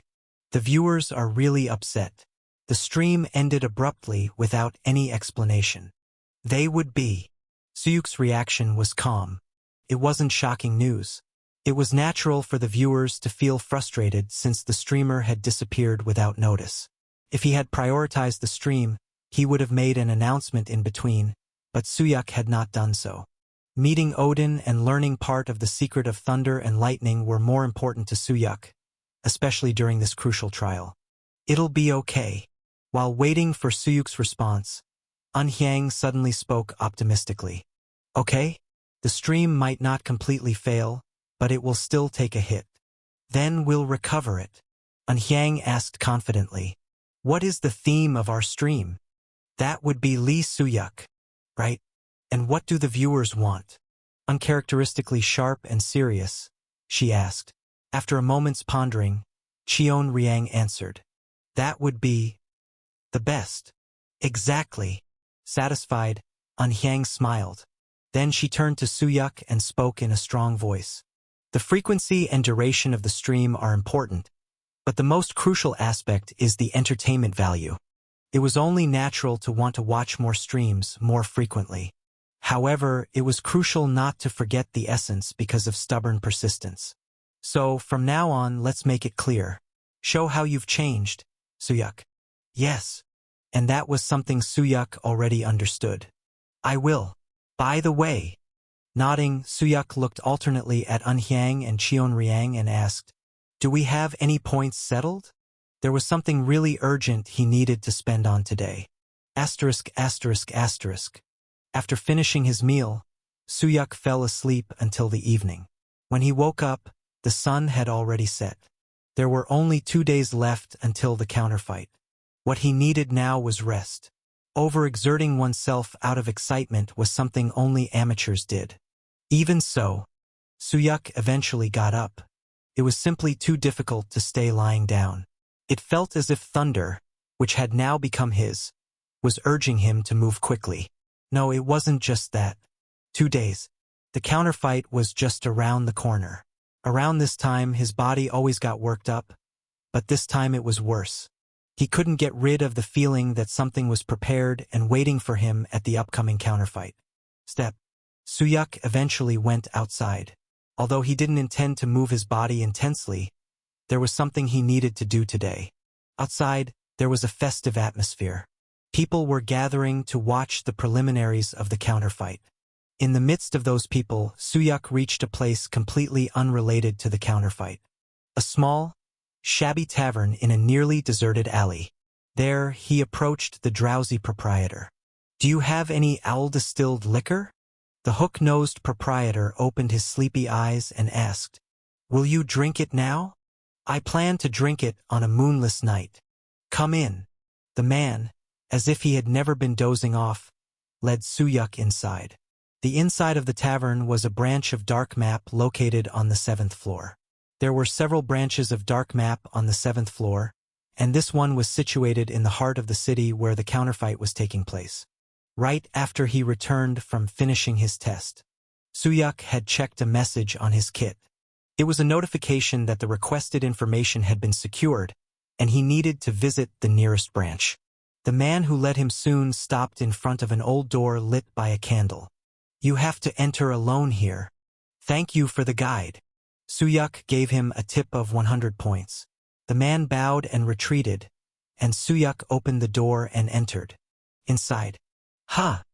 A man with bronze skin, surprised to see Suyuk, looked at him. Seeing you again? Greg, the informant Suyuk had met at another dark map branch, was sitting there. Why are you here? I was transferred here a while ago. Is this fate? It seems like you're going to be a regular customer of mine. Lee Suyuk sat across from Greg. He didn't intend to indulge in useless chatter and got straight to the point. Did you get the information? If you're talking about that request from before, I remember. Let's see.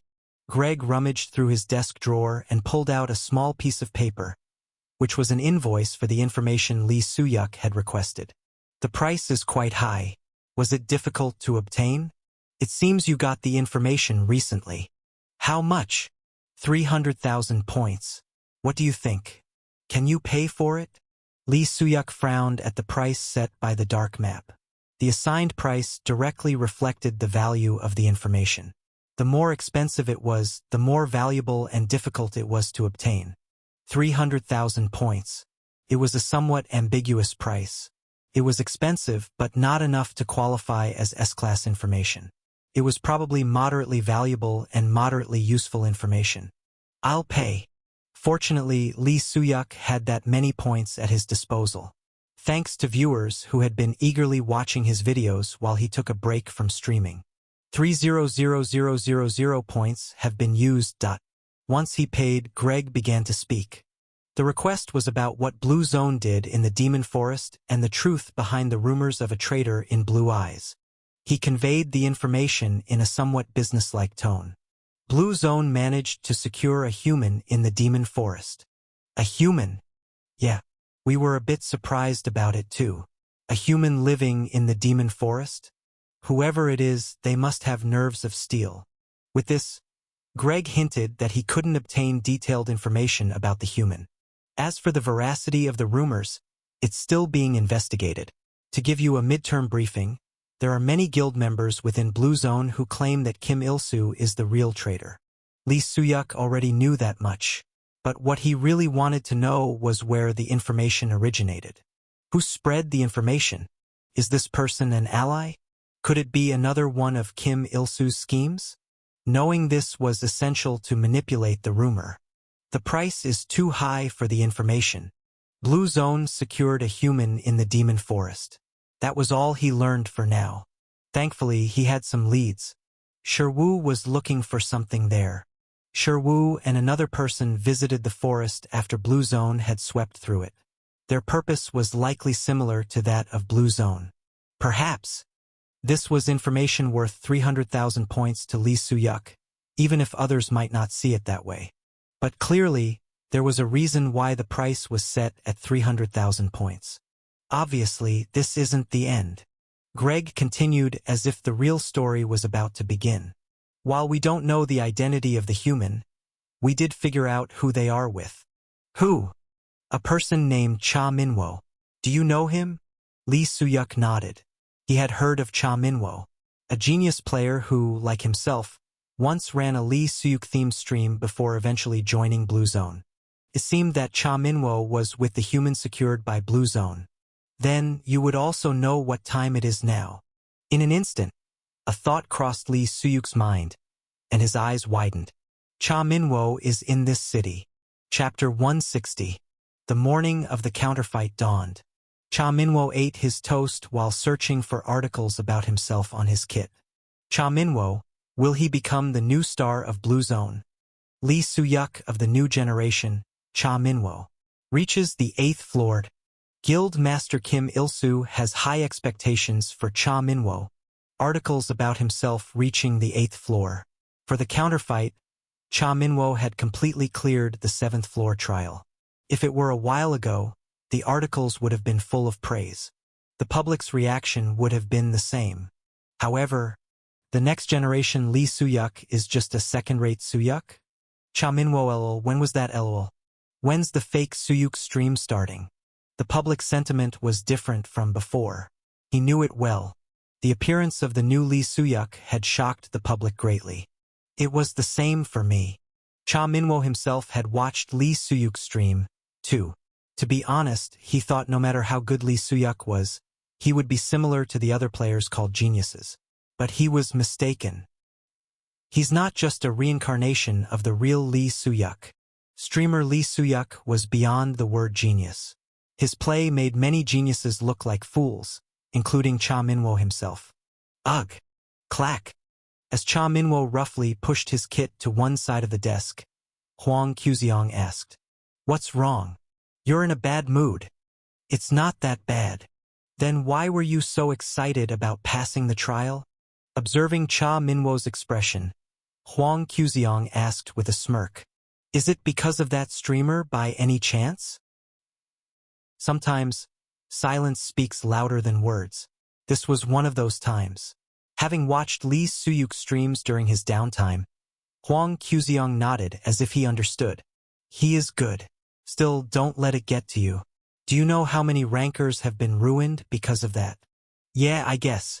Cha Minwo had no means to explain this feeling of insignificance in words. He wasn't sure if it was due to deprivation or wounded pride. You've got talent too. Cha Minwo made a surprised face at Huang Xuexiang's casual remark.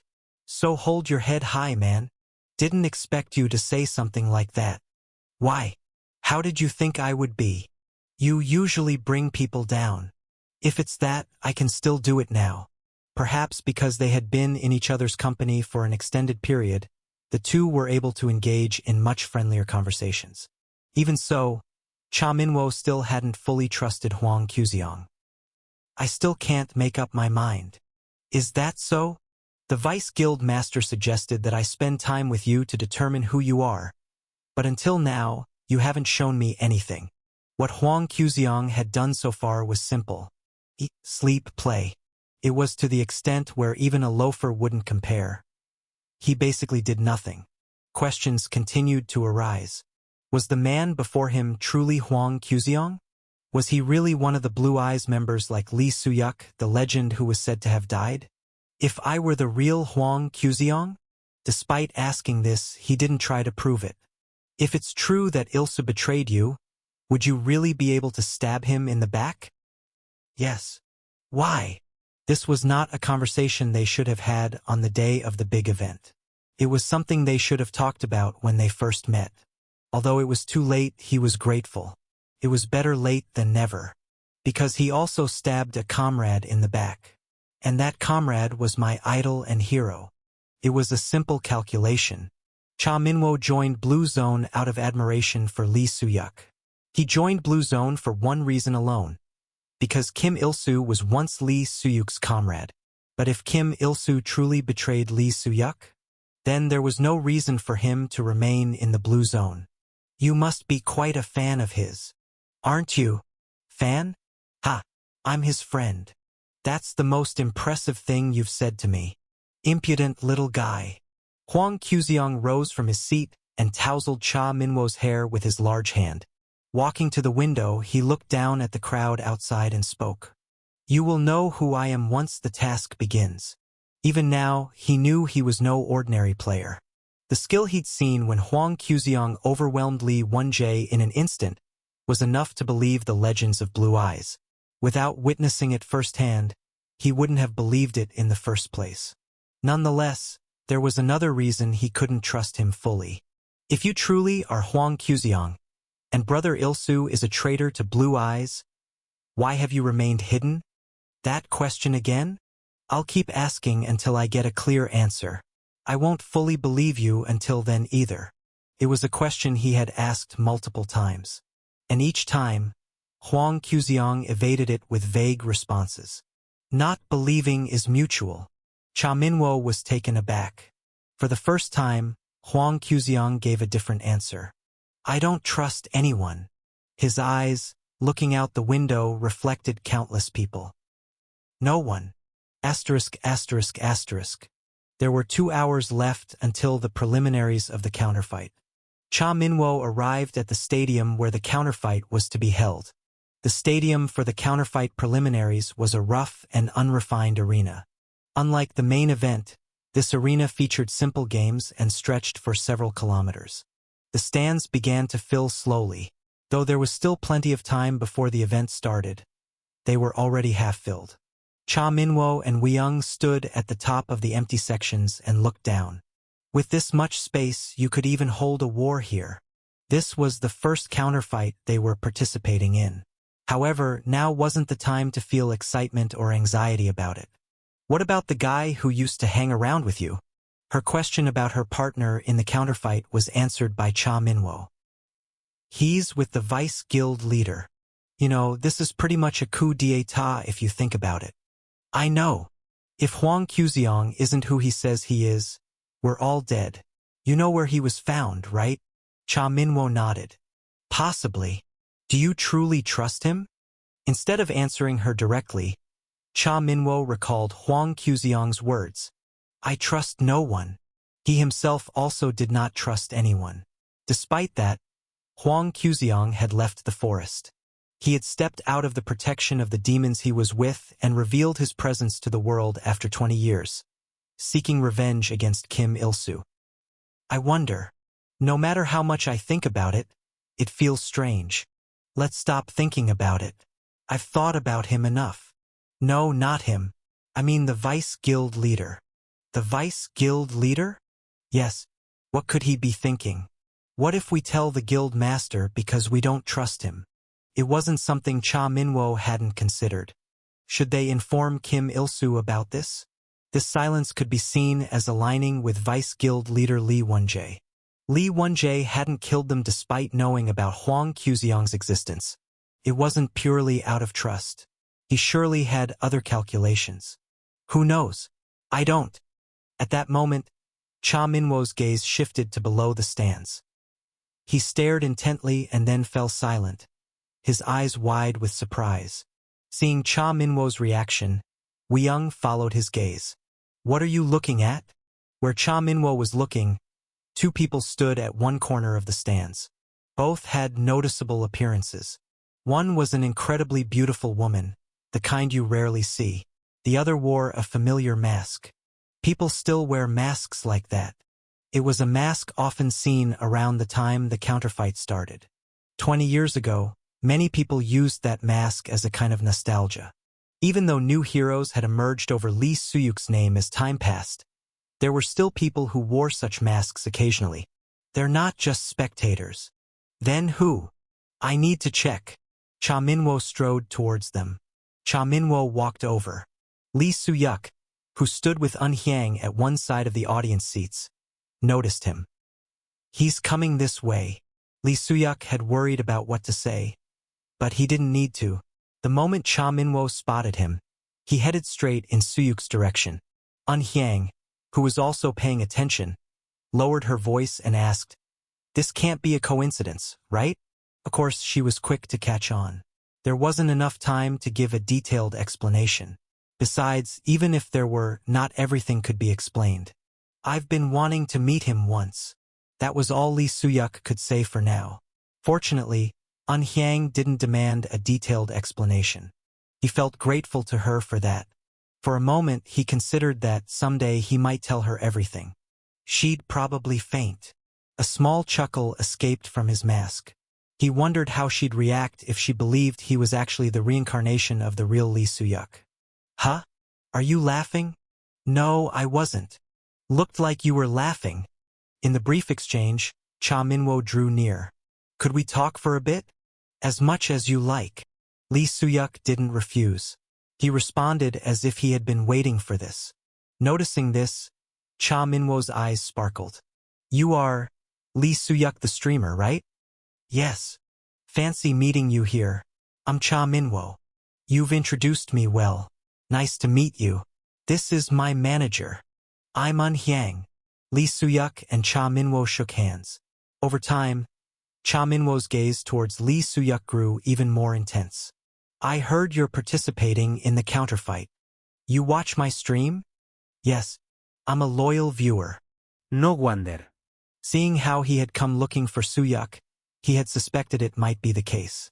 In fact, part of the reason he wore a mask was to make it easier to interact like this. It worked, allowing a natural connection to form. "You haven't been streaming recently." "It's because I'm preparing for the counterfight." "As I thought." Nodding as if he'd guessed right, Cha Minwo finally voiced the purpose of his greeting. "I'm participating in the counterfight too. I heard the news as well.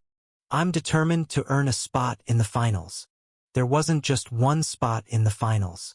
Players who performed well in the preliminaries earned direct entry to the final of the next counterfight. Despite that, there was only one reason why Cha Minwo brought this up.